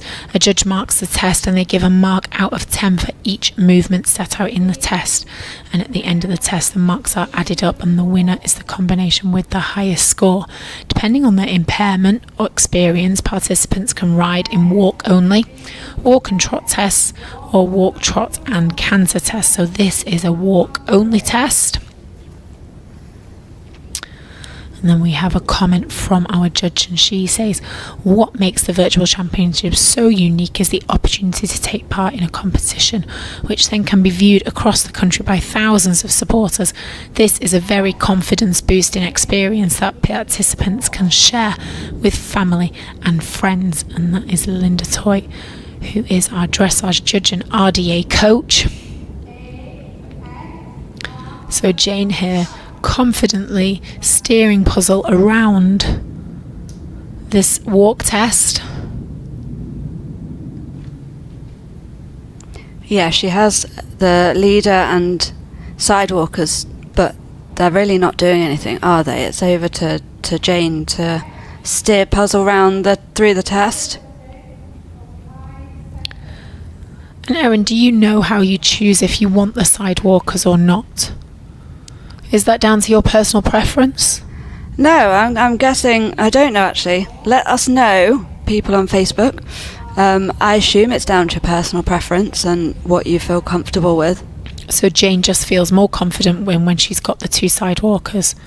Yeah, and I guess so. And when I started RDA when I was really little, I would have sidewalkers alongside me, especially when we did trotting. Yeah. Or cantering if I was feeling really brave and there was someone who could run quickly enough. I was just about to say cantering. I wouldn't be opting for that because I can't run. Cantering came down to whether or not we had volunteers who could run fast enough.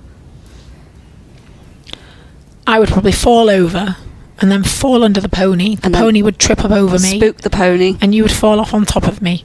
So I'll be well out of the way. Well, I'd be absolutely useless running alongside anyone, so I'm not sure that would be my forte. So there we go. But again, we're watching this test and, Jane is the one not steering here, she is doing anything. If you look at the leader, they've got one hand behind their back and they've only got a loose connection with that rope. Yeah, she's got to do all the control, hasn't she? It's down to them, and the sidewalkers and the leader are there just to, I guess, give her some extra security. So there she goes with a massive score of 70.4, taking the lead in that section.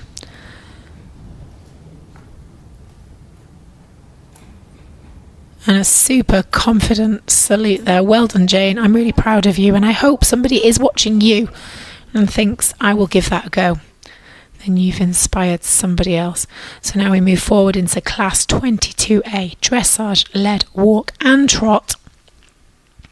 And this is the junior section, and we have Evie Spur coming forward with Jubilee, and we're back up at Throttle Nest RDA for a good score of 136, which works out at 68%, which is a super score. And she goes confidently forward, wearing a beautiful show jacket. She looks very smart, doesn't she? I've definitely seen Jubilee before. A medium walk. And that's where you need someone who is quick enough to run alongside the ponies. Half, 20 metres. But again, not influencing Jubilee. That's down to Evie. So Evie there making a really good transition up into the trot, and then again forwards down to walk like a cat. I'm taking that one away with me. Land like a cat. Prowl like a tiger away. And it says Evie also enjoys taking part in Gymkhana. She's a speed demon. She is a speed demon. Very versatile. So a super halt there, and then that just allowed the leader to swap sides. I like Jubilee. Jubilee has a little glint in his eye. Little cheeky face. I always think you can tell the cheeky ones because their ears like come together at the top when they're looking like they're looking at something. Yep. Look. The little monkey peacock ears. Had a little look at the camera going past as well. So Evie there again moving confidently into the trot. And then she will ask for Jubilee to come back forwards to walk. AX, half, 20 metres. Really testing how much the ponies are listening, isn't it, these transitions? They've got to plan in advance, a bit of forward thinking, ready to set the pony up. X, halt, 5 seconds.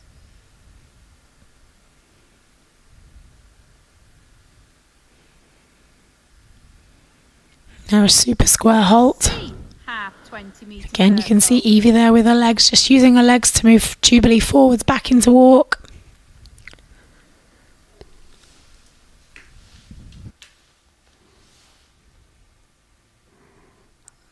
Jubilee looks like having a great time. As you say, ears pricked. Evie's just controlling him through these movements.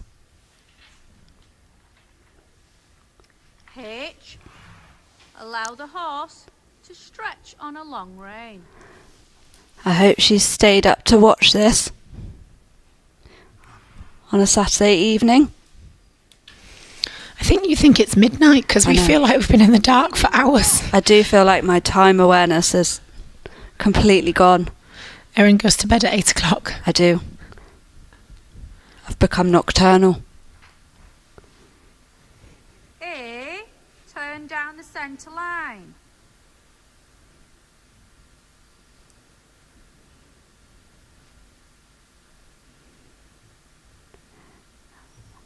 A nifty turn there onto the centre line.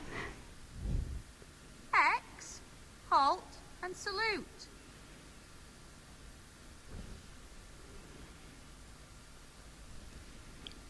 And a super halt and a confident salute there for Evie, taking the second place.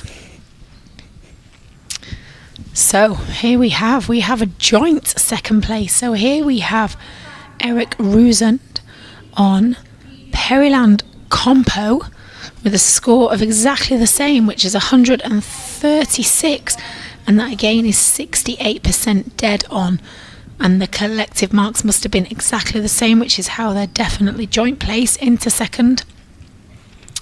So here Eric goes forwards into the trot large. And Lyndon Barrow on Facebook says, good luck to Eric and Theo from Windmill. We are a tiny group with all of 12 children. We have 2 instructors who do an amazing job. All our ponies are borrowed from volunteers. So super proud of these children. Eric's first time doing these. Well done. So a super result for first time taking part.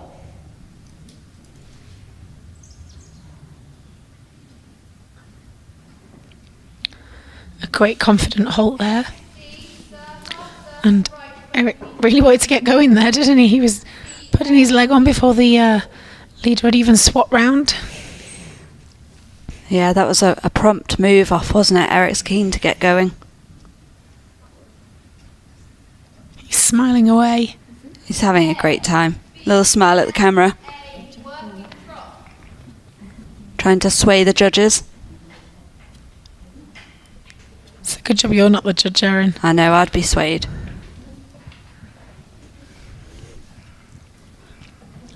Going forward there, and he is taking the correct diagonal there when he's doing his rising trot.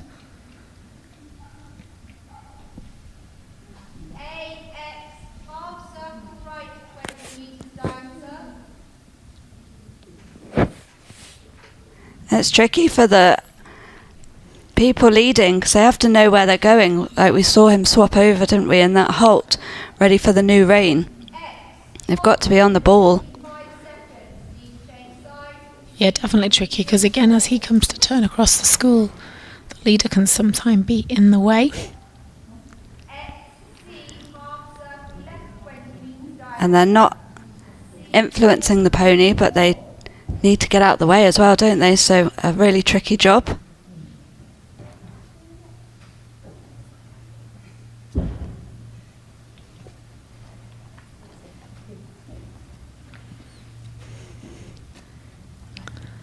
Eric giving the camera a confident look again. Bless him. Well done, Eric.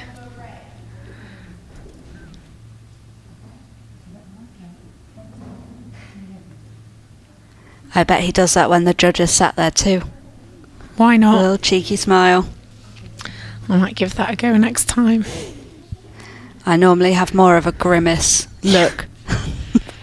I normally look in pain.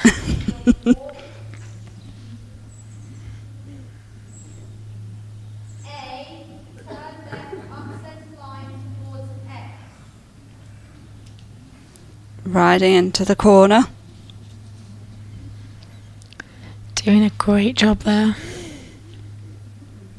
Onto the centre line.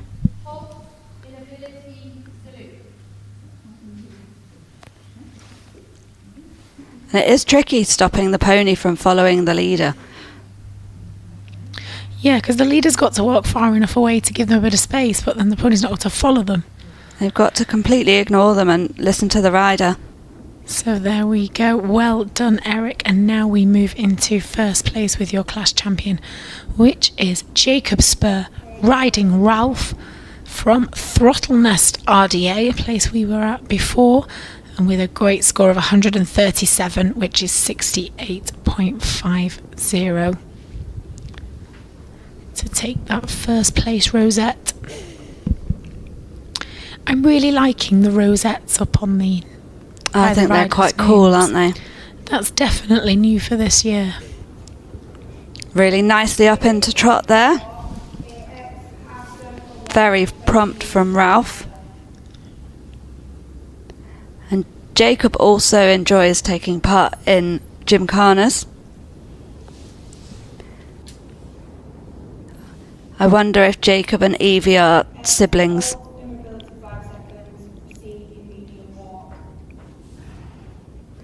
Brother and sister in competition. Oh, well spotted, Erin. Not much gets past you. I'm on the ball. It's always nice to have a bit of sibling rivalry. Have you got siblings? I've got an older brother, so we always like a bit of competition. Did he take up riding? He started riding. I copied, and then he gave up very quickly. Took up football. He wasn't very committed. Well, you do have to be committed, don't you? You have to show great dedication to these animals. Absolutely. Jacob there with his game face on, looking ever so smart in his show jacket. Yeah, he's taking it seriously, isn't he? He's riding for these every mark. There he goes, legs on forwards into the trot. Well, whatever he's doing, it's working for him, isn't it? With this first place.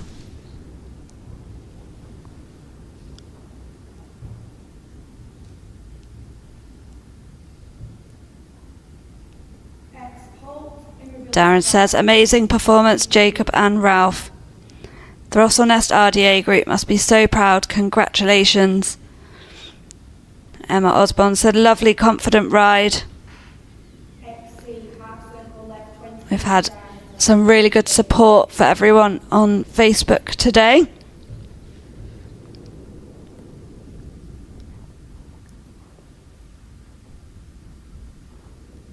He looks really confident there through those transitions.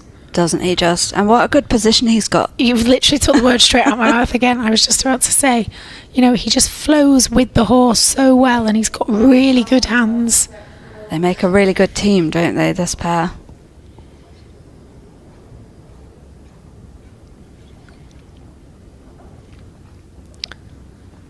Carrying his reins there like he's got 2 cups of tea in his hands.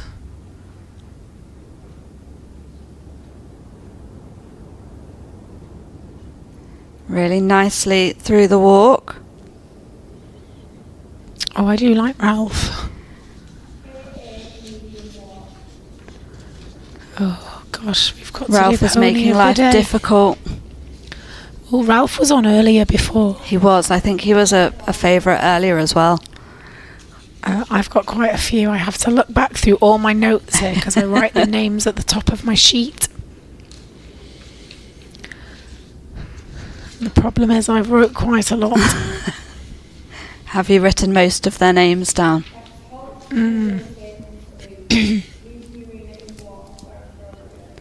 Really nicely onto that centre line, very straight.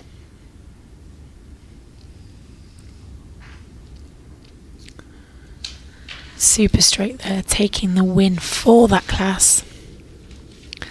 And a really confident salute. We've seen some really good salutes, haven't we? Yeah, really strong salutes at the end of the test. So now we go into the senior section of the class, and here we are with our second place rider, who is Trevor Hanley, riding Dorland. I feel like this is a new horse we've not seen before. So again, what could happen here for the Ettrick Bridge and Dryden RDA with a score of 114.5, which is 57.25%. And we have some information here. So Dorland RDA have said Trevor is a tall, handsome young man. He communicates well, but in one word. He loves his riding and always looks forward to his weekly sessions. He's ridden with us for over 10 years, is a bit mischievous when he is not being led, and loves to do a fast trot. Bit of a speed demon again. Dorland is a riding school pony used by everybody and loved by everybody. He knows when Trevor's riding him and remains calm at all times. Another gem. And it sounds like they have a fantastic partnership.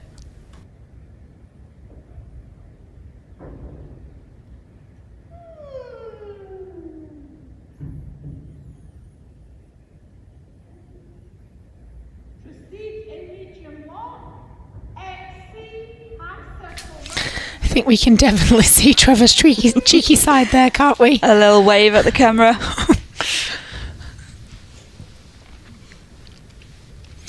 Maybe he thinks that influences the marks again. I think they're throwing everything at this, aren't they? And why not? Why not?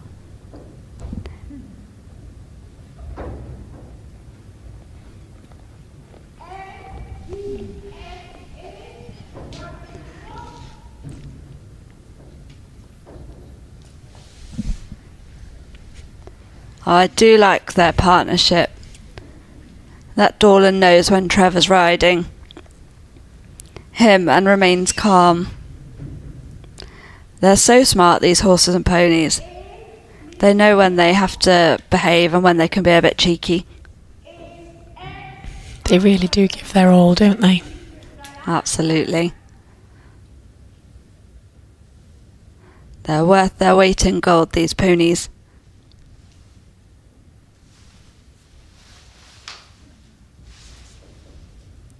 But we are going to have to whittle our shortlist down to just one.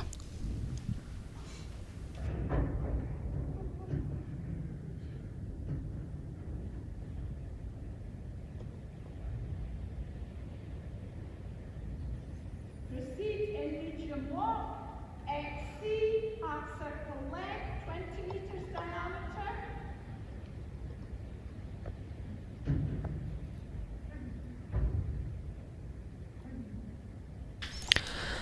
Looking confident here, coming round the corner.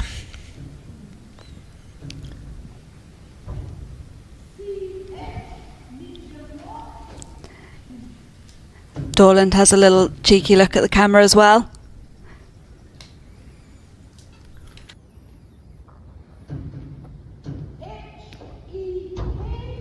Walk, allowing the horse to stretch on a longer grid.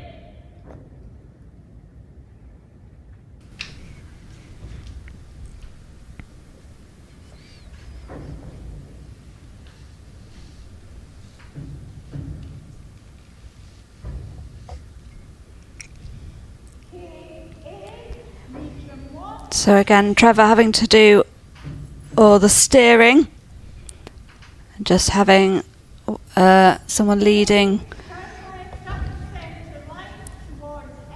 but it's all down to him doing the riding, isn't it? It is indeed, and he's doing a great job here. And what I like is he's just enjoying himself, isn't he? Absolutely. He's having a great time with his friend.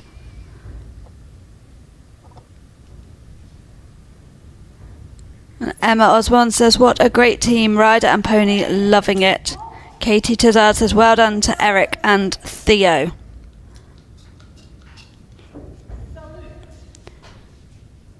So a lot of support as we come to the end of the class. So there is Trevor in second place, and then in first place we have another horse we haven't seen before, I don't think, today. We've got Jeremy Seats with Tam for the Ettrick and Dryden RDA there with 115 points, which is 57.75%, taking the lead here. Now this one does look very cute as well. Could this be another contender?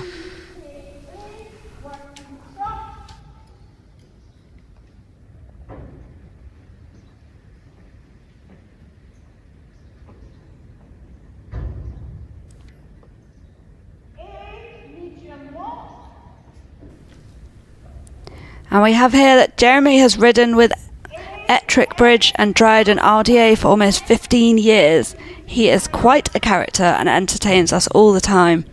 He lives life to its full. He helps out in a local charity shop and loves amateur dramatics, recently starring as Joseph and his Technicolor Dreamcoat. In Joseph and his Technicolor Dreamcoat. I've not heard of that. Tam has been Jeremy's mount for years. We used Tam in our RDA group, but he is used in the RDA in the riding school. He's another absolute gem. Erin, you haven't heard of Joseph and his Technicolor Dreamcoat? No. Even Gary nearly fell off his chair then. Oh no, I'm getting some looks.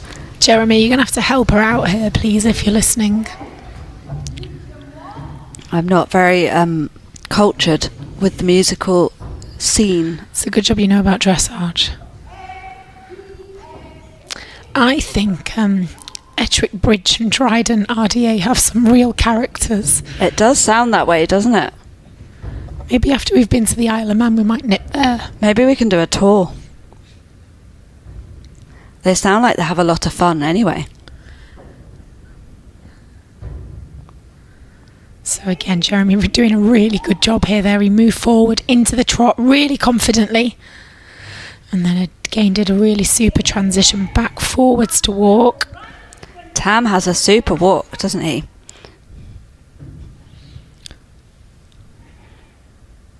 Do we know anything about Tam?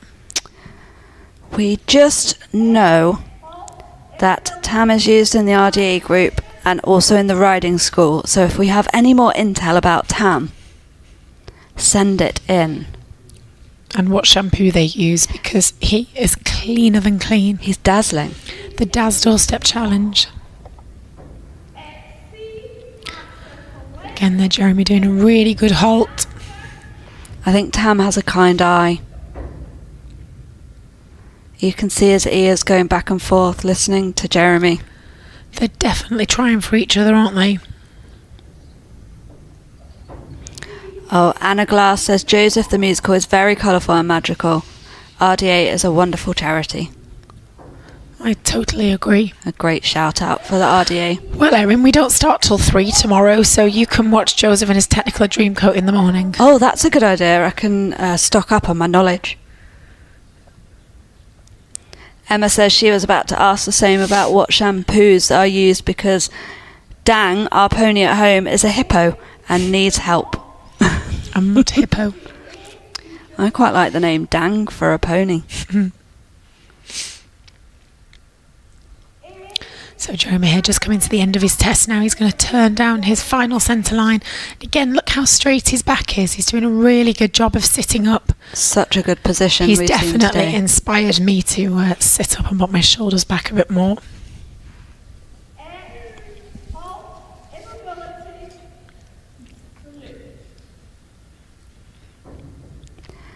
Oh, and that's the best salute of the day, I think. That is the best salute of the day.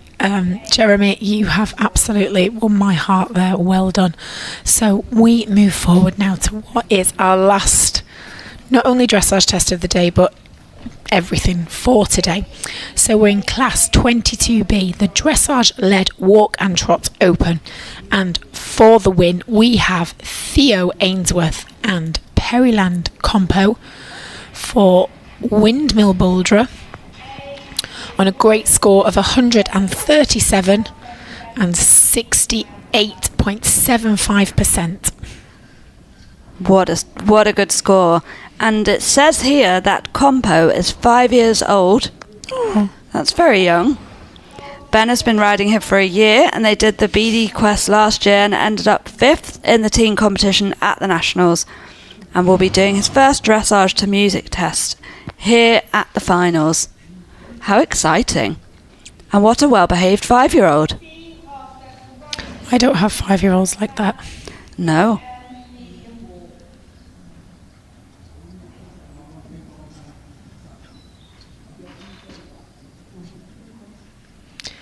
Theo, they're very confident with the halt. That was a strong halt, wasn't it? Really, really nicely into and out of that halt.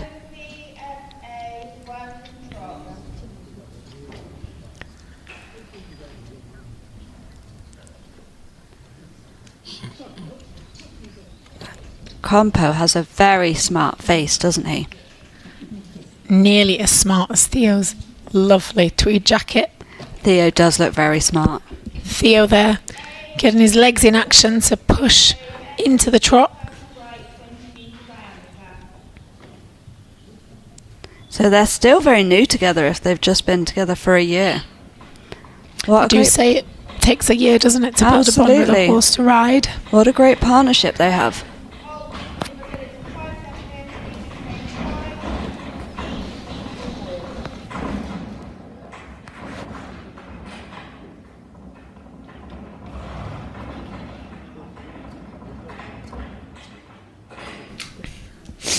Really nicely round that turn to come into this halt here again at X.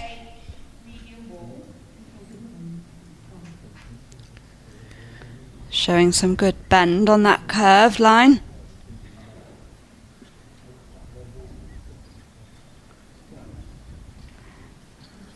Into a really active walk. They're doing a good job to keep him on the line. Give him a little nudge as he goes past the camera. Has a little look at the camera.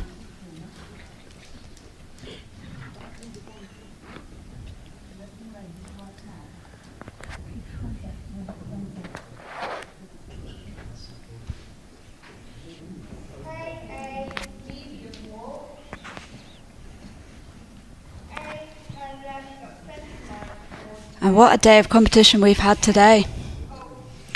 They really have excelled themselves, haven't they? I think my favourite has to be the show jumping, actually. We did have some good action in the show jumping. We were flying along, weren't we? So here's Theo coming into his final centre line. So he is the last test of today, and what a way to end. Taking first place there. Theo and Perilang Compo for Windmill Bouldra. Great job, Theo. I feel this is going to be a good salute. Are we ready? We're ready. Solid. Good lad. So there we are. We have finished our today's action for today, and a horse of the day, Erin. It took us a while. It did take us a while. There was a lot of discussion. And we decided on Kizzy from the Isle of Man. It was difficult. It took us a while, but there we go. So we've had a great day here today. We would love you to come back tomorrow and join us at 3:28 over on the Facebook and the YouTube for our final day, where we've got dressage, vaulting and performance showing for you. Big day. And I know Erin's looking forward to the vaulting, so there we go. So let's see you all tomorrow so we can go home, get some rest my voice, and be back tomorrow. Thank you all for joining in and for your lovely comments over on Facebook. Take care. See you tomorrow.